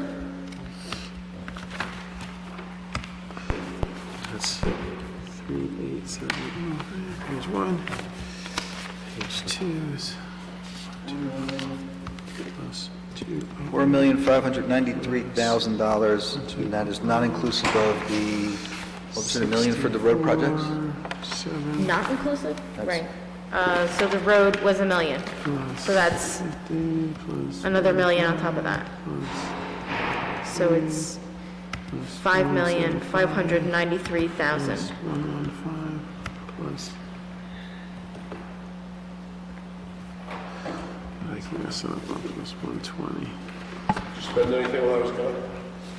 Not yet, no. 37. What was the number? 5,593,000. That doesn't sound right. Okay, from 10 million to 5 million? No. You missed something. Did you do the traffic calming? Plus 200 plus. No, you guys, that's not right. I have 6,470 through the first 2 pages, plus 50, plus 45. So let's just run down. So Number one, it's $1 million for road improvements. Number two, Hang on, is everybody on the same page? Yeah, okay. Do it again. I'll just go down, just so everybody. Yeah, So number one, road construction, it's $1 million. yes, Number two, 700,000. yes, Number three, it's a total of 1,135,000. yes, For number four, the Midland Boulevard, it's 1.2 million. yes, For number five, it's 200,000 for ADA curb ramps. yes, Number six, it's 1.2 million for Boyden Avenue sanitary sewer. yes, Number seven, we Zero. zeroed that out, that we can phase that into next year. Number eight, 50, 50,000. Number nine, 45,000. Yes. Number 10, 353,000. yes, Number 11, 175,000. Yes. Number 12, 115,000. yes. Number 13, 120,000, and we are removing the Yes. pool.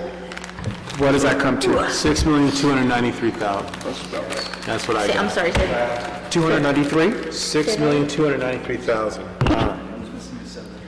Well, that's different than 10. Now, mind you, before we pat ourselves on the back, in the years past, we generally bond for about $4 million, 4 to right? 5, yeah. Right, but we're gonna get reimbursed for at least two of these Two of big the ticket million. ones, right? Two of the In million. past, we didn't do what we're doing not- either, so.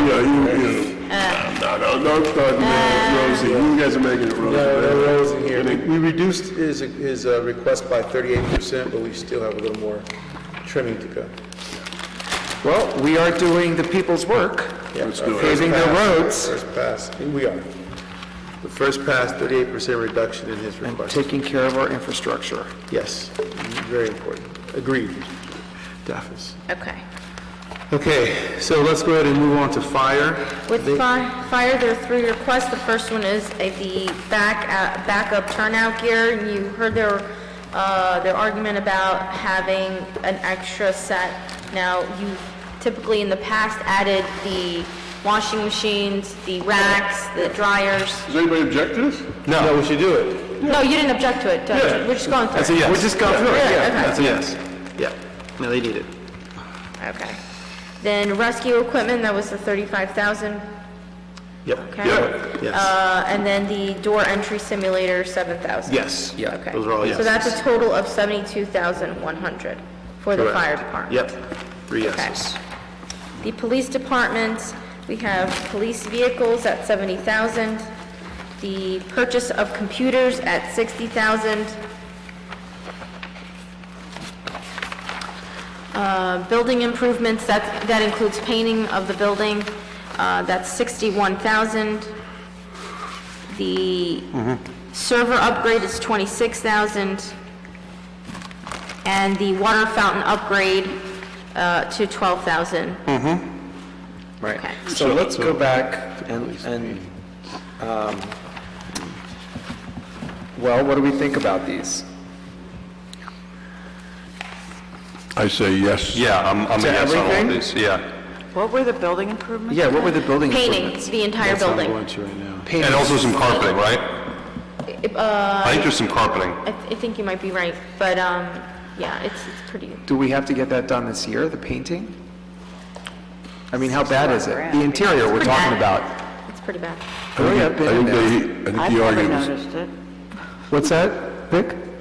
I think he argued that it was 10 years old, and there were things Right. that needed to be repaired and upgraded as far Right. as just the building, including painting, patching, carpets in a couple of rooms.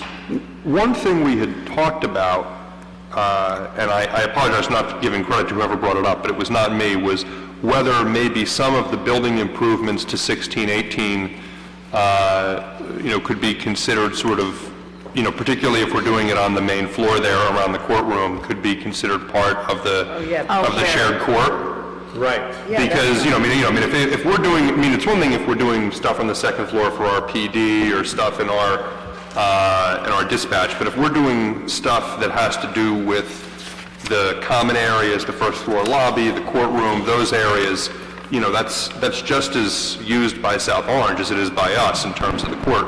I agree with that. I mean, if you look at the description, it's 21,000 for painting, it's 40,000 for the carpet, and then the narrative says that the painting relates to common areas on all floors. On all floors. Right, no, so I'm not saying that the whole 61 of building improvements could be split as part of the shared court, but I think some portion of that 60,000 should probably be... Built to... Yeah. So what we said last week is that the Finance Committee is going to take a look at the costs and improvements that we've done and go to the South Orange to modify the agreement. Generally, how we have recouped these is through a rental. They generally don't pay us the capital, so we recoup the rental as an hourly rental. Yeah, we have to raise their rate. So that would be, that's what we're going to take a look at. We raised it around a few bucks an hour, and... Right. Yeah. That's what we'll take a look at. Okay. So, but for our purposes, we have to appropriate the 61, and it If we want to agree to do what he's asking, yes. yeah, and then get it back through shared court, some of it. Yeah, it's something in the rental. Right. Yeah, but Just like we do for the other, like... Grants. Land, yeah, exactly. Okay, got it. Yes. Okay. Okay. We move on to Public Works, and the first one is leasing of vehicles. That's now purchasing, because we decided, we found out, Mr. Kaloje testified earlier, it's better to purchase Correct. than to lease. Right. So I guess the... But the important factor to Leasing. that process is that if we are, leasing forces us to make payments, and most of the lease arrangements are for twice a year, 7 years, it's 14 payments at XYZ number of dollars. If we're going to make the commitment to bond for it, we need to make sure that for the next 6 years, we're putting in enough money in the budget to pay down the note that renews every year by the same amount of money. And if we do all that, then it's more economical. But if we skip a year, because it winds up being like last year and it's a really bad year, then it's going to cost us more money to bond for it than the lease for it. So it's how much self-power we have. It's like the old Christmas club. When you had a Christmas club, you made those deposits, right? That's right, every month. Because you felt you had to make it.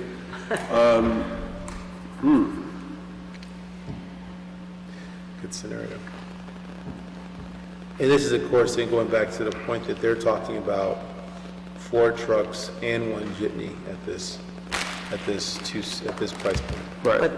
But we're taking, But it was bigger than the 276, 229 if we purchased, was it not? That's true. It was Like, 7.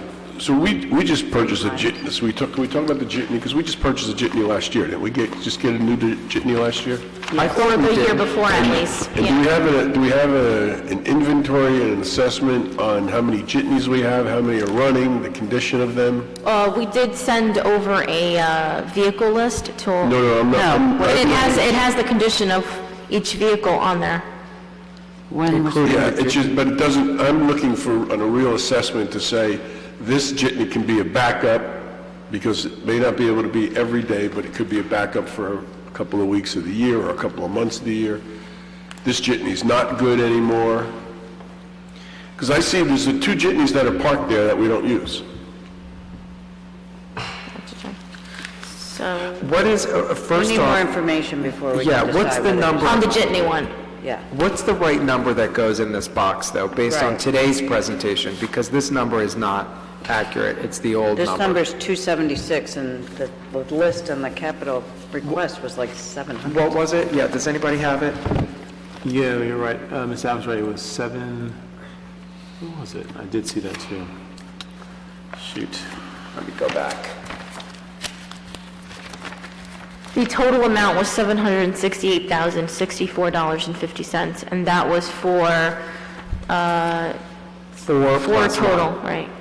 4 jitney. plus 1 jitney. Right. Yeah. Right, and we said we'd probably take the jitney out because Correct. we're getting an electric jitney, hopefully one that's accessible to all. And Do you have a recommendation on the leasing versus the purchase? Yep. Well, we know what we have to do, but Right. you also know that there's, we can't bind the future township committee. If we have a lease, they're bound. Correct. That is correct, and that's what it boils down to. But you just said we're bound if we buy them anyway, we have to make sure we put that money. But as Mr. DeLuca's pointing out, we can't bind a future committee Got to, it. Right.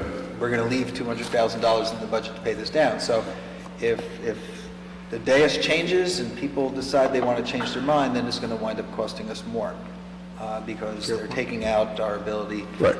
From a best practice perspective, it would, and we haven't done this here for years. Essentially, we do a note, we pay the interest, we wait until the third year, we start paying the minimum amount that we're required to, and so it's very akin to I've got a credit card and I'm just making my minimum payment on my credit card, and then eventually I'm getting a home equity loan to clear off my credit cards. So if we buy, what is the number that goes in this box that's well over 276? Well, I guess the question is too, what are we going to, not necessarily commit, but Right, what but are we if we- conceptually thinking of in terms of the equipment? Are we going with 2 vehicles, 1 vehicle, no Well, vehicle? we need more information, we I just said. don't think anyone's going to go for 4. Right. I don't think anyone's going for 4. No, we're not going to do So you're recommending 2? 2. Yes. I would do 2. So we just need to know a number. You need to know a number for 2 vehicles plus information on the jitney. Yes. Correct? Yes. And help me, where, I remember that number, 760, I can't find it came in out my today. document. It was in Came out on that today. capital Today's, the stuff that we got, Right before, with Public Mr. Works. Rivera, you send that stuff to Yes. us? Yeah. Yeah, is that why I can't seem to find it? Yeah. I'm like trying to find it. Which line? Right here. Oh, here it is, purchase of vehicles. Purchase of Okay. vehicles. That's why I could not find it, yeah. And this is, 768,064.5. and that's for all 5? Right. Yes. Okay, that's what I'm looking for. So they've got single trucks, 160,000 each, a jitney bus, 130. So are we talking about the 2 trucks out of 4 they're requesting, is that right? Correct. Yeah, I'm comfortable with that. Those trucks they're beyond their life. And we've been very fortunate. We have some very talented mechanics over at DPW. Creative. I mean, and I've ridden them. They're they're not, yes, 2 trucks, yes. That's it. I think we should. So it's 160 apiece. Yeah. I think it's. So then the number should be 320 plus more info on the jitney. Because people are complaining about the train being late. They won't be able to get to the train if a couple of those trucks keep breaking down. So 320 plus more information, like Ms. Adams said. On the jitney. On the jitney. They're welding these trucks on the side of the road, by the way, when they're plowing your snow. So, just for the record. So 160, so 320 is that we're looking at estimated? Yes. Okay. And jitney TBD. Right. Okay. All right, good. Cooling tower? I don't think we have a choice there, right? Yeah. Yeah. Okay. The next item, number 3, Caterpillar. This is an extension to one of the machines, so essentially a leaf collector and any other use. This is the thing that picks up the leaves. Yes. I think we have to invest in that. Yes, I recall that they have been falling apart. For sure. I do have to ask the question, last time when we met, there was a sweeper in here. Yes. I do recall the sweeper being on its last leg, so I want to revisit that. Oh, that's a good point. That was 130 a pop last year. I remember that.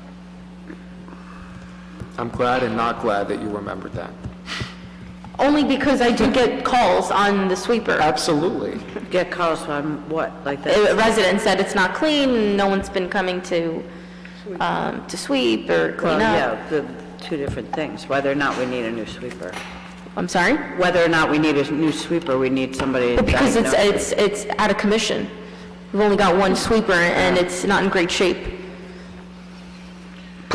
That could be. You're not supposed to be adding things. It's a plus. That's why I said I'm glad and not glad. No, so that's plus 130 for now, estimated. Okay. Okay, painting of the woodland? Yes. Yes, for Yeah, sure. yeah, Looks I terrible. totally agree.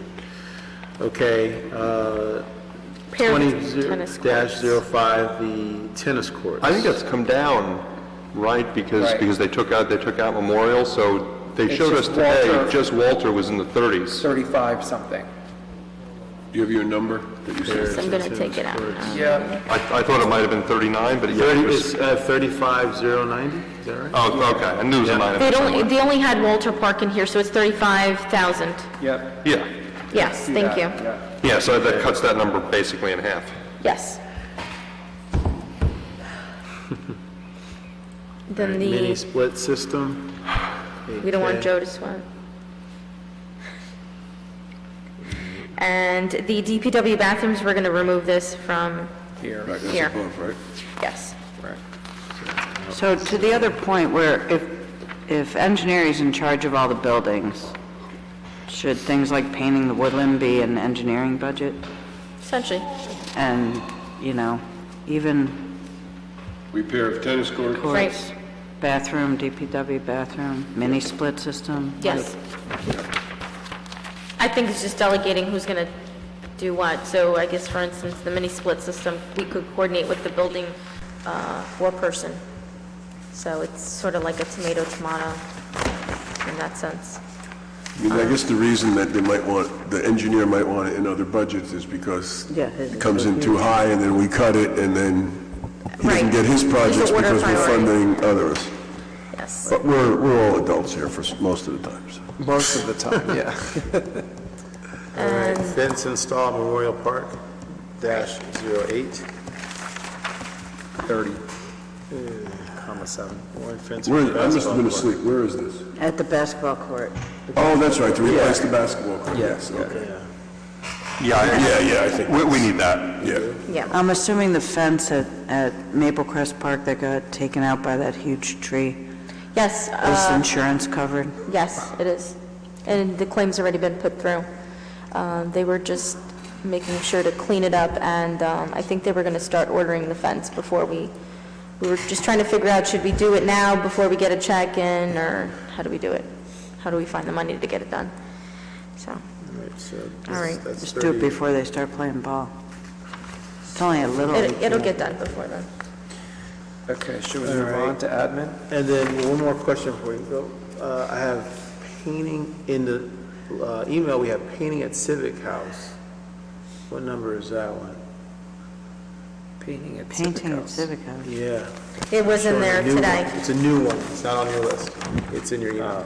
That's not with the Civic House upgrades we just approved in the engineering budget? That's a good question, because I see it as, it's dash 09, and it's not in, Right, because DPW is in charge of maintaining the building, and that's probably why they put it in there as something, so we'll have to add that in here. too. I'm sure that needs to be added, yeah. so we add that to 20-09, and that's Yes. a total of $11,089. That's incremental. So that's two we've added now, because if we add that one, and let's say we add 20-10, that would be the 130 for the sweeper. Wait, you're adding that to 20-09? There is no 20-09. Yeah, On there your is. document, there is no 20-09, there is a Goes up to number request for 20-09. Yeah. Right, so 20-09 is painting of Civic House at what, At $11,089. And that you have to manually add to your master sheet, because all you have is the document which was emailed. I'm to going us. to add, as a number 10, the sweeper. Right, that's what I just said. And then we Perfect. could decide whether we move forward based on where it stands. Perfect. So net, we went from 20-08 for Public Works to 20-10. So you have two added for Public Works. and the sweeper we think is around 130K. Yeah, that sounds right from last year, the sweeper. I remember that number. Okay, Admin. we're now, so the first one we'll take out, right? We could remove the vehicle, Yep. town hall cameras, Yep. the live streaming, Yes. the IT life cycle. Yes. Has to be yes. Okay. Okay, library next. Technology and the library consultants. I think we need both, right? Yes. Yep. The library Community consultant is for what? That's the mover, the moving. For the relocation, I guess. It's actually a consultant and mover too. Right. So I don't know if consultant's the right word, but if we go out for a bond, so, but whatever. The next one, community services, that should be removed, because those are for licenses, it goes in the OE. Good, municipal court, yes, that's the metal Yes. detector. And that's something that we would actually have to bill South Orange for. That may be right? different. Actually, it's not even in court, we have to move it over into PD, don't we? I thought Yes, because he we was have a to whole move it to issue PD of, Because it can't be in court. Right. And that's something that we might be able to actually bill them for 50%. right, As so we have opposed to building it into. So, Mr. Crozier, my question on that is just, is that really appropriate for capital? We've already moved it to the operating budget. Okay. For All right. So $4,000, just, that's what I was thinking. It was just because, it's $4,000 and, I don't think we have to bond for that. so we're taking it out. you're moving it. So you can take the 4,000 out. We've already moved it into the operating budget, and Okay. the plan is to In build police. South Orange for help. Yes. Yeah, Police new equipment. okay. Yeah, I think that makes more sense. And that is it for our capital budget. Township clerk, zero, zip. So what's our number? Do you want some new Joe, you curtains? got our number? Two chairs. But we paid And just for the public, this is our first pass. Can you just maybe read out the totals for each grouping? I don't think we have them yet. Okay, I can read, right, and you should. all right. So engineering, we're at $6,293. With fire, we're at $72,100. With police, we are at $229,030. With public works, hold on, public works It's a have to add question this mark. up. Yeah. So with public works, 320, 37,500, then 15,130, and then 130,000. So that's a total of, 502,630. And did you do the fence at Memorial Park? 31,000, is that in there? I'm going to read that off. oh wait, there's more, Joe, hold on.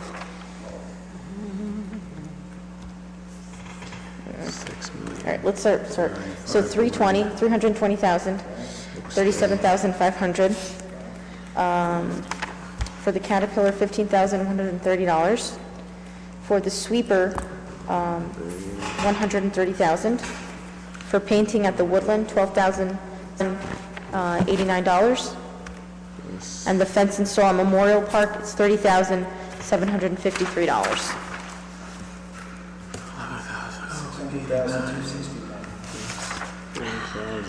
753. If I'm at 7,194,481 so far. So that's for Public Works. And then for administration, well, you have to add, so just subtract, subtract. The 45 from the 163. $31,773, $49,498. Adding. 773, $49,498, $36,000. 117,271.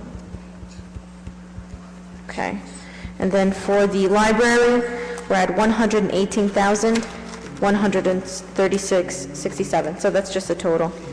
And then we removed the last items, so it's 136.67 cents. So I'll tell you what my total is, you can correct my math, I have $7,429,888.67. He's still doing it. I did it though. $7,429,888.67. That's zero. Let's go ahead and it's a 4,000. Yeah, that was it, yeah. So of that, we expect to get reimbursement, or we expect to get grants for some of that, correct? Correct, about 2 million, more or less. Well, we have 2 the million? Midland Boulevard. That's 600,000. So then we have the CDBG 88, it's 200. 200, that's 800,000. So, yeah, no, less than that. So that's about it, right? 800 grant. So of that amount, we look grants for about 800,000. CFO, what's the total? So the total I came up with was $7,429,769. Is that what you got? I was off. I had $7,429,888.67. I was rounding. I was not rounding. I went to the T. Thank you. So out of that 7.2, we're going to get about 800 back. All right. Why is it going to be only 800? I mean, one of the grants is for 1.2. 1.2. You can't anticipate the second year grant.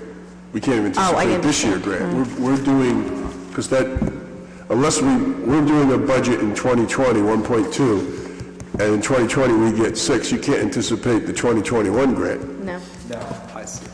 And if you want an award of the contract in 2020, you need to fund the... Yeah, and it would cost us a lot more if we split this up into 2 years. You want to do Midland Boulevard one time from start to finish. Got it.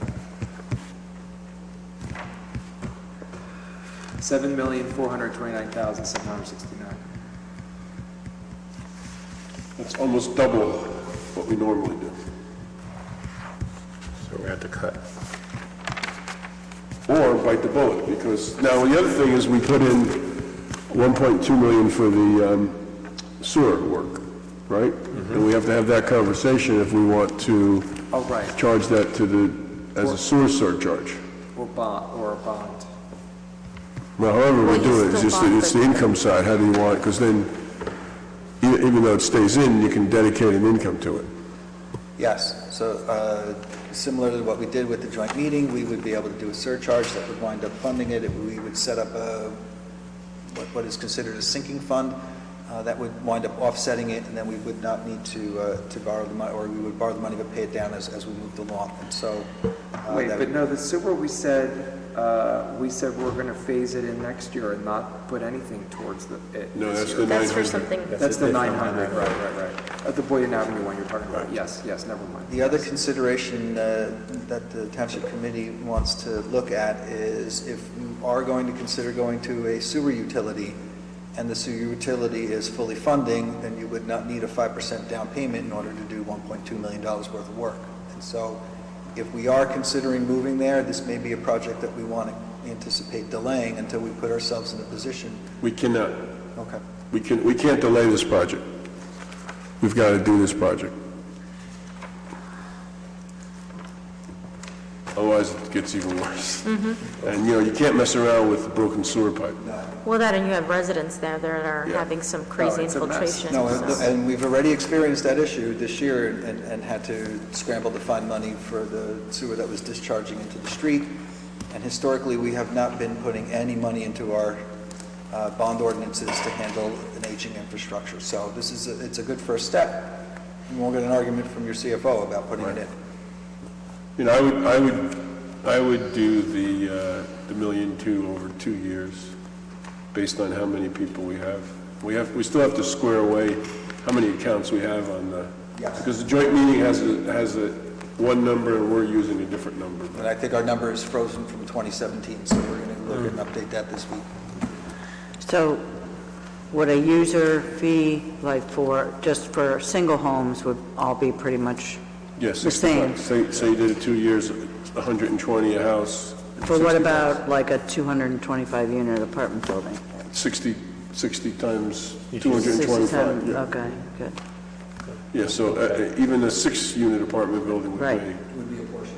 I just wanted to make sure of that. I know the one you're thinking about. The one right near this particular sewer Yes. issue. So that's something we can think about, at least it brings in a dedicated revenue. I think, when we talk about infrastructure, I think people get infrastructure. If we have, we have to invest in the infrastructure, they may not like it, but. They get it, though. Yeah.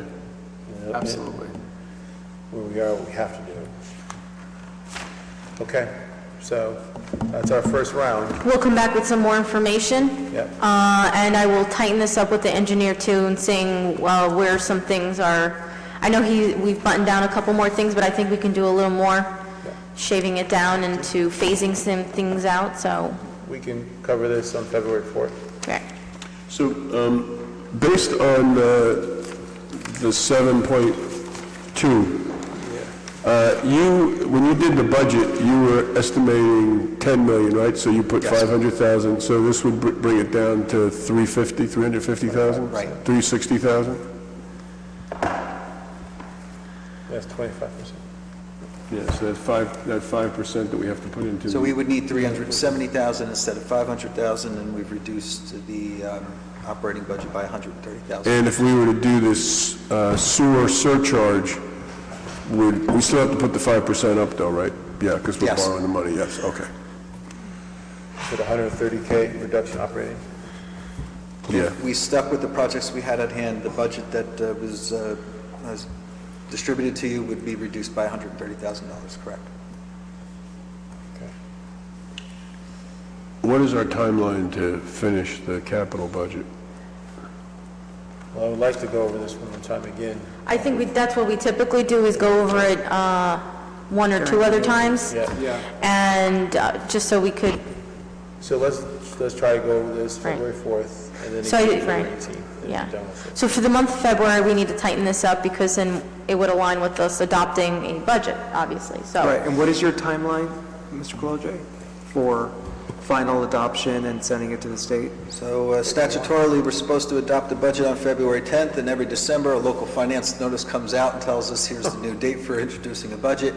This year's budget does not need to be introduced until the end of March, or the very first meeting scheduled after March. So in theory, we can stretch all the way out to April, not that I'm recommending that, and then after the appropriate advertising and hearing, a month later, we would wind up having an adopted budget. So this is what I'd like to do. I'd like to go over the capital on the 4th and 18th, put it to bed by end of February, and then look at the budget for final end of March. Okay.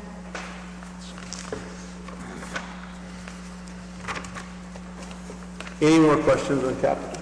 Just the vehicle for administration, I'd like more information on what vehicles in the fleet, sort of like what Vic was asking about with regard to the jitneys and the status of the vehicles. It's just, when I see the vehicle has reached the end of its life, I don't know, they go a lot farther than they used to, and I feel like we get requests for replacing just cars that drive around town a little more frequently than I'd like to see every year. So like you like to see a running inventory of all the fleet? That's what we sent over to you guys. I thought you cut out the... I cut that one out. But I think this is not... Yeah. Do you still want that? Notwithstanding? I'd like to have it. I don't know what you sent over, but I mean, also who uses the vehicles? Because we changed that last year, right? The list is, it's broken down into who's using it and its condition. If there's something more that you like, just let me know. But I thought that the information we gave you was pretty, You gave it to us last year, I remember. okay. And that one's updated. Okay. You want to send out? Oh, man. Because cars can easily go to 200,000 miles nowadays. So, I'm looking at... It's in the master, the last sheet. I'll just go to that. Okay. It would be another... It's in the master sheet, it's the last sheet, under revenue. It's under revenue. Master budget workshop. Do we look at shared service at all? I think that there was something in here. There's the tab right before revenue is shared service.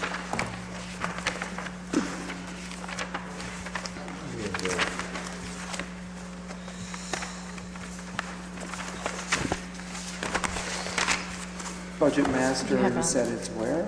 I think it's just an extra tab. Revenue. It's the revenue. Yeah, Oh, you're looking at the hard copy. Toward the end, like the last sheet. Ah, it's in the back here, yes. Thank you. Okay, Mr. Colodre, walk us through the revenue. $3 million. Yeah. Are we into revenue, or are we looking at the shared services? Well, we never cover shared services really quick then? The only noteworthy item to our shared services is that South Orange has discontinued the code enforcement inspector that we had, so that will be dropping out of our budget. And the only two shared services that we'll have showing up in that particular area are going to be for the Milburn inspections, electrical and plumbing, and what is considered a shared service for technical considerations with the court.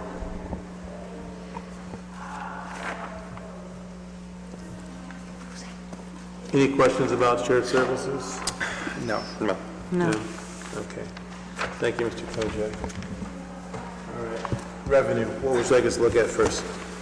So I think what we'll do, and it just might make sense, the revenue landscape this year is completely different than what we were accustomed to seeing. This is, again, the state mandated requirement to change to their new flexible chart of accounts. It has shifted around a lot of our revenue areas, but it has organized it in a way that's a little more easily digestible. For now, I think let's just go through it line by line. But for now, let's skip over the amount to be raised by taxes. Chicken. I saw that one. Yeah, well, 'cause that's sort of that's a floating target, Let's see right? you slide that by us. That is a floating number, correct, and it is based on the numbers that we're going to go through first. So let's start out with surplus. The Township Committee last year made some very difficult decisions on what needed to be done and put ourselves in a much better financial position than we were last year. Because of that, we have seen from a revenue perspective, and that's something beyond our control, that we had more winners than losers this year. Our revenue probably increased by roughly $250,000 over the previous year, so that certainly helps in terms of offsetting the amount to be raised by taxes. The combination of the additional revenues and the combination of the department heads heeding the call by the governing body to tighten their belts and do more with less has put us in a position where we will likely be able to anticipate a much higher surplus number than we did the year before. Last year it was roughly 1.3 million, and this year we should be able to go to 1.8 million. The alcoholic license beverage is based on what we did from the prior year. That actually happened to be one of our losers in terms of revenue. The licensing for the other, that says other, is essentially under the clerk and some of the police department. That number is up from what we had last year. Fire safety money is up from what we had last year. Finance is showing zeros because essentially it's mostly miscellaneous revenue that we can't anticipate. If we flip to the next page, the municipal court has generated a significantly larger amount of money than they did the year before, which helps us. Interest and costs on taxes and sewer is also up. The interest on investments is also up. The cable franchise fee is slightly down and I think that's just a function of how people watch TV now. And administrative fees for outside police duty was also down. The next line item, rental of municipal-owned properties, we have separated to be strictly for cultural affairs to give us an idea of what that... So, I'm sorry, what are you looking at? I'm looking on my computer and I'm... I know, right? He's on line 118, I'm completely 102. lost as well. Yeah, Ms. He's on Adams, right. 118 to 102. That is correct. I'm sorry, let me call out the number as I go along. I think that's So 01-08-118-102, Cultural Affairs -60 Woodland Rental, that's right. Right. So what I've been doing, and my apologies, what I've been doing is going to the lines that are, at least on my spreadsheet, bolded. Those bolded aggregate everything that's underneath it and would be what we would enter into the budget that we submit down to the state. We don't have that. We don't have bold. We don't have that on the electronic form. Do you have oh, he's not here. I mean, I don't see mine bold, I'm just going, following you. So this one's going to be a lot easier to do than the other one. We could just make quick copies of this and distribute them. It's 5 pages. What are we missing on here? Yeah, does that, oh, yeah, there you go, that's, yeah. Yeah, let's get... Let's do that that, then. Yeah, but I was... Come on. Sonia. Can't have these. Yeah. Next time, I'm just going to do everything electronic because the hard copy is not working out. It's just All too right, but many. you can still keep going on here, because I was following you. Right? What'd you say? No, because he's using some other kind of formula of looking at bolded numbers, which are not really bolded. Well, are the bolded numbers the same as the ones in red on the electronic? No, he's using their aggregate numbers. Oh. There's texting. My guess is...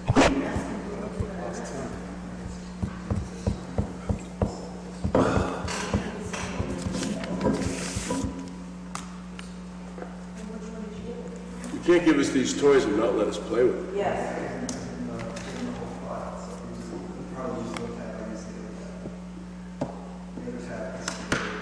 Well, there's got to be some quality control, because we're facing you, we're looking at you, because you put together this budget. No, I understand. I mean, I don't understand what's hard about that. Does your file have what's happened to the system of the last 11 years? No, you said that. No.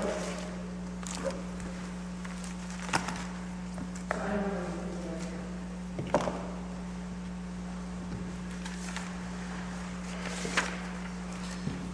So for the public, we're just taking a 5-minute break to get a new printout of our revenue so that we can follow our CFO through the line items to make sure that we have a good snapshot of what we're doing and what we're seeing from a revenue perspective.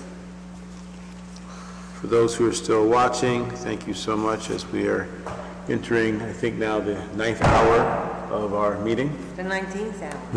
The 19th hour, no less.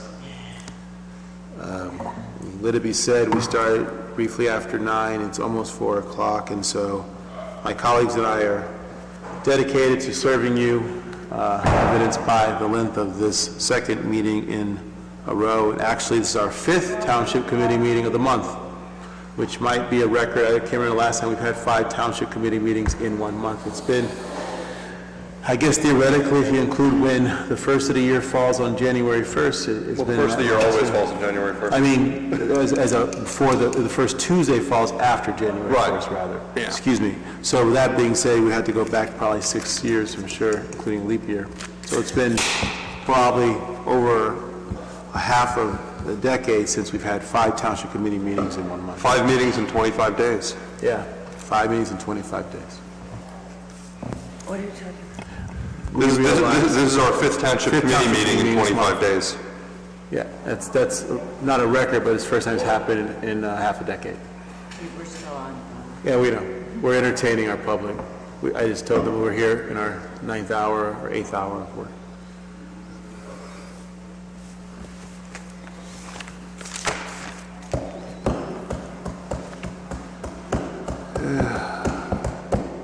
We're still on. I know, well, I'm frustrated that we're waiting for stuff. Sorry.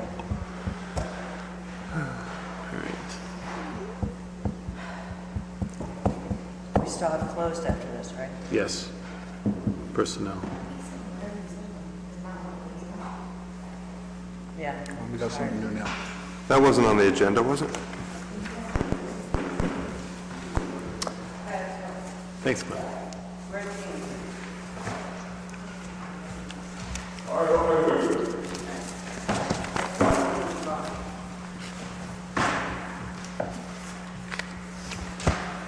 Can we just pay attention to the handwriting back here?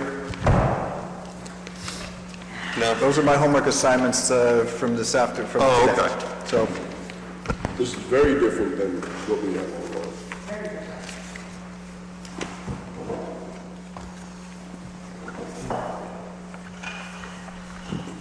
so this, are we back on there?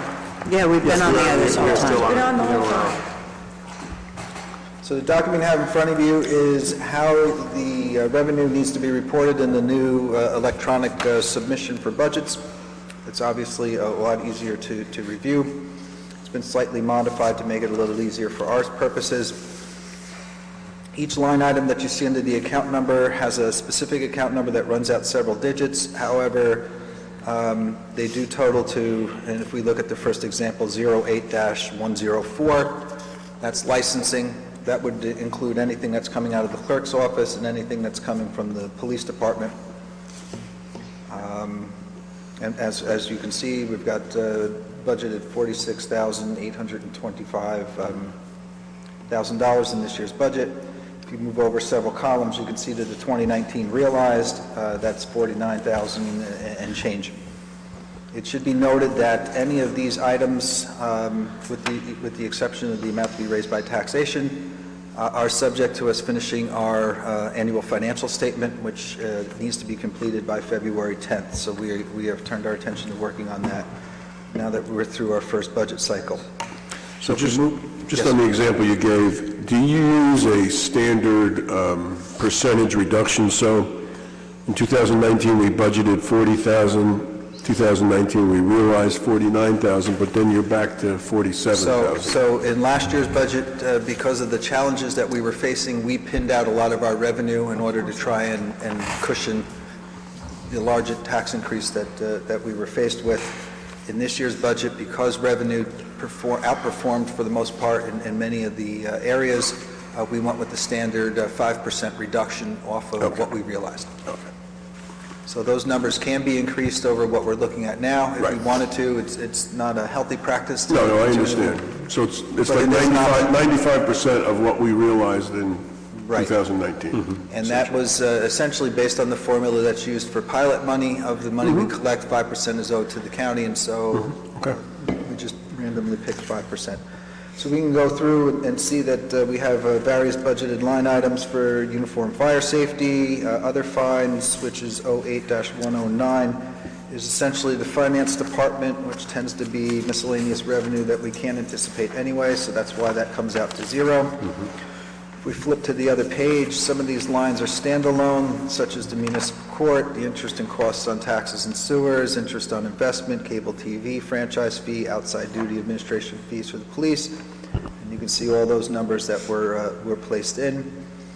The rental of municipal-owned property, which is 08-118, certainly could have had other items placed into it, but we kept it separated for strictly the woodland rental so that we can better track how that's contributing.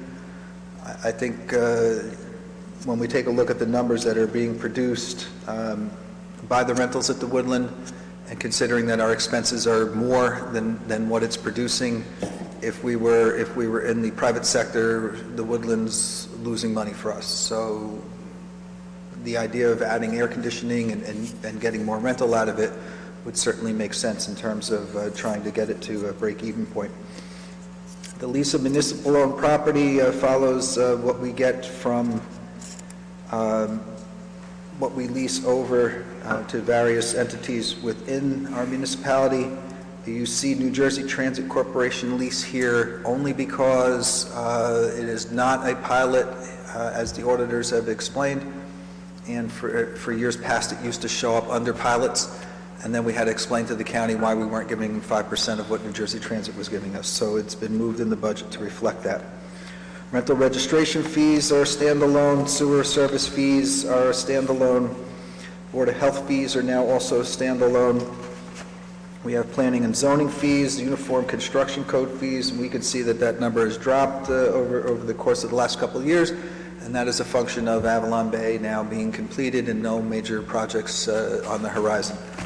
It should be noted that even though we're bringing in less revenue, the building department and code officials have been doing more inspections. So we've been working harder for less money.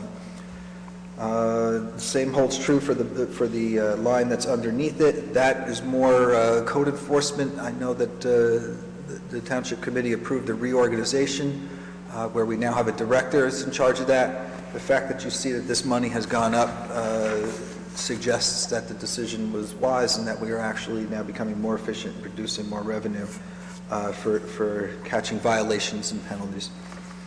The payment in lieu of taxes are going to go up slightly. These numbers we're waiting on the audited financials from our 3 pilots so that we can calculate the number that it's supposed to be. So those numbers are in flux. The only number that is not in flux would be the Claris, the last item, because that was designed to be 20% each of the year to the end of 5 years when they're at 100%.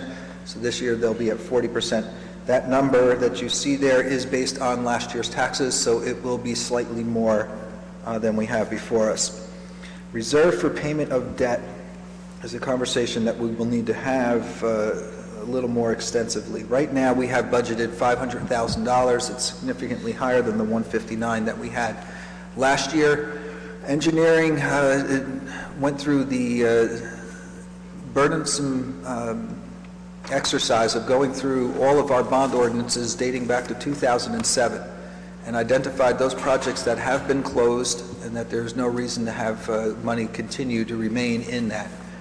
The governing body in December approved a resolution that canceled $1.2 million worth of those bonds. Our next step is to go through the painstaking effort of looking at how our bonds were actually sold to determine whether or not the money that we just canceled in December was borrowed or wasn't borrowed. And if it was borrowed, it would drop into a fund called Reserve for Payment of Debt, and that is a source that we can identify as a revenue source for a budget. So potentially, we canceled out $1.2 million. So potentially, there may be $1.2 million available to us in order to offset the budget. But again, it's determined on whether or not we actually borrowed the money. So we're in the process of going through that to determine. And how did you come up with 500? Just ballparked it? So reasonably speaking, some of the later projects that what the engineers went through, we can safely say we borrowed the money for it, but we didn't use it for the project. So we can safely say that $500,000 is available there. We're hoping that we may be able to get to somewhere around 8. We should probably have a larger conversation about how the money can be used, because the one suggestion that I'm making right now in terms of realizing it as revenue and as a one-time revenue source is certainly available to us. But the other option is to allow it to drop into our capital, general capital fund balance or surplus. And if we do that, and let's just say for argument's sake, there is $1.2 million available to us, and we use $500,000 of that to offset this budget, $700,000 would drop into our capital improvement fund surplus, which we would then be able to use to do pay-as-we-go projects. So again, it's a somewhat best practice to be able to do something like that. It is how we funded participatory budgeting this year, and the recommendation would probably be to find some sort of balance where we're using some of it to help offset this budget, but we're also using some of it with an eye towards moving forward with a pay-as-you-go. If indeed it pans out to be that way and we have it set up to pay-as-you-go, then the discussion we had earlier about do we lease dump trucks or do we borrow for dump trucks, we would have money available to us to just pay for dump trucks outright. Which, by the way, since you brought up participatory budgeting, Yes. we need to talk about that after we talk about revenue. Right. And also 4th of July. Right. So emergency medical, our EMS fees were down from last year slightly. I suppose that's a good thing. That means our residents didn't need our services as much. That brings us to the last page. Once we complete the annual financial statement, we will know a lot of these interfunds that where you see due from pool and due from general and due from general capital and trust, et cetera. We will have a better idea of what those numbers would be, and we'll be able to plug those into the budget and anticipate them as revenue as well. The next line happens to be state aid. Well, actually, the next two lines happen to be state aid, and flat is the new increase, so no change there. It's been no change for years at this point. Did we skip all the recreation, jitney, You parking? might be right. I might have flipped my page wrong. Yes. So if we go over to the recreation fees, my apologies, and thank you for catching that, committee woman. You can see that recreation department was probably the shining star of our revenue generators this year, which is not surprising because they do a lot of fee-based work. If you see in my chicken scratch notes on the side here, if we are looking at any programs that have waiting lists, we probably should consider raising the fees for that particular program because it would indicate that we may not be charging enough. The jitney is significantly up. The parking permits are also up. The engineering department street openings are down. So we didn't have as many outside people doing work. Again, that's probably a function of Avalon wrapping up what they did. And Public Works is slightly down. For the most part, is the same.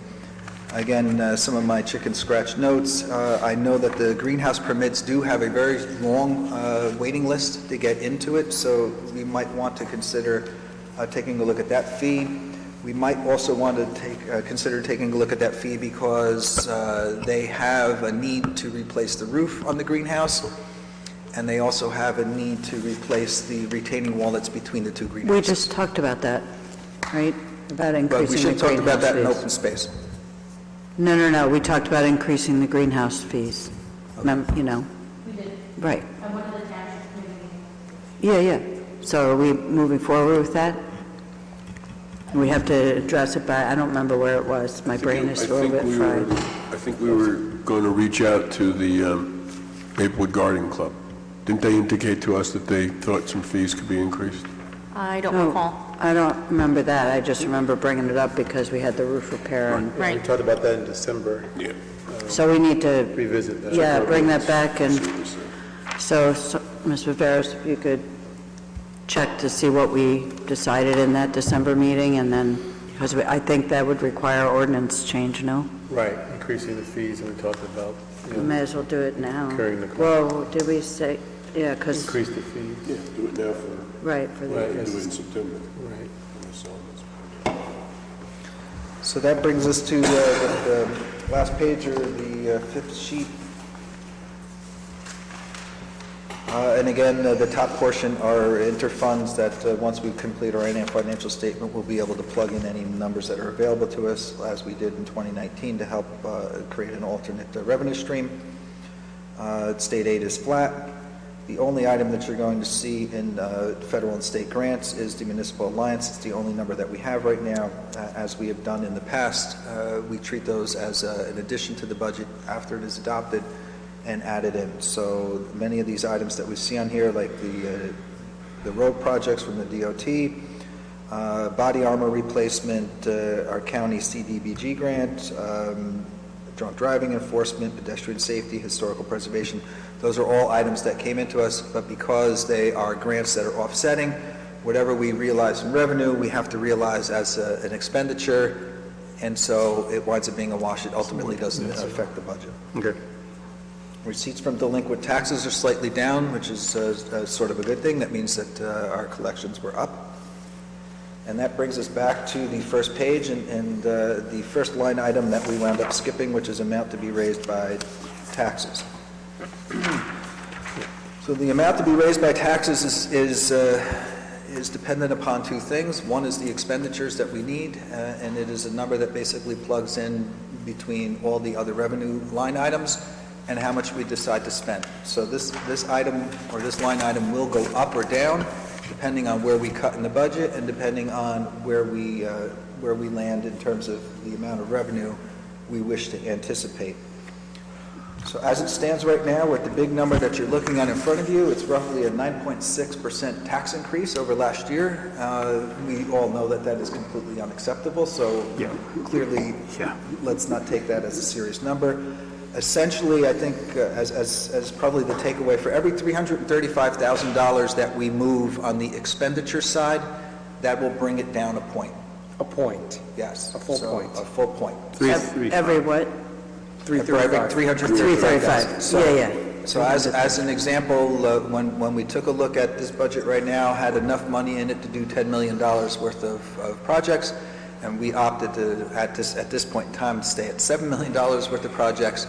We saved roughly half a point. So we moved, when we make the adjustments from our homework assignments this afternoon, we will see us move from 9 tax points to 8.5 tax points, just based on decisions that were made this afternoon regarding capital projects. Right, so Mr. Kaloja, I think, again, it's a first pass, right? Yes, So correct.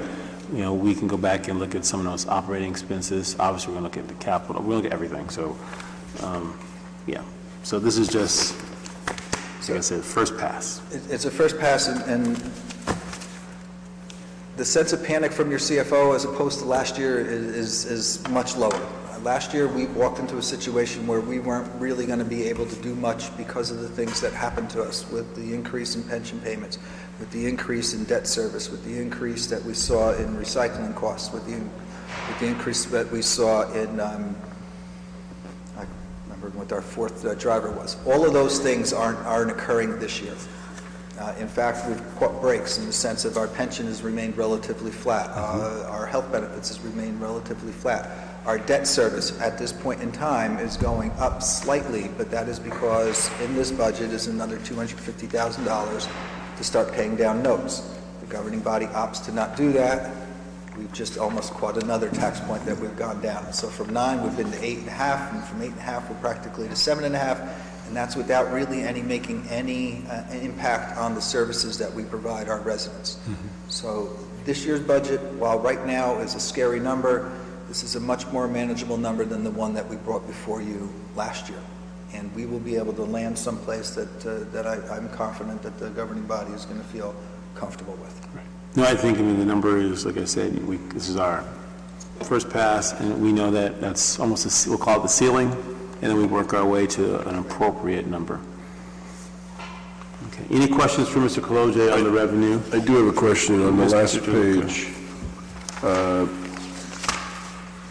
08240-101, due from pool utility operating. Yes. Last year, we budgeted 140, we got 140. Is that the bond payment or not? Correct. So how come we don't have it in 2020? We don't have that yet because we haven't determined yet if the pool owes us anything in terms of a deficit. So once we have that number for sure, we will plug it in, and we haven't plugged in any of our interfunds yet because we haven't verified, we haven't finished our annual financial statement to verify any of our interfunds at this point. But that's why I'm saying that this scary number that we're starting out with, as the mayor pointed out, as a ceiling, will go down just by a function of us finishing our annual financial statement and plugging in the numbers that appropriately belong there. Okay. So let's do this. So we talked about looking at capital in the first February meeting. When do you feel comfortable going through this again? Do you want to go through this as well on February 4th or February 18th? We are scrambling right now that we've gone through, because we've started our budget cycle a little earlier than is somewhat normal, particularly with the local finance notice that came out in December. And we have just flipped over our budget from 2019 to 2020. And now that we have that flipped over, we can start doing our annual financial statement because we have closing balances that we can start to verify. That is going to be strong wind at our back, a 2 to 3 week process. We're supposed to have it completed by February 10th, so it's supposed to be a 2-week process at this point. You'll see where we're at. I think realistically, from a revenue perspective, we won't have valid numbers that we can count on as rock solid until probably the end of February. Okay, so then let's shoot for beginning of March, the first meeting in March then? But we can still work on the expenditure side at this point, I think. And essentially what we can do is create scenarios, because as someone pointed out earlier, this is probably one of the best ways to put together a budget, right? We're deciding, the budget is a tool to help us achieve our goals, and what we're doing is establishing our goals. Now we saw a price tag on what our goals cost, and now we're starting to prioritize our goals. If we continue to work on the expenditure side and prioritize our goals, we can then back into the revenue that says here's where we're comfortable in terms of supporting those goals, and then additionally, if we need to remove some of the goals, we can, or we may find that we have additional revenue and may want to add back some of the goals. So let's consider this. So we'll look at capital in the first February meeting. Then we'll look at expenses and revisit capital for the final time in the second February meeting. And then the first March meeting, we'll review revenue. And then we will review everything final in the second March meeting. And then I'll put us right in line for where we need to be on time. And if necessary, although I'm sure my colleagues, we can talk about it, if we feel necessary, we can meet again on a Saturday to go through this if we don't think we have enough time on a Tuesday. So I know it's been a long day, but this is part of the responsibility we have as public servants. So if we're comfortable with doing that plan, we can go that way. If not, we can do another Saturday and just spend 4 or 6 hours and bang this out in early March. Any preferences? To what date?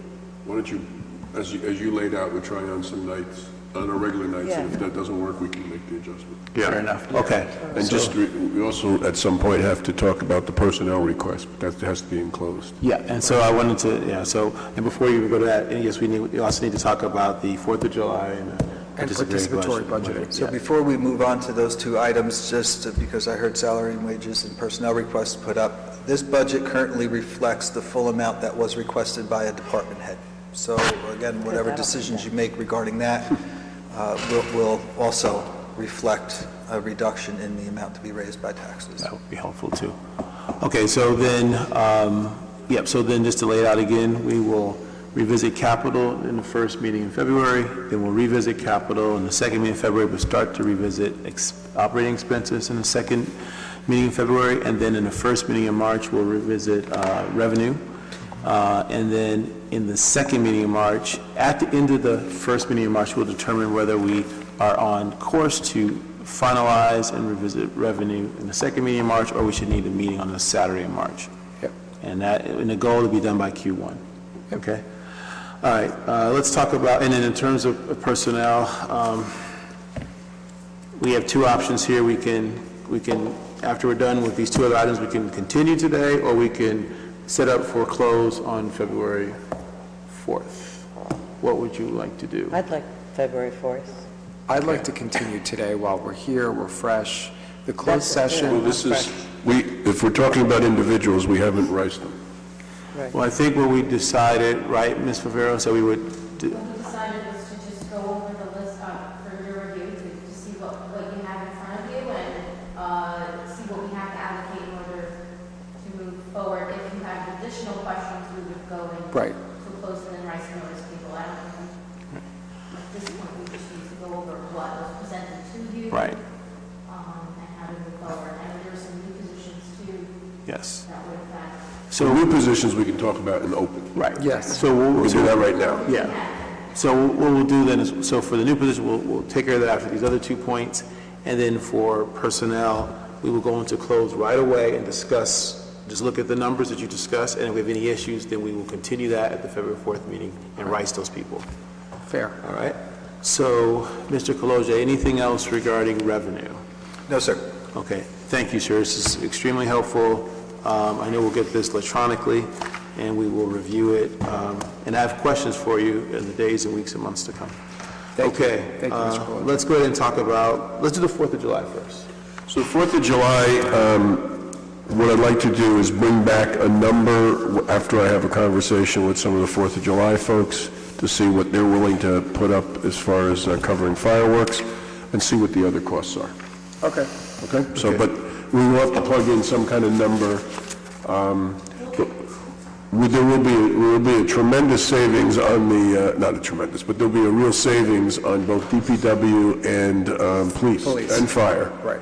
Because we won't be having activities during the day. Right, so you are going to get those numbers based on that revised? I'm not sure, we'll have the conversation with police and fire, but I'm not sure we'll have those numbers. But we'll have the numbers of what we can expect. There'll be some things we still have to do, but obviously the big issue is the fireworks. Yep. Okay, so 4th of July, we'll see reduction in expenses for DPW and police. All right, so we'll note that. Okay, let's talk about participating. I'd like to do it again this year, if my colleagues support the decision, and I ask for a recommendation from our CFO based on our health. So this first year, the inaugural year, we opted to do it as a use of our capital surplus that was in place. Our capital surplus is one of the few trust funds that are healthy enough that if you're looking to do another $50,000 or $100,000 again this year, we would be able to utilize it through the surplus. Which means we could place it in our operating budget if we wanted to, but given the scary number that we're starting out with, my recommendation would probably be to continue to use the surplus, at least for the second year. If it continues, then we're going to need to start planning for spending for it.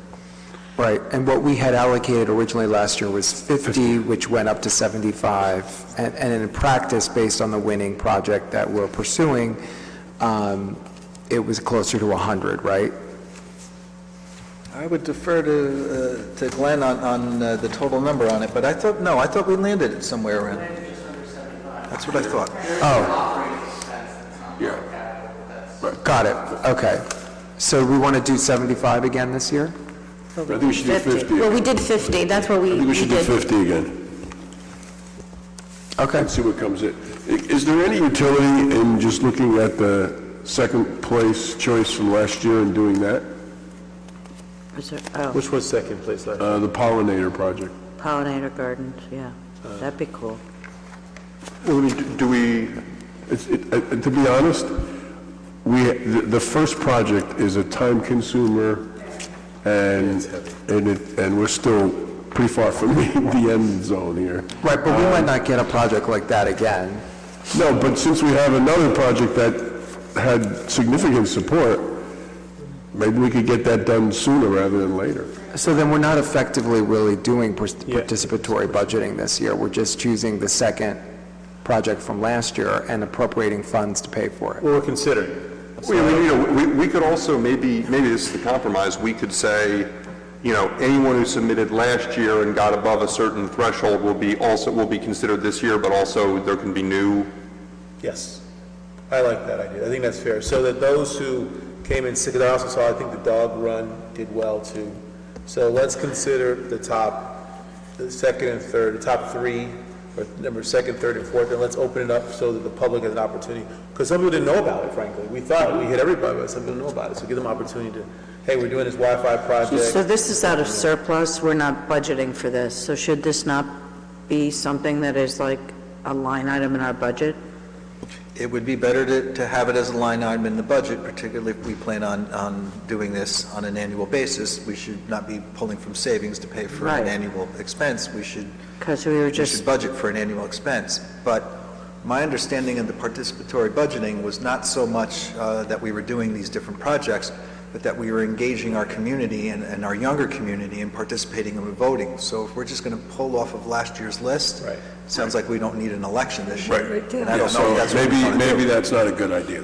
Maybe it is to start over again, start from zero, and whoever wants to apply should nominate. And then, with that. But we encourage anyone who applied last year and didn't get it, they can apply again. Yeah, I'm sure they will. Yeah. And we'll engage our youth a little bit more this year than we did last year and get it out. So let's agree to $50,000 and let's... Done, and do it all over again. I'm fine with that. That's fair. That's going into a capital request? I just want to make sure when I redo the sheet. Well, the issue is We the did last 5 year. I mean, the question is it 5 years? That's the problem. Is the project going to be 5 years? I think it has to be operating then. Oh, right. It has to be 5 years. So we can't bond for it, and we can't bond it for two reasons. One, it would need to be a life cycle of 1 to 5 years, but two, we would also, when we put up our bond ordinance, need to know what the project is, and we put up our bond ordinance way before an election's over. So the best way to approach it is to do one of two things: put it in our budget as a line item, which I'm suggesting we do, and The then operating budget. in the operating budget, and then depending on where we land with our amount to be raised by taxes, perhaps we then pull it out of the budget and have it served as part of the capital surplus for this year. But at some point, if we're being committed to having participatory budgeting every year, we're going to need to appropriately create a line item that pays for Well, it. and we also need to think about that, whether or not we, I don't know, it's just sort of spitballing this, just if we're just doing a project, it should almost be like it should happen at the end of last year, so that we can talk about it as part of our budget, the way we just spent all day doing with regard to projects, and whether or not, instead of just, here's 50,000, we're just going to automatically have it here without weighing, because we don't know what it is. So it'd be nice to do it ahead of time, so we would know what the project is, and then budget accordingly. Yeah, that's an interesting point. So, but maybe the takeaway is or consideration is, we have this contest or this discussion or options for people to vote in the fall. We decide in the fall, and then we budget for it in 2021. I think that's a fair point, because with the Wi-Fi project, which is an amazing idea, it's very granular, it's taking a lot of time. And honestly, when I look at these numbers, as much as I want to do that, the budget, I also think 50K could be used for some other things right now. So That's my concern, is we're not weighing it the way we weighed, do we need to paint police headquarters now, or do we need, we're not giving it this. Right, but that's the idea, right? The idea of participatory budgeting is for those people out there to have that discussion, not us, right? It's for people out there to get, wait a minute, let me finish first, I'll let you finish. It's for people out there, our residents, to get engaged in the process that we're engaged in. And the way that it works in other municipalities is you set a limit, and you say, this is what you have to work with, go ahead and vote for a project and then we decide, the participatory budgeting committee decides on the project. It gets the most votes that's closer to those limits. Right. And which fits the eligibility. So, but Mr. Davis, I think what we're saying though is, respectfully, is that like, based on what we saw today, we may need to take that 50K and allocate it somewhere else. Right, but we can make that decision later, unless what we're really saying is we don't have the money for it at all this year. That's what we're saying right now. That's what we're saying right now. But 5 minutes ago, you were all for it. Yeah, but then reality settled in. Last year, we're in a worse situation and we did it. I would respectfully disagree. I think that we started something last year. We got a lot of interest in it. It was something that we talked about. There's always going to be competition for money, even if we hold it off as suggested and do a fall thing for preparation for 2021. We're going to be sitting here in 2021, some of us, and making tough decisions again when we may not have money in 2021. So I guess the question is, do we have a support for the principle of it? Right. I think we should do it because it got a lot of support last year. It did, yeah. And it's a way for people to, as Mr. Colosi just said, it's more than just an allocation of dollars. It's a way for people to get engaged. And I think it's worth it. Okay, so then, where are we at right now? We started 50K last year. Where are we now in spend? So I thought I heard on the dais that we were going to remain at 50K. I think we should And 50K is certainly something we would be able to afford through the general capital surplus to fund. I think, at least from a finance perspective, administratively, I thought the timeline last year, and it was our first year, so it's a learning curve, was tight. Yeah. And I think had we been aware of just how tight it was going to be in terms of vetting out some of the projects, the project that actually won may not have ever made it to the ballot had we understood in full depth just how complicated an issue it is, and then perhaps we would have had pollinators or concrete ping pong tables in the park win, and those are something that we would have had completed by the fall. Because they're relatively straightforward projects. Right. So I think that the lessons learned from last year is that we can certainly afford it from using capital surplus. 2, we should probably change the timeline on how we vote and tally the votes. 3, similar to what the committee woman had brought up, that we stretch it out to such a fashion that it's more towards we get the project done in the fall, hopefully, and if not, then we know we're doing it in the spring, and people are still seeing results. And how much have we spent so far? Did we exceeded the 50K for the Wi-Fi project? Yeah. We did. We did. Spend anything yet. Well, I mean, no, we have, and I think what it ultimately came down was to about 75,000. I think without saying that you're not going to do it or you're going to do it, I think the fact of the matter is that you're going to do it. You're allocating 50,000, and that the process is changing. Correct. And that in the fall, that's when we're going to start this process, and that you would essentially start the project soon thereafter. So I think we're all reaching at the same goal, is that I hear? Yeah, I mean, we're changing the process to accommodate Right. some of the remarks. Well, I think we have to talk, because the But we have to problem talk is, about it, yeah. anything you start in the fall is subject to weather. So if you want this to be completed in 2020, you can't start in the fall. Right. I think in terms of what we learned during this project that is yet to be completed is that we start a whole new process in the fall to then start that project in 2021, spring of 2021. And I'm disagreeing with you. That's what I was trying to say before, is we started it last year. If you do it in 2021, there's going to be an interruption. And then you're talking about, we don't even allocate that money until, we're talking about adopting a budget in March. So then that means it's not going to happen until mid-year in 2021. So we lose a long time. And quite honestly, if the pollinator projects had gotten 5 more votes than the Wi-Fi, Right. the pollinators would have been up 6 months already. Right. Or more. So it just happened, we had a very difficult project that won, but, Next year may not be such a project. Yeah, this year. I think So we should reconvene, and we should talk in the finance committee where that money would be coming out of, reach out to the committee, that Participatory budgeting committee. participatory budget committee, and start the process.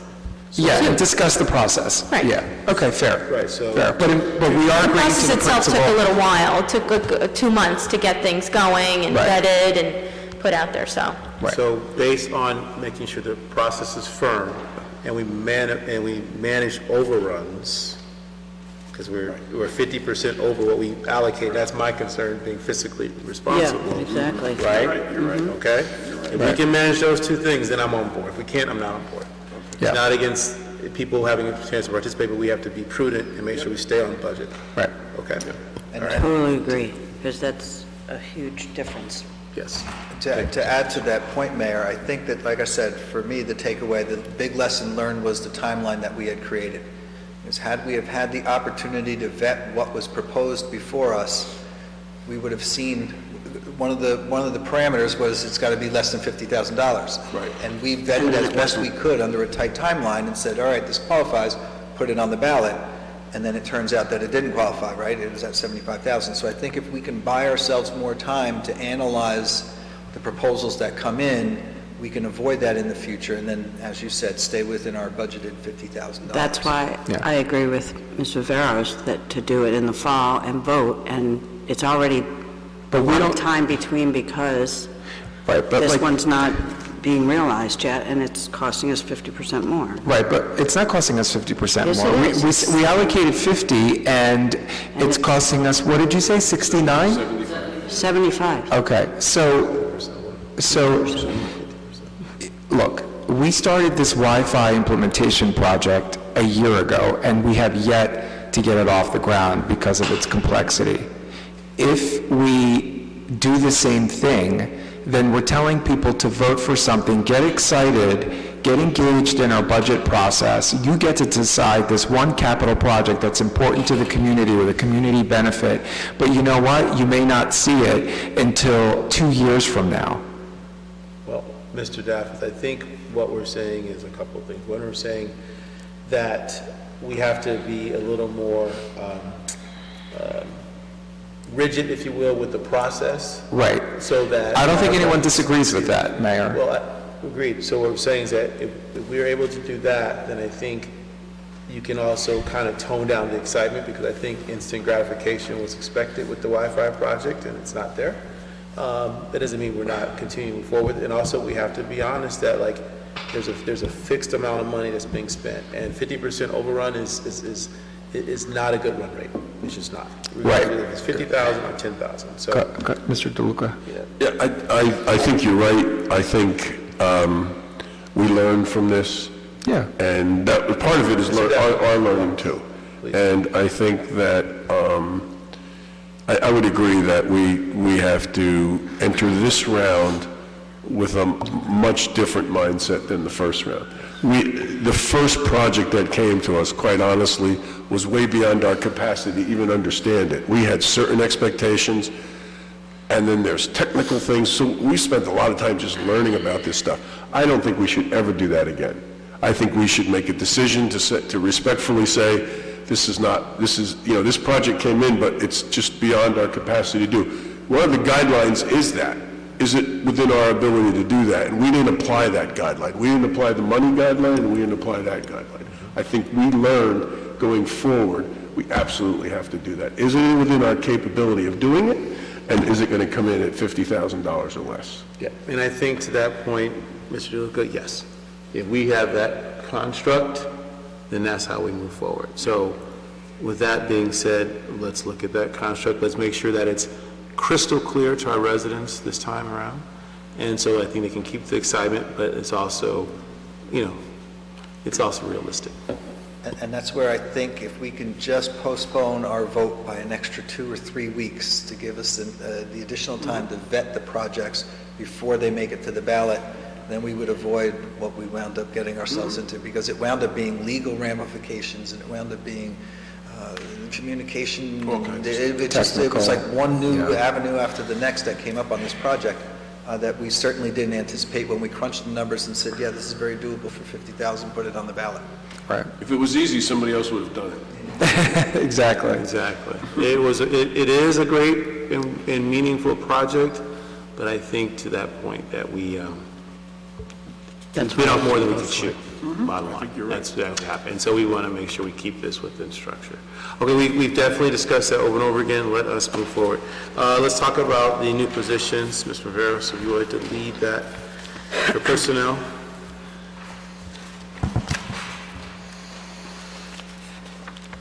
Should we be looking at this sheet here? Yes, I sent updated sheets yesterday. Just want to make sure that everyone has those sheets. Yes. Okay. We have copies here in case anyone needs them. So that is the fourth page. Well, just so those of us online, you're talking about a climber? Well, first we are starting with the Community Services Department. That is number one. We got that in hard copy. Correct. This is the latest one, right? Wait, what? The art director. Last page of your 2020 personnel request. Yeah, that's the latest one. Yeah, here we go. Okay. So that is for the art director position. Based on our conversation earlier and having gone through some of our revenue, we think that having this person on staff would actually still maintain the revenue and obviously have this person work throughout the township in various buildings, not necessarily just on the art, but visual art, as our Community Services Director mentioned. So, and of course, we can expand that title. I think this is an opportunity to be creative there too, and with the conversation we're having about the cultural affairs, talk a little bit about that too, and how that would intertwine, because this would still fall under, I believe should fall under cultural affairs also, because they are using most of those facilities, if not all.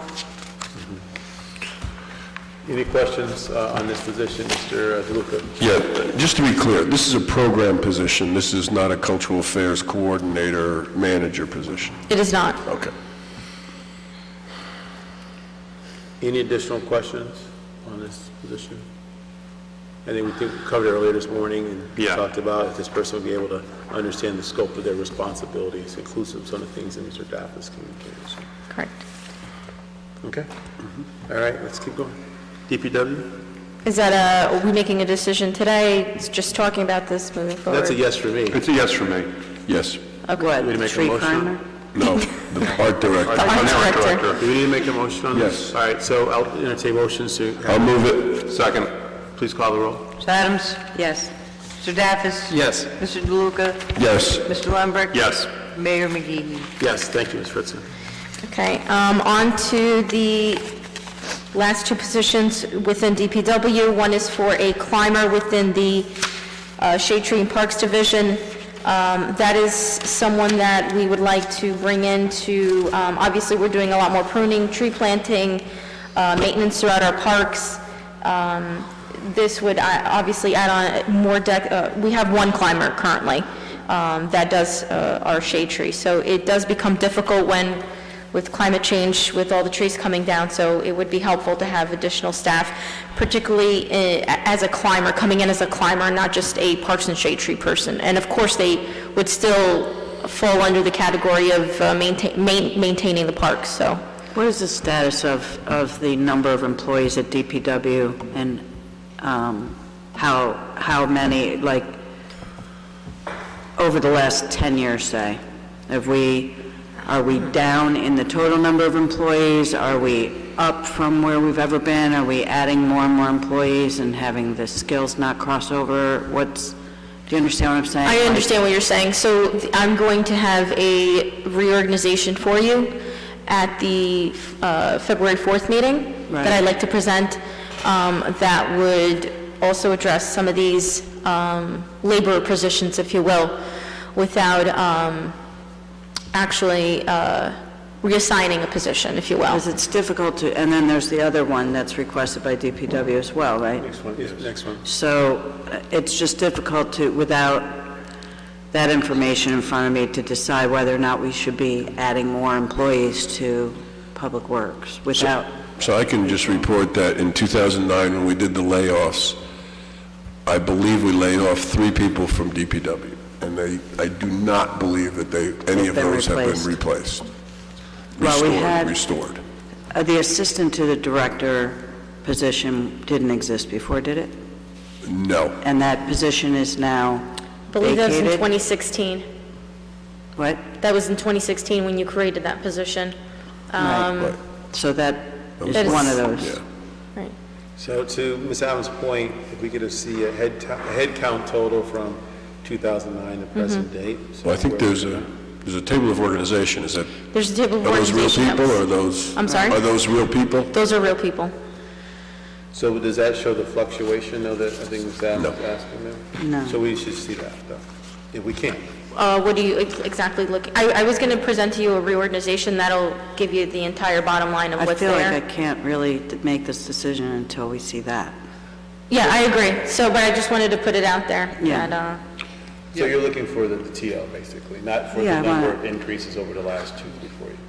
Yeah, I don't want to be just adding employees, like if we already are at full capacity, for example. But what about the merit of the request? That The we need merit a is- climber, we don't have a climber. We have one climber. We have one climber, climber. we need another climber because of the demand. Yeah, I don't have that much problem with the merit, I just, what I just said already. I don't So- want to keep adding. I would tell, in my opinion, I would not agree to 2 people. I would agree to the climber, because the climber can be used for, the climber has a specific skill. Yes. But the climber can also be used on roads and do other stuff. Great. I do think that we have not been paying attention to DPW since the layoffs. We restored the positions at the police, we restored the positions at the fire department. That's fair. In creeping, we restored the positions at engineering. So, and then in other, we've creeped up a little bit here and there, but we really have not restored anything at DPW. I think the reorganization chart will make a big difference because. Yeah, I'd like to see that. And I do agree in terms of the merit of these 2 requests that the climber position is more of a more top so. priority. So, So essentially, what Mr. Lucas is saying is, there's initially was a request for 3 people, right, if I read this correctly? actually initially Yeah, was, yes, I'm sorry, yes, for 3 people. Right, and so you're saying you'd be in favor of 1, but also we would see the TL. Right. I'm fine with Okay. that. Yep. Okay. So we won't make a motion tonight, we'll table this until the 4th. And At least, so yeah. you're only talking- Okay. Okay? Okay, the rest we have to go into close. So, any public comment at this point? Unless, Ms. Viveros, do you have anything else? I do not. Okay. That's it for that For the portion. second, right. Any questions? And What? Yes, we said that. Oh, yeah. Oh, 2016. Okay, well, that was, then, Mr. DeLuca is the only one who was sitting up here at that point. Right. So the rest of us wouldn't remember that. Correct, there you go. And we're glad you I came don't back. remember you coming in, I didn't see you. Just one question on,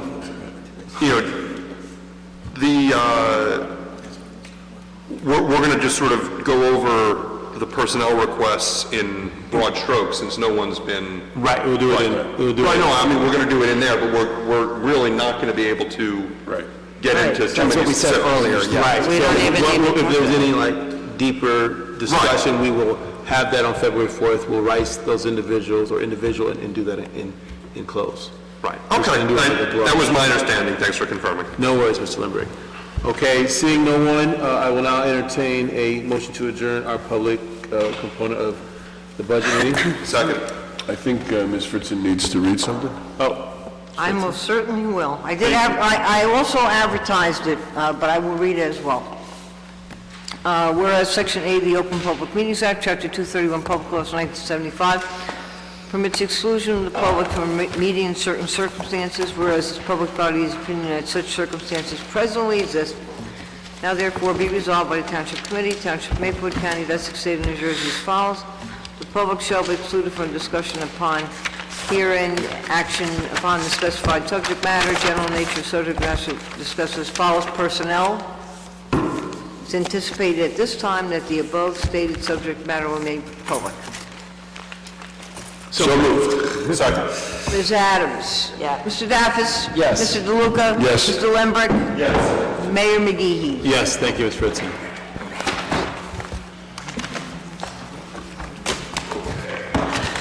Thank you.